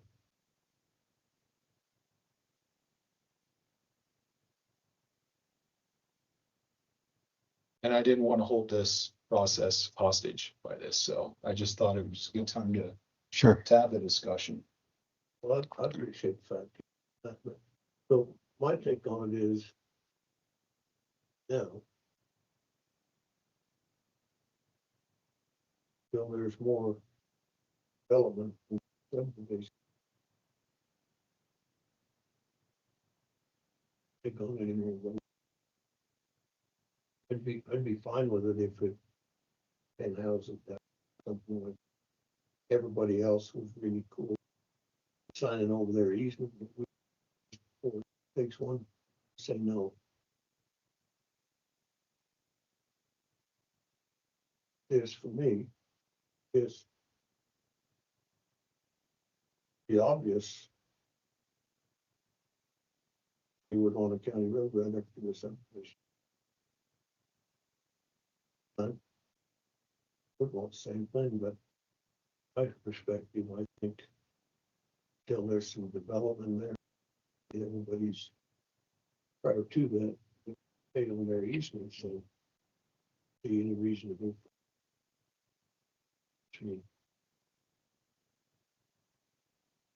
With the road. Commissioner White?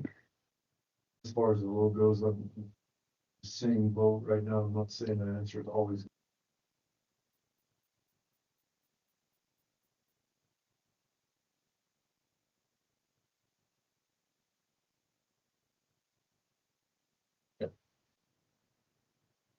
Commissioner Stevens?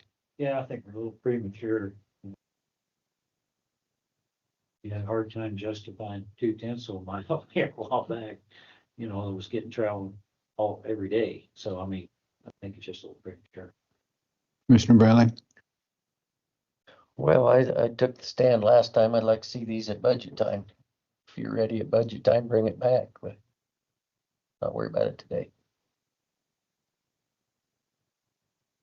In my opinion, it's always, if there's a class 1 road that takes precedence. And I lean that way, but only if it's developed. For speculation or future, it's just not enough that's occurring, if that makes sense. And then, of course, you need to have the cul-de-sacs for the turnaround at the end of the roads.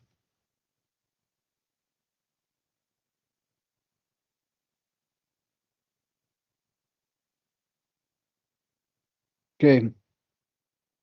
Any further discussion at this point?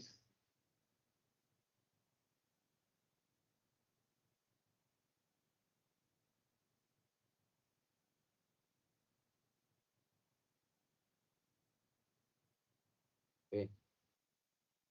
Having reviewed all necessary documentation and information regarding improvements, financial security,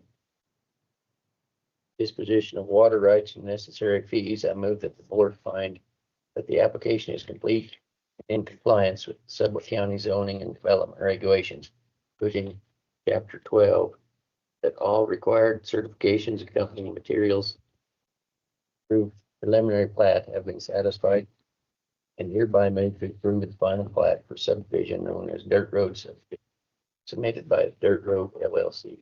Tim McKinney is registered agent. Funding approval was granted pursuant to Sublette County zoning and development regulations.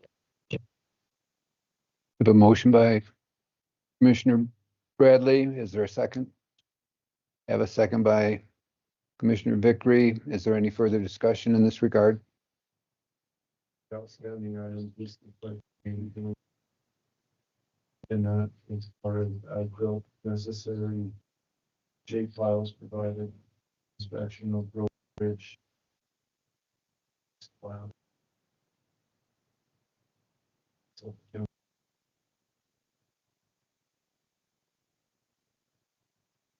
In your answer? That's okay.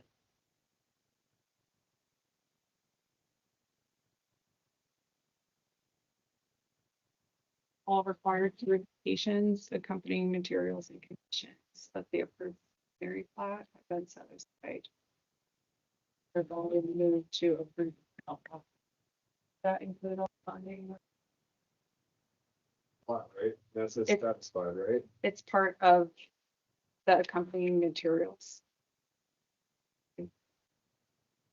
So just to make this simpler, I mean, the idea is that the bond is not released until this inspections. So the inspections and, you know, obviously the surety needs to be in her hands before it's recorded, but it won't be released until inspections are. Further discussion? Need to amend that just a little, put that latest day at the bottom. no, I think it's in, Have a motion second. Discussion's been completed. All in favor? Aye. Any opposed? Motion passed. Thank you. Mr. McKinney, as always, a pleasure.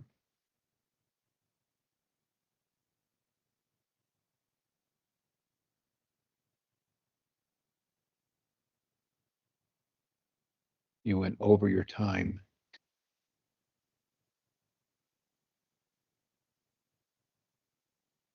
Give me a second to pull up.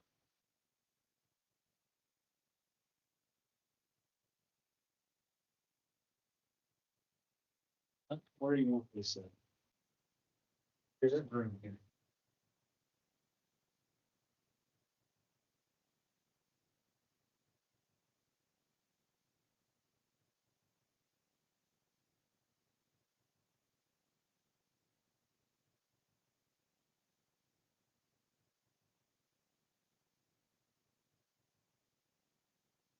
You are doing this digitally, but I apologize. There, some of the links may have thrown when it was moved onto the agenda.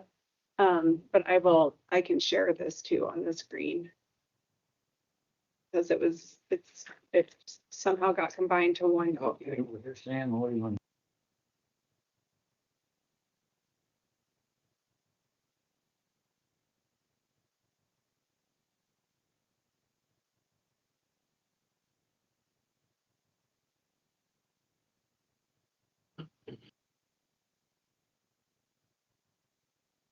I can come down there.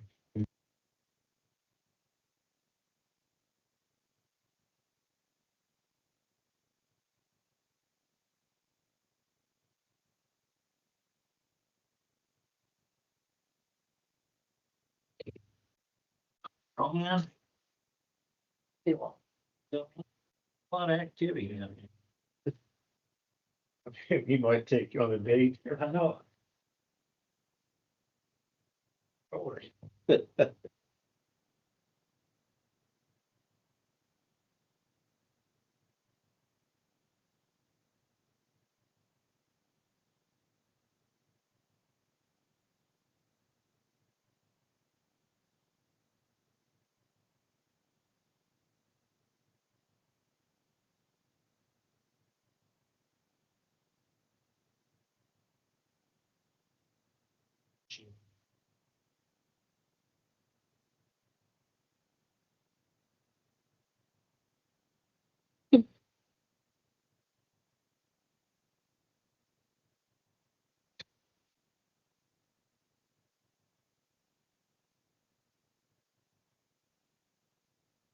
All right, next up is Casey and Sybil Johnson minor subdivision request and rezone. This is two separate applications. They are just lumped together just because of the minor subdivision process that they've decided to do the rezone and the minor subdivision together. So first, just for a background, here is the subject property, and this is located in the 40 Rod Ranches. And one thing I just want to mention, these parcels up here, this is not in a subdivision per se. This is more filed through like a map of survey to create these 40-acre parcels. And so this minor subdivision, it's just keep that in mind that this is on a 40-acre parcel and not like a smaller parcel that's part of a actual subdivision. And the request is to create an R5 parcel up in this upper northeast corner, and then have a remnant parcel that's slightly larger than 35 acres. Let me go to the application too.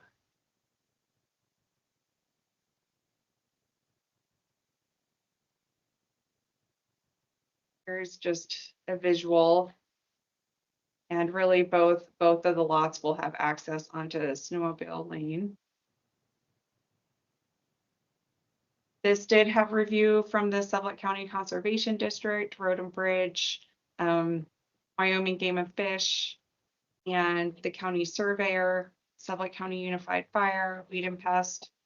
They did provide all the necessary documents for water and septic regarding wells and percolation tests. There are no identified floodplains or wetlands within this area. There is an irrigation ditch. So I guess over the irrigation ditch, there's a little bit of wetlands just because of the irrigation ditch. This went to planning and zoning at the last meeting, which was held on sometime a couple of weeks ago. When was that? It was April 20 or April 16th or the 23rd. Goodness. On our meetings, the 16th. It was April 16th. And the recommendation for the rezone and the minor subdivision were approval. Based off of the review, we did a thorough review of the regulations. And as far as other zone districts in the area, there are 3 other R5 parcels within this area. And I'll zoom in a little bit so you can see this. There's one, actually, I'll go to the GIS, apologize. There's one here and one here. Those were actually done through the family exemption process. This actually is an R5 parcel. It's just not classified on the GIS yet as an R5 parcel, and that went through the minor subdivision process as well. That was a couple of years ago.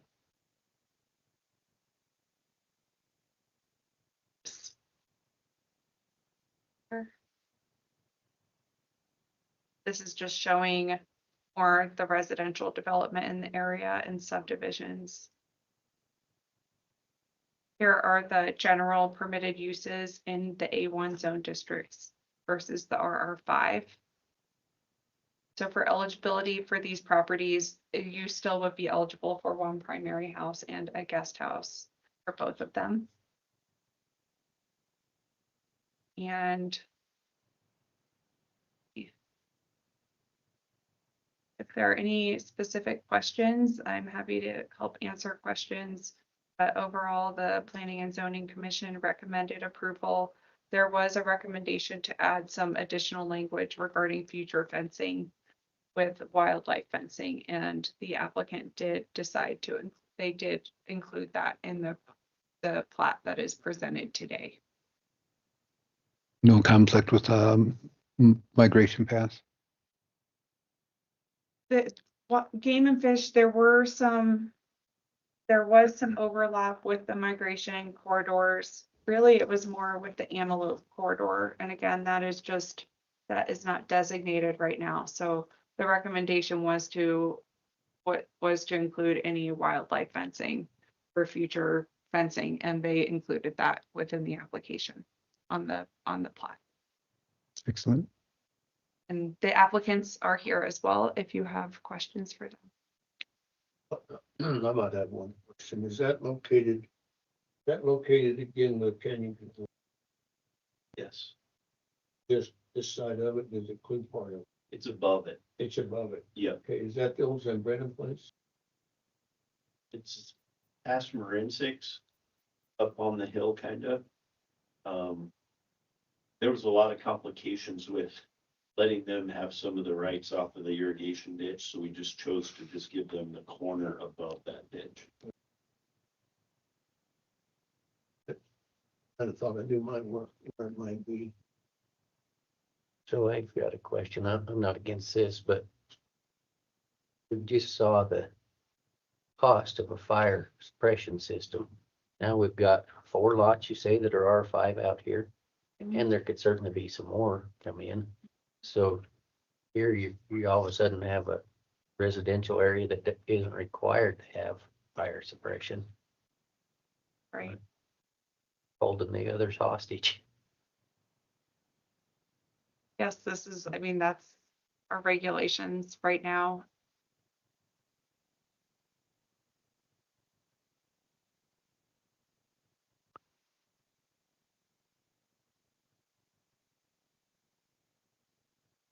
And there's a cure for that, but that's a different conversation. Just have to go through and do some editing. Any other conditions by planning and zoning? No. Thank you. Questions by the board? Commissioner Vickery?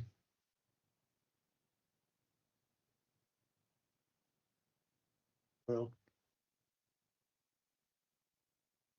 I did read through and you put together everything nicely. Thank you.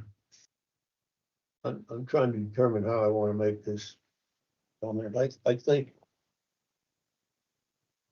because I know there was an issue here a year or so ago with fire out there, and Unified Fire couldn't figure out how to get there. I know they ended up wanting to SWAT had come back for another. That road system out there is not in the world. Called Blue, quite frankly. So I'm thinking as we go forward, there might at some point be some signage that's going off the county road that indicates where some of these places are. So in the event, Mr. Bradley's right, in the event that there's a fire out there, suppression system in place, especially if it's late fall and no water available in it, it could become an issue if they don't know exactly where to get there, because there are 3 roads that have access or could access this parcel. Why not? And if you take the wrong one, then you got to backtrack. I think at some point, I'm not going to say that this is okay. I'm just saying. No, yours is a valid point. Well, we just possibly are agreeing to a better GIS picture. Update they can get on the. Oh, yeah. They can put that right in the fire truck on the big screen. Exactly right. Thank to it. I can see that happening. Thanks, Mac. I was biting my tongue. One thing we are trying to do, we are trying to work with the sheriff's office and really start working more on addressing. And I know this is not the full solution, but when people come in for building permits, like addressing is very important, that occupied habitable structures have addresses. So we are trying to, even for short-term rentals, and I know this is getting off topic a little bit, but we are trying to at least work with the sheriff's department to help where we can with building permits. But as far as like the actual road itself, that's Great. I'll pull you back to topic at hand so we can okay. complete this. Thank you. Like, because as this get more and more, it's kind of thing, you don't know where anybody's at for sure. Yes, please. Just one comment, he was correct. There was a fire actually a few roads over and whatnot, but they don't maintain that road. We actually do maintain the Right. road. We're at the very far back of it. And we maintain that road around. As you go down, like he was saying, and you try to go around, you only plow so far. But we do stop at our place. So when we talked to the fire department and whatnot, he had no problem with what we got going right now. It obviously, like what he's saying, is there would be more development, or whatever. There needs to be some improvements for sure. Well, I have no issue with it. But I know how convoluted some of that stuff is to take off on one. Oh. We watched that fire too, and they went down our road, couldn't go through. Right. Had to turn around to go to the other way. Yeah, and it was a chimney fire or something to that effect, but. When it gets worse, the further north as you get into that jump. But I say, I think the address is to me a great step forward. You plug some kind of an address in and it'll show up on GIS stuff and then all of a sudden it's like.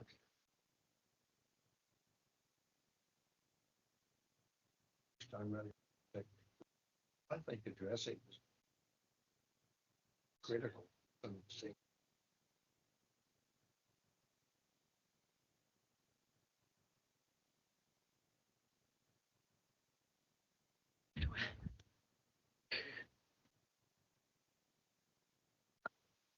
I apologize. There is a draft motion. It's on the front, the shorter one, if anyone would like that. This one? Clayton helped. Yes, that one. There are two motions because there is the rezone. Do you and want the minor subdivision? zone change first? Yes.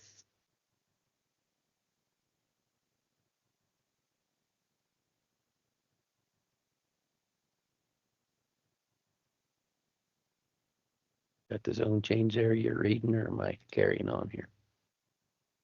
Okay.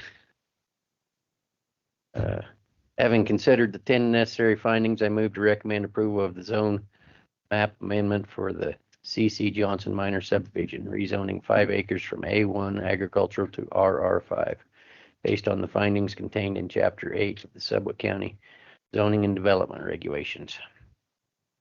I move to approve the finding minimum requirements of Sublette County subdivision regulations for minor subdivision have been met. I move to recommend approval of the C.C. Johnson minor subdivision, subdividing the existing tract to create lot 1, 5 acres, and a remnant parcel, lot 21 of the 40 rod branches of approximately 35.26 acres based on the findings contained. I guess we want this first one to begin with, huh?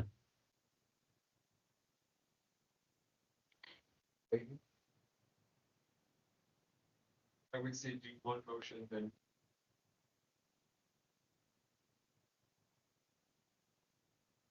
I'll second.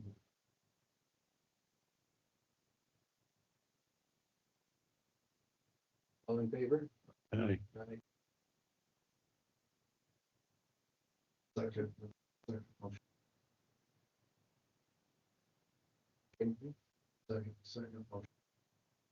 Can we have a question?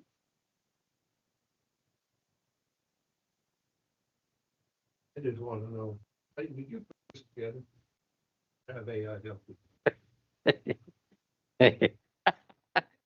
Artificial insemination. I have participated. No, he. There a typo?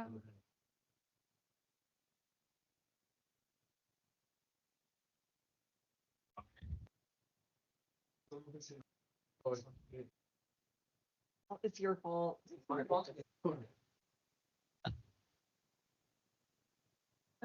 Forgot the C. Oh. Forgot the C. I'll take blame for it, okay?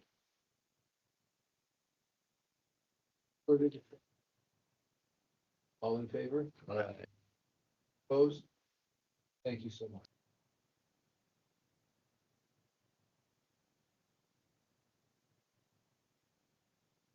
I think what happened when I copy and paste text, sometimes it like pushes words together and like does weird editing when you copy and paste. But it's fine. I'll take blame.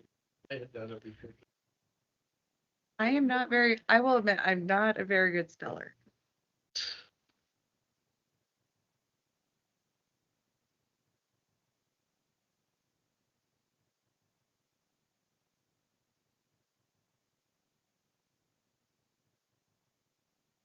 Did work together. We jointly spelled that wrong. It's even worse. Um,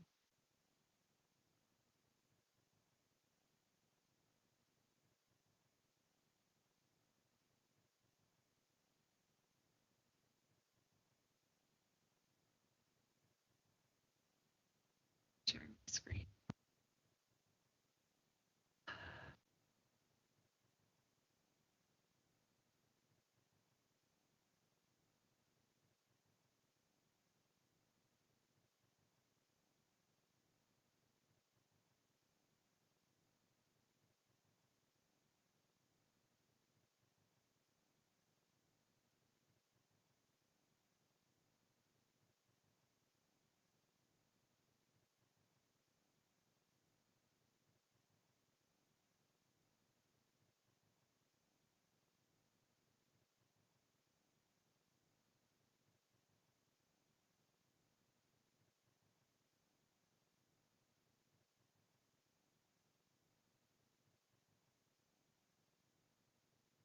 Yes, Union is going to be in on the call, but I'm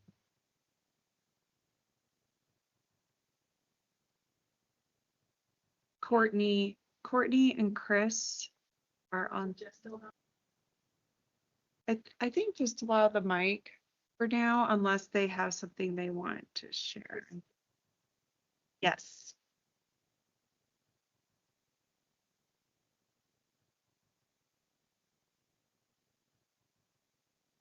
Chris and Courtney, do you want to try out your mics? You need to unmute yourself. Hey, good afternoon. Chris Schlax is on from SAC Wireless on behalf of Union. Hopefully you can hear me. Yes, we can. Thank you. Perfect. I'll probably cover for Courtney. I can call on her, chat with her if needed, but I'll probably be available for any questions if needed. I will be sharing my screen and I'm pulling up people. Actually,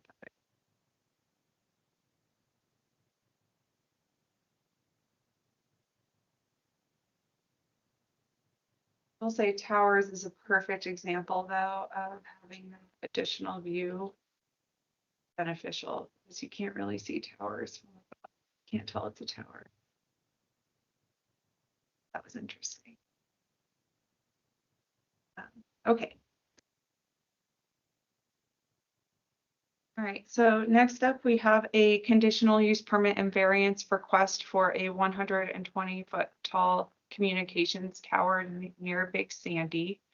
And like I said earlier, this is the final application that will be presented using our previous regulations, assuming that this is a conditional use for a public facility on A1 zoning. The variance request is to permit a 120-foot tall structure where the maximum height is 60 feet. In the future, this will have a different process. So this location, I'll just bring this up on the GIS. And there's just an aerial. There's some other smaller structures on here, but otherwise the one thing that is on the site right now is a tower for Visionary, and it's a 40 or 38-foot tower that's located on site. And this is, I'll just show you on, see if I can figure out how to do this. This is on Google Earth. Am I not sharing? I am not sharing. You're waiting patiently. Okay. I apologize. Let's zoom back out. Here is the location on the GIS. No one said anything. I was looking at your screen. Here is the subject location. And the existing visionary tower is approximately in this location. So as you can tell with our current aerials, seeing where towers are located it's pretty difficult. But this is using Google Earth, and they provided this file. I'm trying to remember how I do this.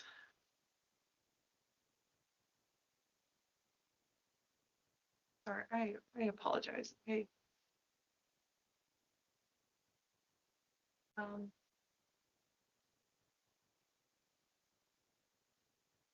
I just like push play.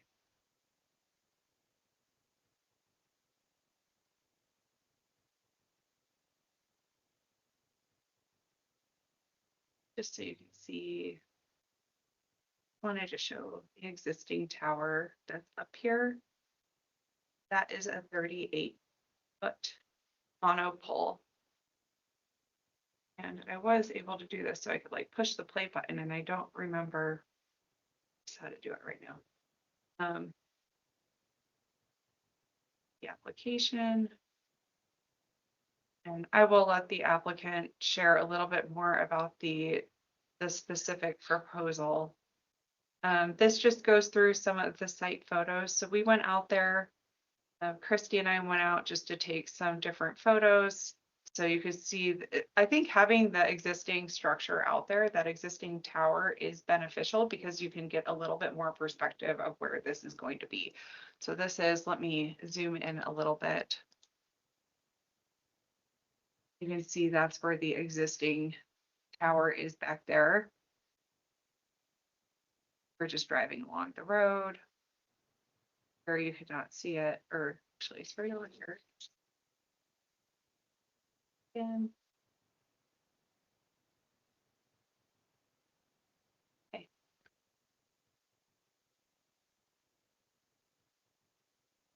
This is located in a pretty rural area surrounded by nearly all A1 zoning.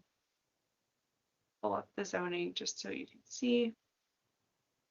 And I will pull up public lands also just so you can see the public lands surrounding it with BLM and the state parcel right here. Otherwise, this is all A1, and in our new regulations, this type of tower would be permitted in A1 zoning with our new regulations. And the goal of this is to improve wireless coverage in the area. Here is showing the RF, the radio frequency analysis provided by the applicant. And I'll let them go over this a little bit more once I get through everything, but we can see just the benefits of the additional coverage from this particular tower. Here's just information about the existing monopole. And based off of the conditional use, this would be the public facility.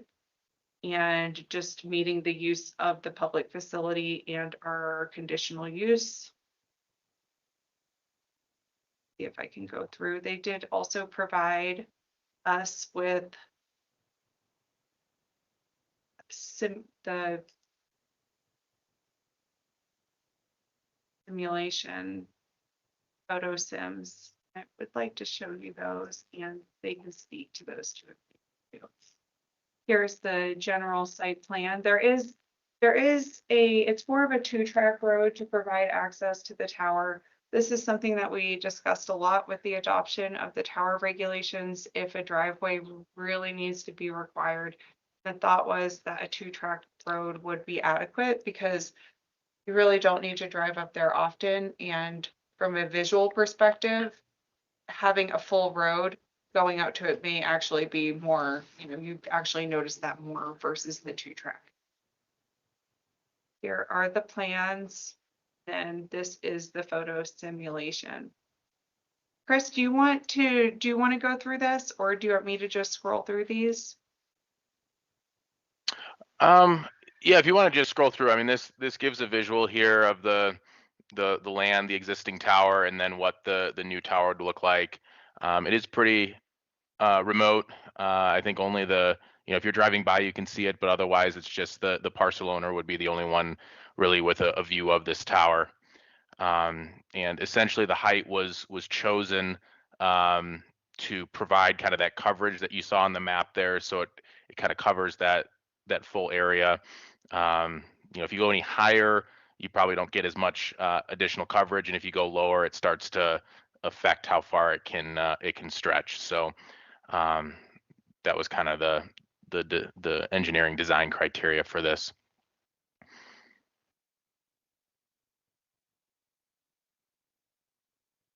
But yeah, this should be from a couple different angles, as well as from entering the parcel there, and then a little bit closer, the ones above.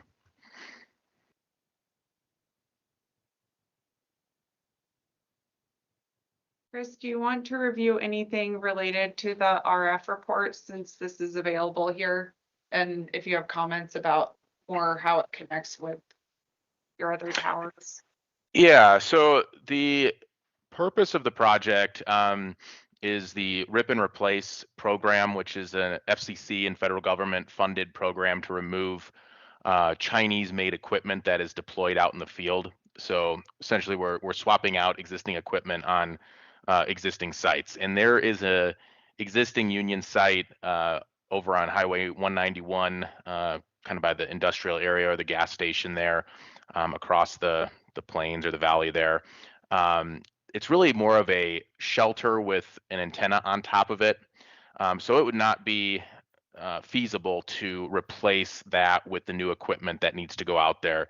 And so this new location was chosen across the valley there.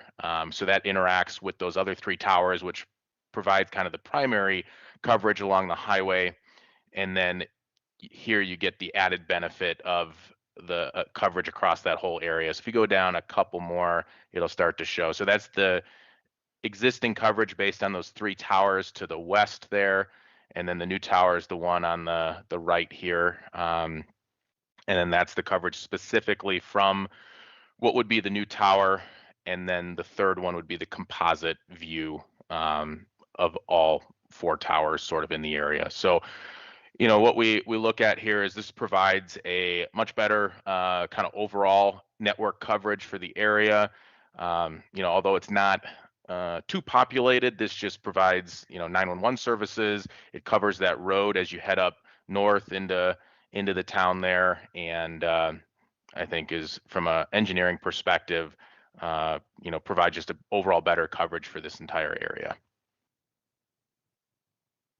Even during the planning and zoning meeting, there was discussion related to the height of the tower and if that could be adjusted. And the conclusion from planning and zoning was, if this can get the extra coverage and help with the E911 services, they recommended approval of the 120 foot versus what difference does it make if it's 100 feet? If this could impact E911 services and be a benefit to the area. So is there construction stipulations? I'd assume that's in Sage-Grouse core area. They have different times they can build this thing, or? And Game and Fish provided recommendations, and they had very minimal comments. They actually they liked that it was in a location that another tower already was established here. So their comments were very minimal. And as far as public comment goes, we did send out public notice to 7 landowners of 8 parcels within 1,000 feet. We did not receive any public feedback prior to the planning and zoning meeting, and to date, we have not received any.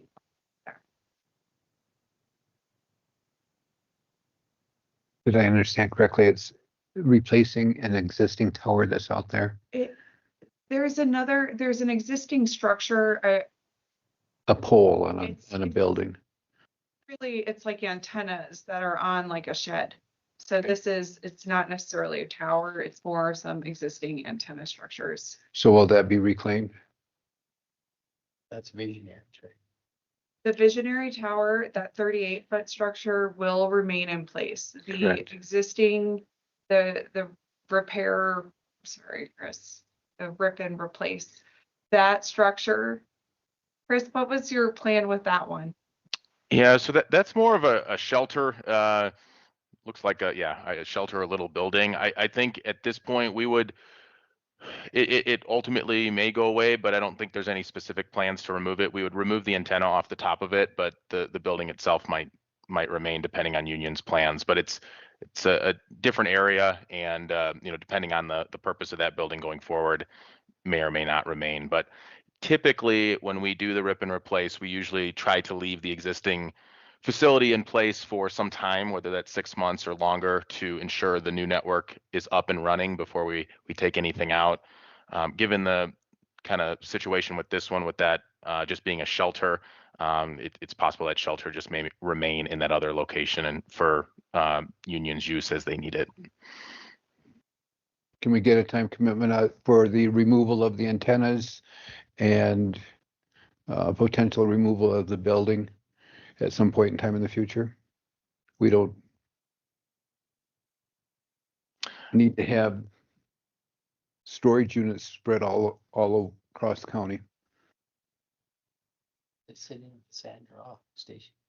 It's in Sandra, yes.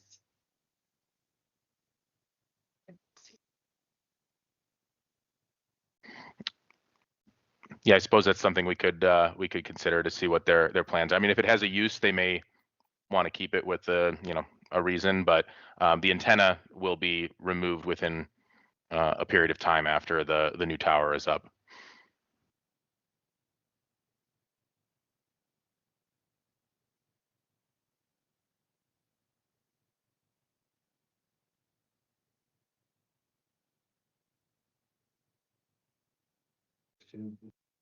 Existing visionary tower. Distance how far? This projected 100 yards. It is, let me see if I can pull this up on Google Earth. Been on here in a while, and now I'm trying to do this. Chris, do you remember what the address is by any chance? The other structure?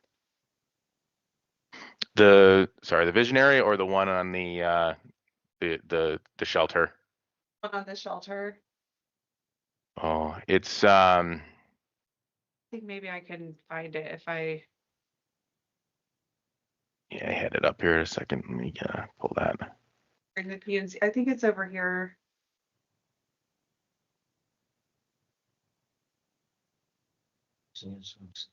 It's Yeah, it's right at the end of that blue Google Earth, right there. Okay.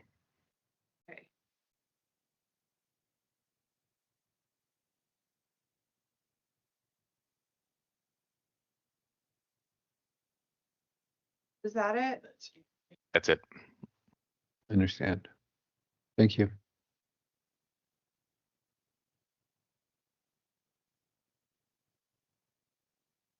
Pardon?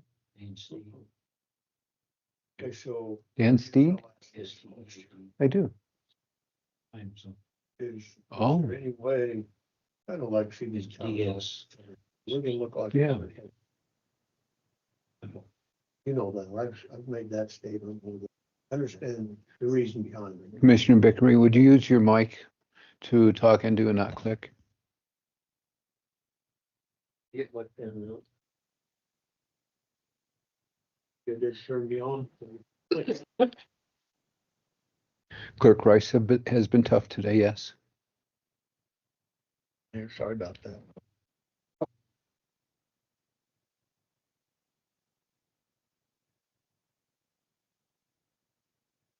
hurt my feelings. I was just passing on what I was instructed by the clerk. So the question I have, is this where we could have a co-locate at all with, because we have a new one coming in, and with Visionary, I assume they'd have to have their permission also, but could take one down and just have one that serve two places, two people, two. This structure is adequately designed to allow co-location of 3 other providers. Is that correct, Chris? Is it 3? Correct, yes. The new one. The new one, the new Thank you. union facility. However, the plan really, there has not been that discussion as far as requiring Visionary to. No, I'm not gonna require it. I'm just wondering if it couldn't be in the discussion phase before they put this new one up, to see if Visionary would be, and they of course would be amenable to having, rather than having 2 structures out there, just one with 2 providers on one structure. Is that an option, Chris? Could that be an option? Well, with them being a separate company, it's hard to say. It's from our standpoint, the existing tower, the Visionary Tower, is not capable of, from what we can see, supporting the new equipment, because it's a smaller tower, and then from a coverage perspective, it's a shorter tower, so it doesn't get the same coverage needs as what the new tower would be. It's certainly something you could ask them to see if they'd want to relocate onto the new one, but I don't know if we'd have that wouldn't be one of our requirements or something we'd want to have as a stipulation on the project if we can avoid it, given that they are a separate company and they have their own project and funds. Okay, maybe I didn't ask my question properly. And maybe you answered it and I didn't understand it properly. So with Visionary and your both permission, could the Visionary the equipment be mounted on your new to be determined tower? It likely could, but that would require them to enter into an agreement with Union as the tower owner. No, I understand that, but you're asking us to give you a conditional use permit, also a variance request, where the right now the tower height is 60 feet, I believe. Is that what I heard? Huh? It'll be 120. I know what it's going to be, but I mean, you're asking that variance from 60 to 120. Is that not correct? Correct. Yes. Is that okay? So and so I guess I would ask you to strike up the conversation to see if both couldn't be put on the one.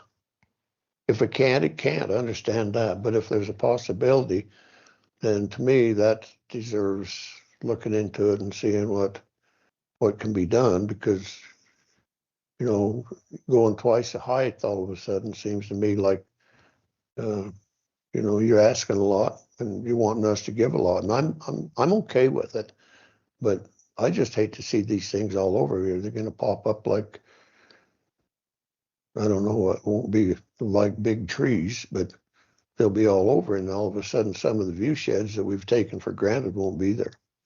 I look at one every morning I get up to the south, because private said, no, we don't want to look at it. BLM said, oh yeah, that's fine. So BLM's not out there, but private now got to put up with that eyesore. And those are the kind of things in the future that, to me at least, need to be really checked into. And if you can put 2 on one, and to me that should be a doable thing. And if not, you can't. Understand that too. But I think it's at least should be explored, to put it like that. Okay. Yeah. I mean, it's something that we could ask or see if they're interested. I mean, it's given that they don't have an existing project or weren't necessarily looking to make any changes. I can't imagine they would go. So we, our preference would not have that as a stipulation to our project, but I think as the new regulations come into play and considerations for co-locations, I think that is a valid question to ask. So, in this case, because of the existing tower and just not being feasible for us, and it not being a visual issue to other landowners other than the one that has the parcel itself, it wasn't necessarily something we had as a requirement going into it. Well, I don't think it needs to be a requirement. I just think it needs to be pursued as a discussion factor. And if it can happen, it can. If it can't, it can't. Understandable. Okay. But you're still asking to go from 60 to 120. Seems to me like it would be, at least to me, it's amendable if you'd, or whoever has to sit down with visionary and say, hey, would you guys like to piggyback? And if they say no, then that takes care of it. But perhaps until you ask the question, you don't know the answer or something like that. True.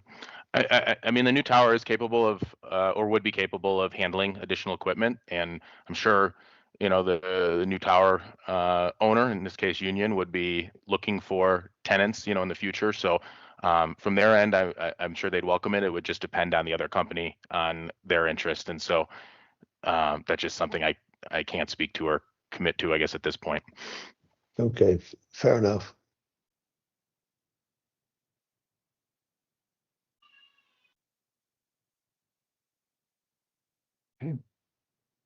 The only thing I could say is, we're being asked to bend the rules, aren't we?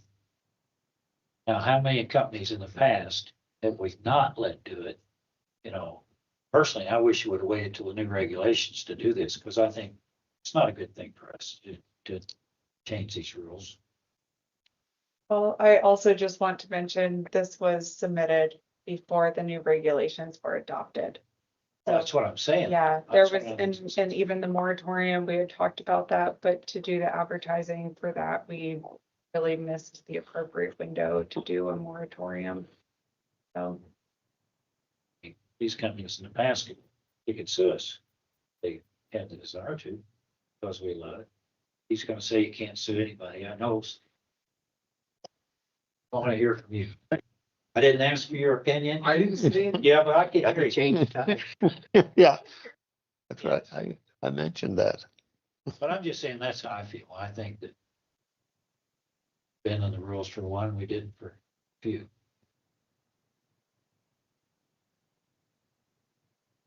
Okay, questions? Commissioner Bradley? Mr. Vickery? I have no questions. Additional questions? Planning and zoning went through, reviewed everything. Has their sign off? Any conditions or restrictions? They did not recommend any additional additions. Okay. Yes, I have one statement. This is in sage-grouse core area. I find it pretty disappointing that Game and Fish did. They will have to go through that permitting when they get their building permit. So they still have to get their building permit, and at that point, they'll have to comply with any of those requirements. Well, so That's not our jurisdiction, so say that's really for them to make sure that they comply with it. So bear with me for a moment. This has been a day of confusion for me. So why wouldn't you get the building permit and not get the necessary okays from, say, the Game and Fish before you went ahead and say, oh yeah, we're going to give you this, so you can put up your tower? Well, the way that this currently works, this is just receiving the conditional use. They did receive a recommendation. Whatever they have to do with the core stage, with that area, that's really up to them to comply with Game and Fish. No, I understand that. But I'm like, based off of this process, they will then get the building permit in the future. The application, it embeds the building permit with this application in the future. So it's just because of the process that the building permit has not been submitted yet.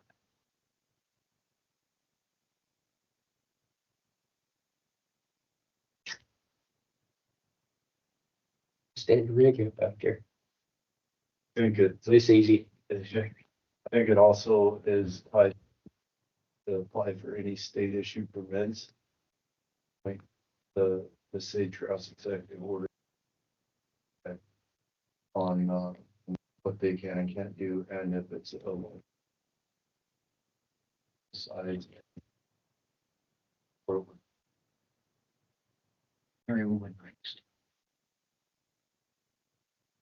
Was it visionary or LR? I thought it was. So one other question while I'm thinking about it. So the additional height, I know I've heard you say it reaches out further, and obviously that would be the case, but what, if it was a 60-foot versus the 120, how many more patrons, I guess, would you serve, one versus other, 60 versus 120? Yeah, I don't, we talked about this in the P and Z meeting. So not a hugely populated area, but I think it's more of the coverage for the overall area. So looking at the maps there in terms of the coverage that 120-foot tower would cover, you're getting better coverage to the north, to the south. That a 60-foot tower, you start to be limited. Two things there. One is the terrain. So, small hills and stuff like that would start to come into play more with the very short tower compared to the 120-foot that we're asking for. And then secondly, you've talked about co-location options. One of the things here is if you do have additional co-locators, they would be at lower centers of equipment on the tower. And so those start to get down further. And so they become, less able to get that coverage. So the goal of this new tower was really to extend up into, the town area to the north. And then, any lower, you're going to start to have some weakness along that road. And if you're going to build out the network, you want to make sure that it's solid and not, weak as you get to the outskirts of the tower itself. So with 120 foot, it provides sufficient coverage all the way up into that connection on the north. And then, as kind of talked about it, to the south there, you're getting extended coverage, which although there's not a lot of people that live there fully, it does cover that road and provides, connections into E911 and other services there. So, we talked about this a lot with the P&Z commission. With it being so remote, we didn't feel there was a huge difference between 120 foot and say 100 feet. If you get down much shorter or further, I think you will start to see some coverage issues, and it would be less of a good network build out here. Okay, I understand some of that, but I guess if a co-location we have it, if it would happen, maybe it won't, maybe I'm just beating the can down the road or kicking it, whichever. So we've got one there now that's 38 foot. You're going to put 120 foot up there. You're going to put your facility up on top, I would assume. So my best guess would be a co-locator, whoever it would be. Visionary is going to be substantially higher than the 38 feet that they are right there now, which means they should have a lot better coverage. I think they'd be in favor of doing this, but that's just me from perspective of sitting in this seat. Yeah, I mean, it's something I can't necessarily comment on because their network may interact differently or have different needs in terms of covering the area. So I think certainly on paper it would make sense that they could get some additional height, but they'd also have to then go through the project of moving it and moving it to the new tower. So but this would be available for future co-locators if they're coming to the area and be able to add to the to be built tower. And visionary. They have the option. So, yes. Yeah, understandable, but visionary is already here, so I still think it's worth sitting down and seeing. Not saying it has to happen, but you never know until you sit down and visit. they may jump all over it and your outfit may say no, thank you, and that'd be the end of it. I don't know that they can. I think that there's regulations that preclude that and grant coexistence on a tower. I don't think that they have a monopoly on that tower. I could be wrong, but I don't think so. Who, Union? Yes, that is correct. They would just have to enter into a lease agreement. So based on an agreement between the two businesses. Well, so my argument is moot then if they don't have any say in another locate. You're saying that they can build their tower and then anybody can go on it? Is that what I heard? There's a process that they have to follow and Pay the cost. Craig, Jason, Chris, am I not correct that as your tower is built, that you can come to agreement with other carriers to co-share that existing tower of yours on a lease basis for a price? And that's available to Visionary or any other carrier that would come into the market. Correct. Okay, so yes, thank you for that. So yes, it is available. They have to negotiate it out. And No, I understand that, but I'm getting the feeling that that's not going to be the case. they don't have a choice. Union does not have a monopoly. Is that correct, Chris? Union does not have a monopoly on that tower, although you build it. If other carriers come along and can reach an agreement with you, that they can locate there. That's correct. Yes. Okay, so Union can't dictate ultimately, so we're not going there.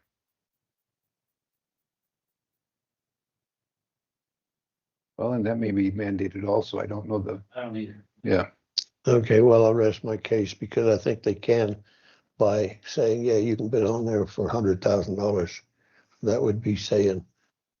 Okay, so Chris, what are the terms when it comes to co-location on a tower?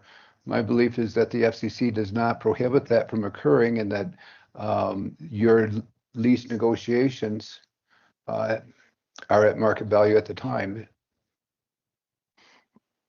That would be my understanding there. I think if somebody else were to come to the area and be looking, then in today's world, we're trying to justify, the need for this new tower based on the height and the ability to handle the new equipment. Somebody else would have to do the same thing if they, I guess, can't come to terms with the tower owner. But from a new tower, it structurally can support additional equipment, and it would just be up to other tenants to come to a business agreement to move on to that tower.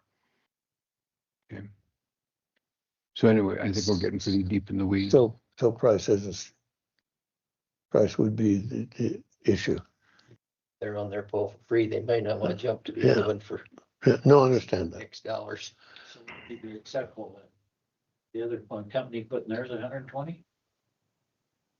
Visionary? That'd be a tough pill to swallow. Right next door. They Well, could no. surely co-locate cheaper than they could build one. No, but I'm That just sounds- saying they're doubling what's theirs. You got up if they, how could we reject the Visionary if they come forward? Clayton? Yeah. Do you have any knowledge pertaining to cellular towers and co-companies sharing that tower? I was under the impression that FCC regulations allow that to occur. Oh, it does, but I think it's all a financial decision on the guy. But I also think that there's of course it's regulations. financial. What isn't? Please. This has, sorry, I'm going to steal your mic. So this has been a conversation for quite a while through the regulation updates, especially through this process of developing the tower regulations. The tower regulations that are the current ones, not the past ones under which this application was received, certainly encourages, as much as the county can, co-location. That is something that can be encouraged. It is, as Commissioner Bradley is mentioning, it is up to the tower owners themselves. If a tower owner chooses to engage in agreements with other entities in order to in order to co-locate on that, they're more than welcome to, and they can. I do not believe, and I would be surprised, I have yet to see in my understanding as researching this from the county's perspective in terms of requiring co-location. That's not something that is that the FCC or another governmental entity could require them to do that. The county did not choose to do that in our tower regulations, from both the business aspect of requiring a competitor, requiring an entity to house a competitor on their tower is pretty counter to the essence of our economy and capital structure of our economy, capitalistic structure of our economy. And I have no knowledge whatsoever of requirements that the FCC do that. They can, of course, if they want to. It is my understanding, and I'm sure that Chris can give you a lot more detail on this. Co-location is problematic from a variety of perspectives. One being competition, but two being just the logistics, interference on the tower within the bandwidth of frequencies of what they can and can't do. So, but they can coexist with the frequency because case in point is Hogsback. But if they so choose to, yes. Yes, correct. So that's not something that negates it. But going to Commissioner Stevens' statement is, if Visionary now comes forward and wants to put up a 120-foot tower, and Union had just done that, then are we then mandated because we did for one, we have to do for the other? Or can we say no and enhance Union's position? That's ultimately the question at hand, I think. So at this point, if another application came forward, it'd be under the updated tower regulations. And so that's somewhat of a different consideration. But no, in these circumstances, even right now, the way that it came in under the other regulations, there is a requirement from the conditional use permit perspective in order to operate this, that there has to be certain findings that occur, and findings are not necessarily required simply because findings were made in one case over another. So what would the new? And Haley can speak to this much more than I. She's much more regulated. I would like to just mention one of the findings for a conditional use permit is creativity with the project. And should someone come in for another tower, if it was under these current regulations, part of creativity is how do you utilize existing structures? I think it would be a consideration, but because we do have new tower regulations, we have different requirements based off of the different zone districts. So, and like what would be permitted based off of a micro tower versus macro tower. So the current tower up there is a monopole structure that actually would be considered a micro tower in our current regulations versus this is a macro tower. So there's different requirements now moving forward. So if we adopted the new ones? We have adopted the new ones. We voted Yes. on them? Yes. On all of them or just The in new one section? The new regulations for towers have been adopted. So moving forward, it will not be following the same process, assuming it to be a public facility. It will just be what type of tower is it? And then you get your permit or your conditional use, and the variance process is a different process. Okay, Mr. Chairman. So I'm trying to play back, and we could there, my conversation. I don't believe once I said require, I said, would it be, could you two sit down to the table and see if you can be amendable to putting on this other tower? That's all I was asking. I'm not asking for it to be a requirement. I'm not asking for it to supersede whatever it has to supersede. I'm just saying this, if there's a possibility for Union to sit down and visit and say, hey guys, can you use could our tower be used by you without it interfering with us, or however that needs to work? It's a matter of two companies sitting down, one saying yes and one saying no, or both saying yes. Figure it out. That's all I ask. I just hate the thoughts of of these tires springing up all over the country, because that's what's exactly, that is what's happening. We're gonna look at another one down in Big Piney pretty quickly, are we not? There will be a big piney one that's coming fairly soon. The application has not yet been submitted. Yeah, but it's coming. It's the same one I think we've already discussed that one once, if I'm not mistaken. Is that? They actually withdrew the previous application and are submitting the application again using the new regulations. Okay, well. I think they should.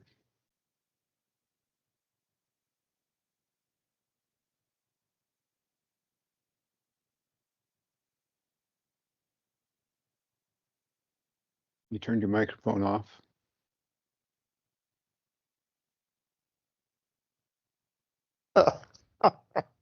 Sam's sitting down there saying, let's go. Okay, so is there further discussion? Did read the Game and Fish letter to them, and they have addressed the sage grouse stuff, so. Hmm. Feel better. Further discussion? Not from me. Okay, is there a motion to be made on this? Yeah, Two separate. hand it to Sam. I felt the last one, that's so bad.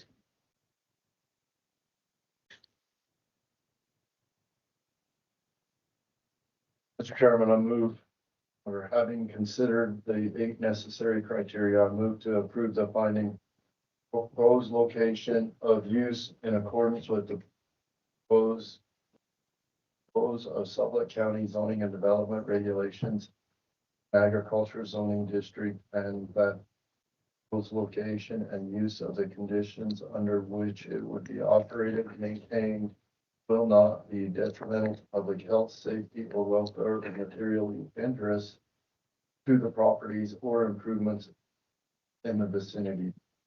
Move to approve the conditional use permit for Union Wireless to construct a 100-foot, 120-foot telecommunications tower and associated facilities as described in the application materials located at Big Sandy, Elkhorn County Road 23-118 on property owned by Jones and Nichols LLC. This approval is made pursuant to Sublette County zoning and development regulations, including Chapter 2, which identifies public facilities as a conditional use in agriculture A1 zoning district, and regulations and findings of Chapter 5, Sublette County zoning and development regulations governing conditional use. Wow. Wow. We have a motion by Commissioner White, second by Commissioner Bradley. Any further discussion? Yeah, I'd like to ask this gentleman one more thing. So was it Chris, yeah. Chris, normally when you go onto private properties, there's a significant lease arrangements. Has this got one of those too? I'm not asking dollars. I'm just asking if you have a lease agreement with Jones and Nichols. Yes, lease is complete here with the landowner. Further questions, discussion? Have a motion second, all in favor? Aye. Any opposed? Aye. Okay, 3-4, 2 against? Yes? Okay, Mr. Chairman, please. I move to approve the finding that granting of the variance will not be detrimental to the public health, safety, welfare, material interest to other property in the vicinity, that granting of the variance will not into a grant of special privilege inconsistent with the limitations on the use of other properties in the district. That the hardship which is the basis for the variance application was not self-inflicted. That the grant of the variance is justified as a strict interpretation of development standards that would result and practical difficulty regarding inconsistent with the purpose of Sublette County zoning and development regulations. Approves a variance request, allow a telecommunications tower to exceed the maximum 60-foot height limitation in England.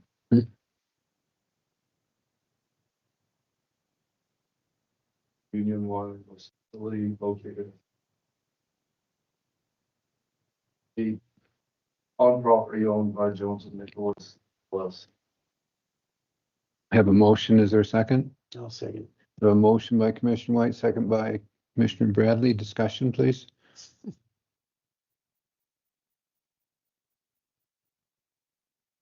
No discussion. All in favor? Aye. Opposed? Aye. Phone's on now. Great. Motion passed. Thank you. Say that's it, see, the old one is. This one sits right above Nicholas's house. If you're out there, you're either lost or you're pissed off that you're there and you hope your phone works. That's what I can tell you to work now. So is it, you dug his house? Yeah, it sits on the hill right above his house, right back into the draw.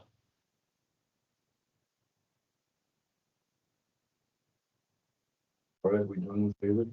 May I add a couple little just notes, comments? We did have resolutions on the agenda as well. I will be adding resolutions to the next agenda instead, or just anything, any conditional uses and rezones. We would like that to be written with the resolution. I need to go back and just do a few resolutions and check things. For example, there was that rezone next to the CC Johnson line that should have been rezoned to RR5.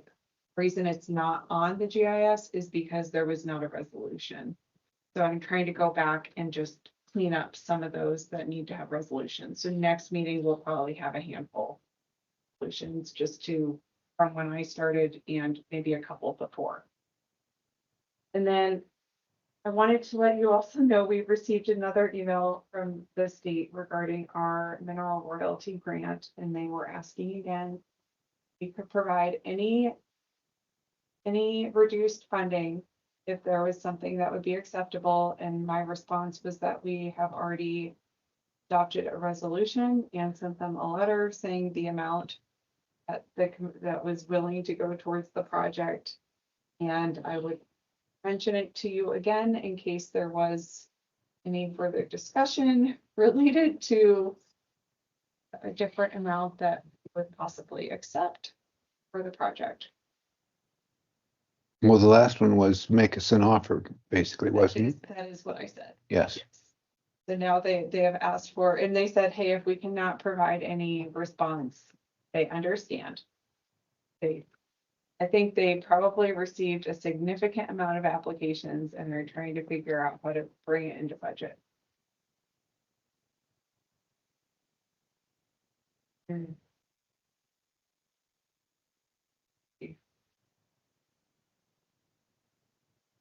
It was half of 300,000. About 150, it was 147. And my response was by lowering the budget, this may impact the scope of work.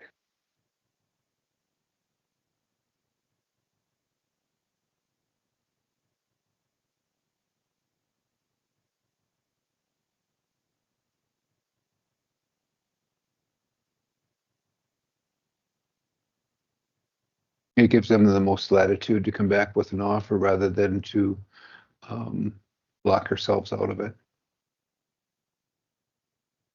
Provide that information. I also just wanted to let you know, I am still doing whenever I get time, trying to do some research about possible funding to help with the comp plan and the regulations. And I reached out to Cassie Crumpton, she's on the Wyoming Business Council board, and I talked to her a little bit, and she suggested that I talk to Patrick Edwards, I think that's his last name, from the Wyoming Business Council. He's more of the Western Regional Director. We are going to go get lunch on Friday, and I invited Planning and Zoning Commission, and if anyone is interested, I'm going to meet for lunch on Friday and just talk about possible funding opportunities or support options from the Wyoming Business Council. Our thought was just try to keep the group small. If anyone's interested, please let me know. And I will still be looking into other options as well, but I'm just more when I get chances to make phone calls to people and figure out what's available. And lastly, we have our workshop coming up on May 21st. I just wanted to remind you, it's the Planning and Zoning and County Commissioner Workshop. We'll be having it in here at 6 p.m. And I am right now doing a pretty extensive inventory going back to look at applications that have been coming to planning and zoning and the commissioners for at least the last 5 years, maybe even further if we have time. And just so people can go back and kind of refresh our memories of things that have been talked about. And I will be trying to release some of this information ahead of time, and possibly have a short survey so that in the meeting we can have some things to talk about and just get some initial feedback to the meeting. So just please keep your eyes out for that. And on the 22nd, the following day, is the Wyoming Planners Association conference. It's their annual free training. If anyone also is interested in attending, I was thinking of just going pretty early that morning and just going for the day, maybe leaving around 7 a.m. on Friday and then just leave up later in the afternoon when it's over. And I just wanted to get you to attend that as well if you're interested. Where's it? It's in Riverton. It actually starts on Thursday, but it's just like a dinner on Thursday night. And I thought, well, you just go for the day on Friday. And they'll be talking about some of the some legislative updates and just all, planners from the different counties will be there too. And planning and zoning commission members. Okay, that is all that I have for you today. Thank you. Well, you shot those 10-minute deadlines all to heck. I talked for 10 minutes for each of them.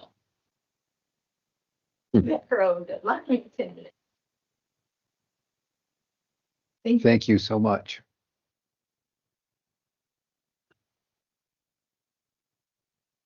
Good job, Bailey. Okay, we have executive session coming up with If it's after. Okay, actually, I was trying to choose. Okay. We'll catch up. with HR. I'm gonna take a few minute break before this kicks off. Okay. 10 minutes.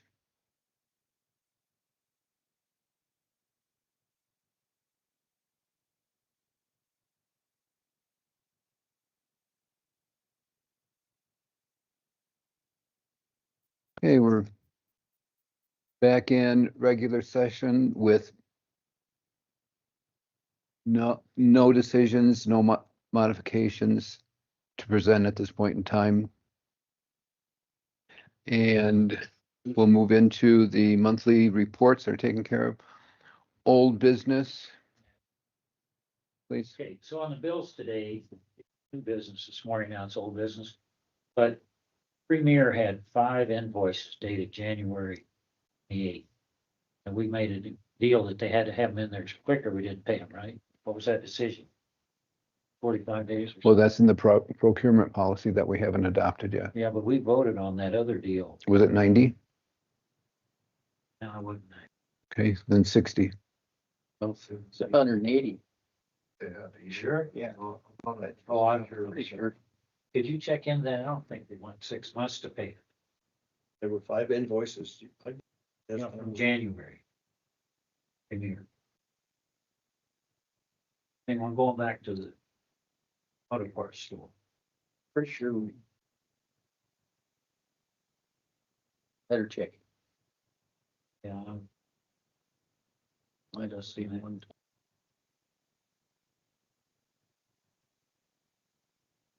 In the middle, like. Okay. And here we go. We want to put a procurement policy in reach. We can't remember one number, and now we got a procurement policy that has 7 different numbers. It'll be easy. Okay. Oh, I'll just wait and see what it says. One. May.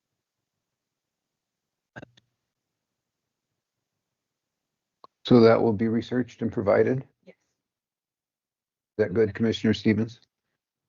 Okay, I don't know. I feel like maybe we were discussing it, when we're talking about the procurement. Yes, but I don't think anything was. No, we adopted something. We did. Yeah, we did. On that. No, we did. We voted on it.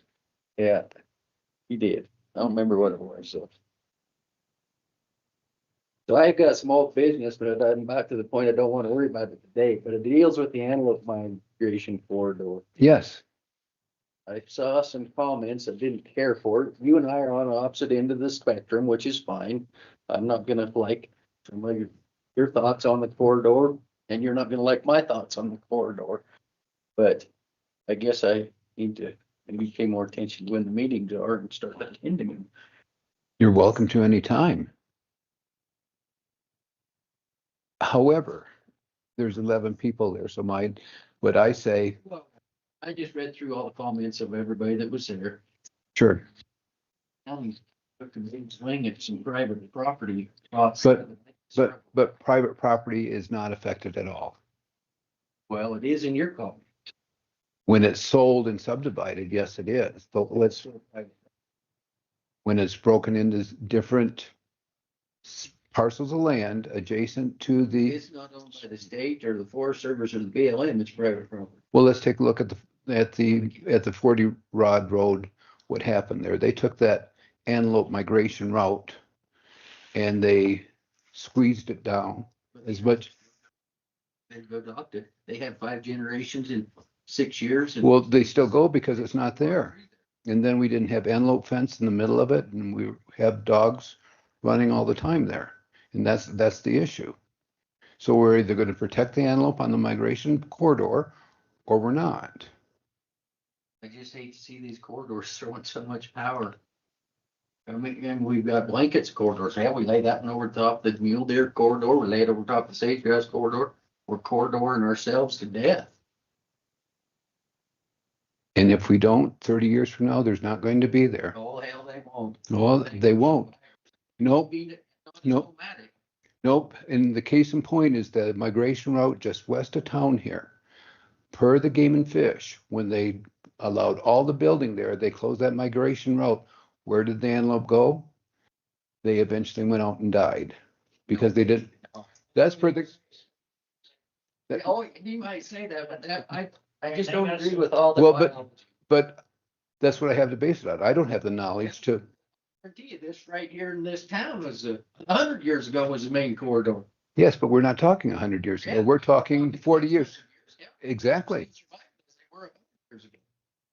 And that's what we're talking about for the Sublette County on a whole. Do we want to become Jackson? But they got plenty of wildlife up there. Because they protect them. That's exactly right. That protects them. It isn't the private ground that needs to protect them. Hell, these ranchers are protecting them. They'll do it naturally. Correct. And what I'm talking about is not impacting the ranchers at all. Hell, it won't. How? Because you said in there, if you break a piece off to subdivide, it needs to be protected with every possible way. And I believe that, but it needs to be protected by the rancher. If the rancher needs a subdivided piece off to save his property, the rest of it.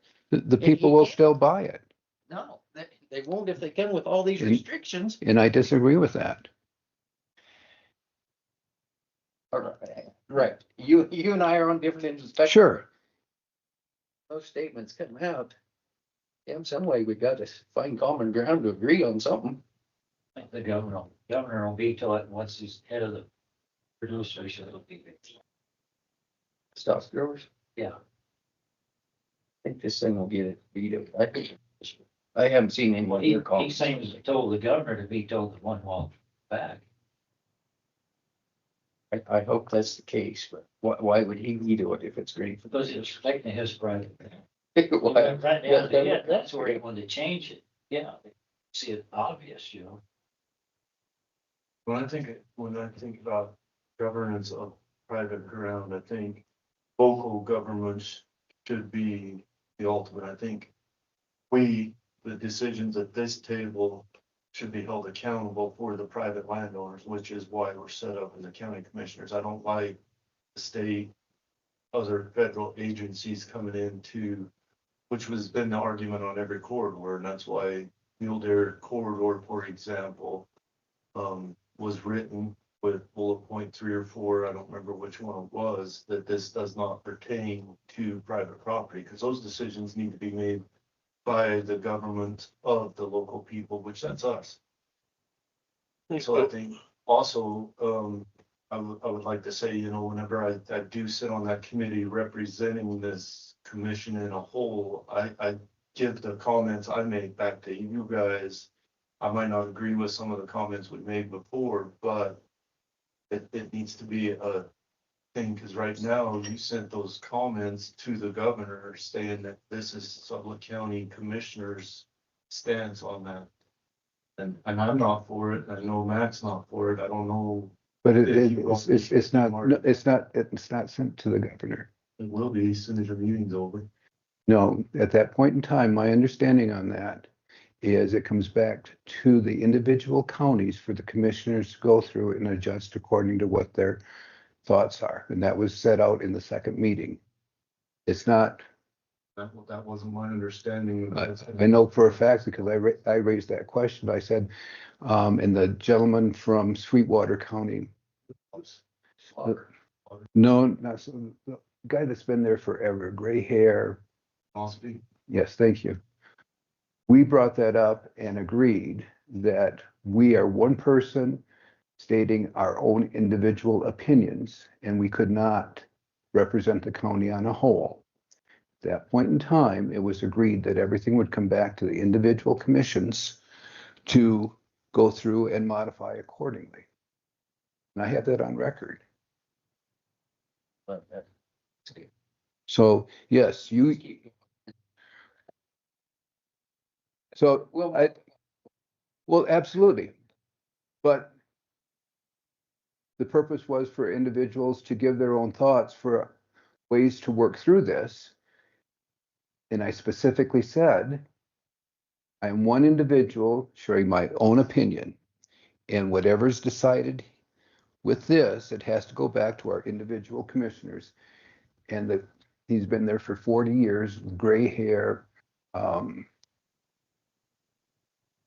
I'm sorry, I don't know his name. Rob Slaughter. No, I'm not talking about Slaughter. He's the chairman. And he also said the same thing. And at that point in time, we had an agreement. Where's Aaron Mosby taking his comments back to? He's a rancher. No, this person was a commissioner. No, it was not. It was a commissioner because he said, I have to do the same thing. I'm one person. Commissioner from Lincoln County, is that? Can't call me. Thank you. Lincoln County, Bonnie had one state, and there was a gal, Mason. Didn't assume she's a commissioner. She is not. She's a private business owner. So anything that I said there is not written in stone. Yep. Okay, so let me make a comment while you're on this. Heck, it's only 5 o'clock. Is it 5:30? Did you guys want to do your, review that easement on Rim Road as part of your old business today or no? It's on their old business ring road easement. You can kick it. I'm just bringing it up because if you guys are gonna do it, I'll stick around and have that conversation. But if not, I may scoot. I've got kids that are blowing my phone up. Let's do it next time. Next time. Next time. Okay. Well, then, gentlemen, I'm gonna seek your permission to vacate, if you don't mind. So is that ready for our final signing? Is that what it's gonna say or not? That's what, if you guys want to sign it. No, I'm saying that's where we're at. On that easement paper. It's the decision is for you guys to decide, sign it at this point, yeah.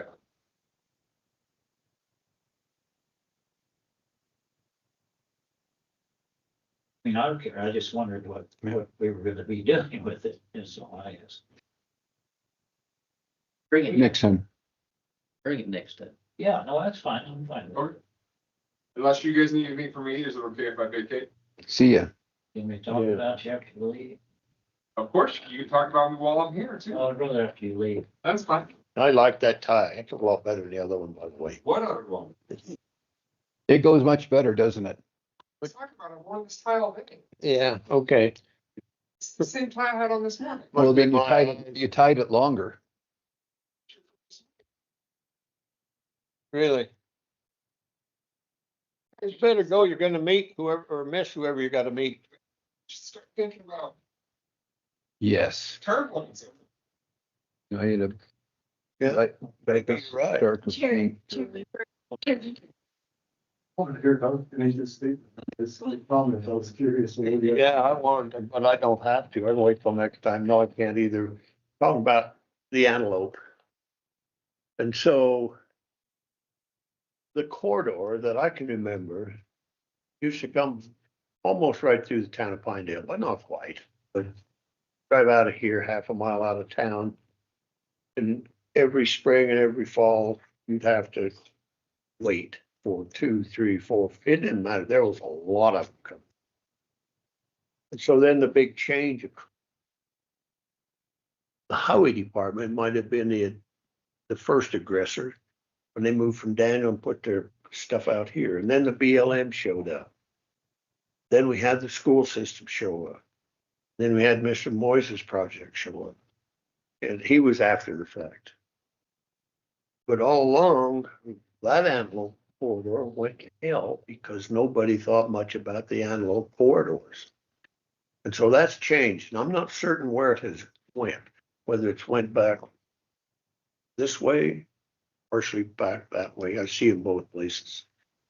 So sometimes when you look at these antelope corridors, the best intentions are the wrong intentions. And so Mac was absolutely right. If it wasn't for the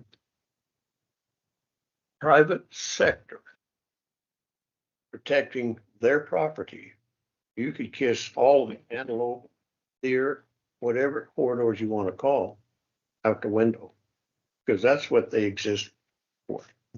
I watch it every spring and every fall on my little piece of property.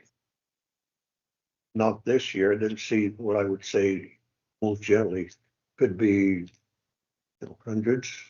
That hasn't happened for a couple of years. But the antelope are trying to come back. And I heard the comment earlier. Matter of fact, I heard it yesterday. That when the guys in the field for the game and fish were able to count the wildlife and determine what the season should be, we had quite a few wildlife. And then we got the biologists involved. And so they sat there and decided what was best in the antelope and the deer. They've done this significantly. And then we have sage grouse all of a sudden. Heck, when I was growing up, you'd walk from here across Pine Street in the fall of the year, you'd stumble over the sage grouse. And so now we've got that to contend with, but nobody has said what was the reason for the decimation of sage grouse, for instance. Well, I can tell you what it is, partially. Foxes, coyotes, ravens, magpies, crows. Every one of those are predaceous animals. And when you used to go up to Green River through the BLM and see chicken after chicken after chicken, when we still had those BLM permits up there and you go down along those fence rows, you'd see egg after egg after egg after egg. Those crows and ravens sitting there on those fence posts. And skunks and badgers. Everything's after world's age chicken. And so when you ask the game and fish to curtail hunting, we can't do that. Well, you sure as hell can. Well, we'd set a precedent. Oh, yeah, really? Well, let's set one once in a while. Maybe it'll help some of the wildlife. That's all I think. Because these corridors, I know, were meant supposedly to help the wildlife, but in some instances, I don't think they do that at all. I think it's the reverse. And it just, because the people who are the experts are really not in some instances. They haven't been out and about. They've sat in their offices. They put in a program that says, well, this is the way it should be. And the people that are actually out there beating the brush, here again, I say the game and fish wardens, they're the ones they should be listening to, but they just don't do it. Because they don't have, I guess, the ability to look at two chickens and say, wonder if we're gonna lose both of them this year. The antelope, I can remember, here again, and I'll let you guys go, we still got 5 minutes, I think. Now, are we done? Oh, darn it. I can remember going up the Green River on that road when you could kill all the antelope you could shoot. Going out through the BLM, you'd be driving along, riding the horse along, all of a sudden, there's 7 or 8 dead antelope in a pile. That went on for a long time. I can remember in the Big Piney Front, when I was in high school, they had that 7 or 8 deer you could kill down there. They did in the early 80s too, mid 80s. You just go back and keep. 8, 9 deer, yeah. Even Rock Springs loaded their pickups. Yeah, that was a travesty. And I'll tell you what, the deer herds have not rebounded since then. They've had other things happen to them. That country out of LaBarge, I grew up in that country out there, and you could go out there in the winter any given day and look across there and you'd see big bucks, hundreds of deer, period. And then they throw that, I think you could kill 6 or 7 deer that year. And then we had a 40 or 50 below winter right behind it with a lot of snow for that part of the country. They never recovered since. They can talk about it, but I know they haven't because I've seen it. And it was just there. And, oh yeah, we'll get them back. Well, we're looking at the antelope trying to get back from this devastation a couple of years ago. They're really struggling, but they still hunt them. You know, guy told me one time, you're in the cow business, never sell your cows because that's your factory. And once you sell your factory, you're out of business. I believe that. Same scenario holds true with wildlife. So there, I'm done now. I'm going to shut this sucker off. Make motion we adjourn. Second. All in favor? Aye. Take my rock. Yeah, just remember to bring it back. Gonna go into my briefcase.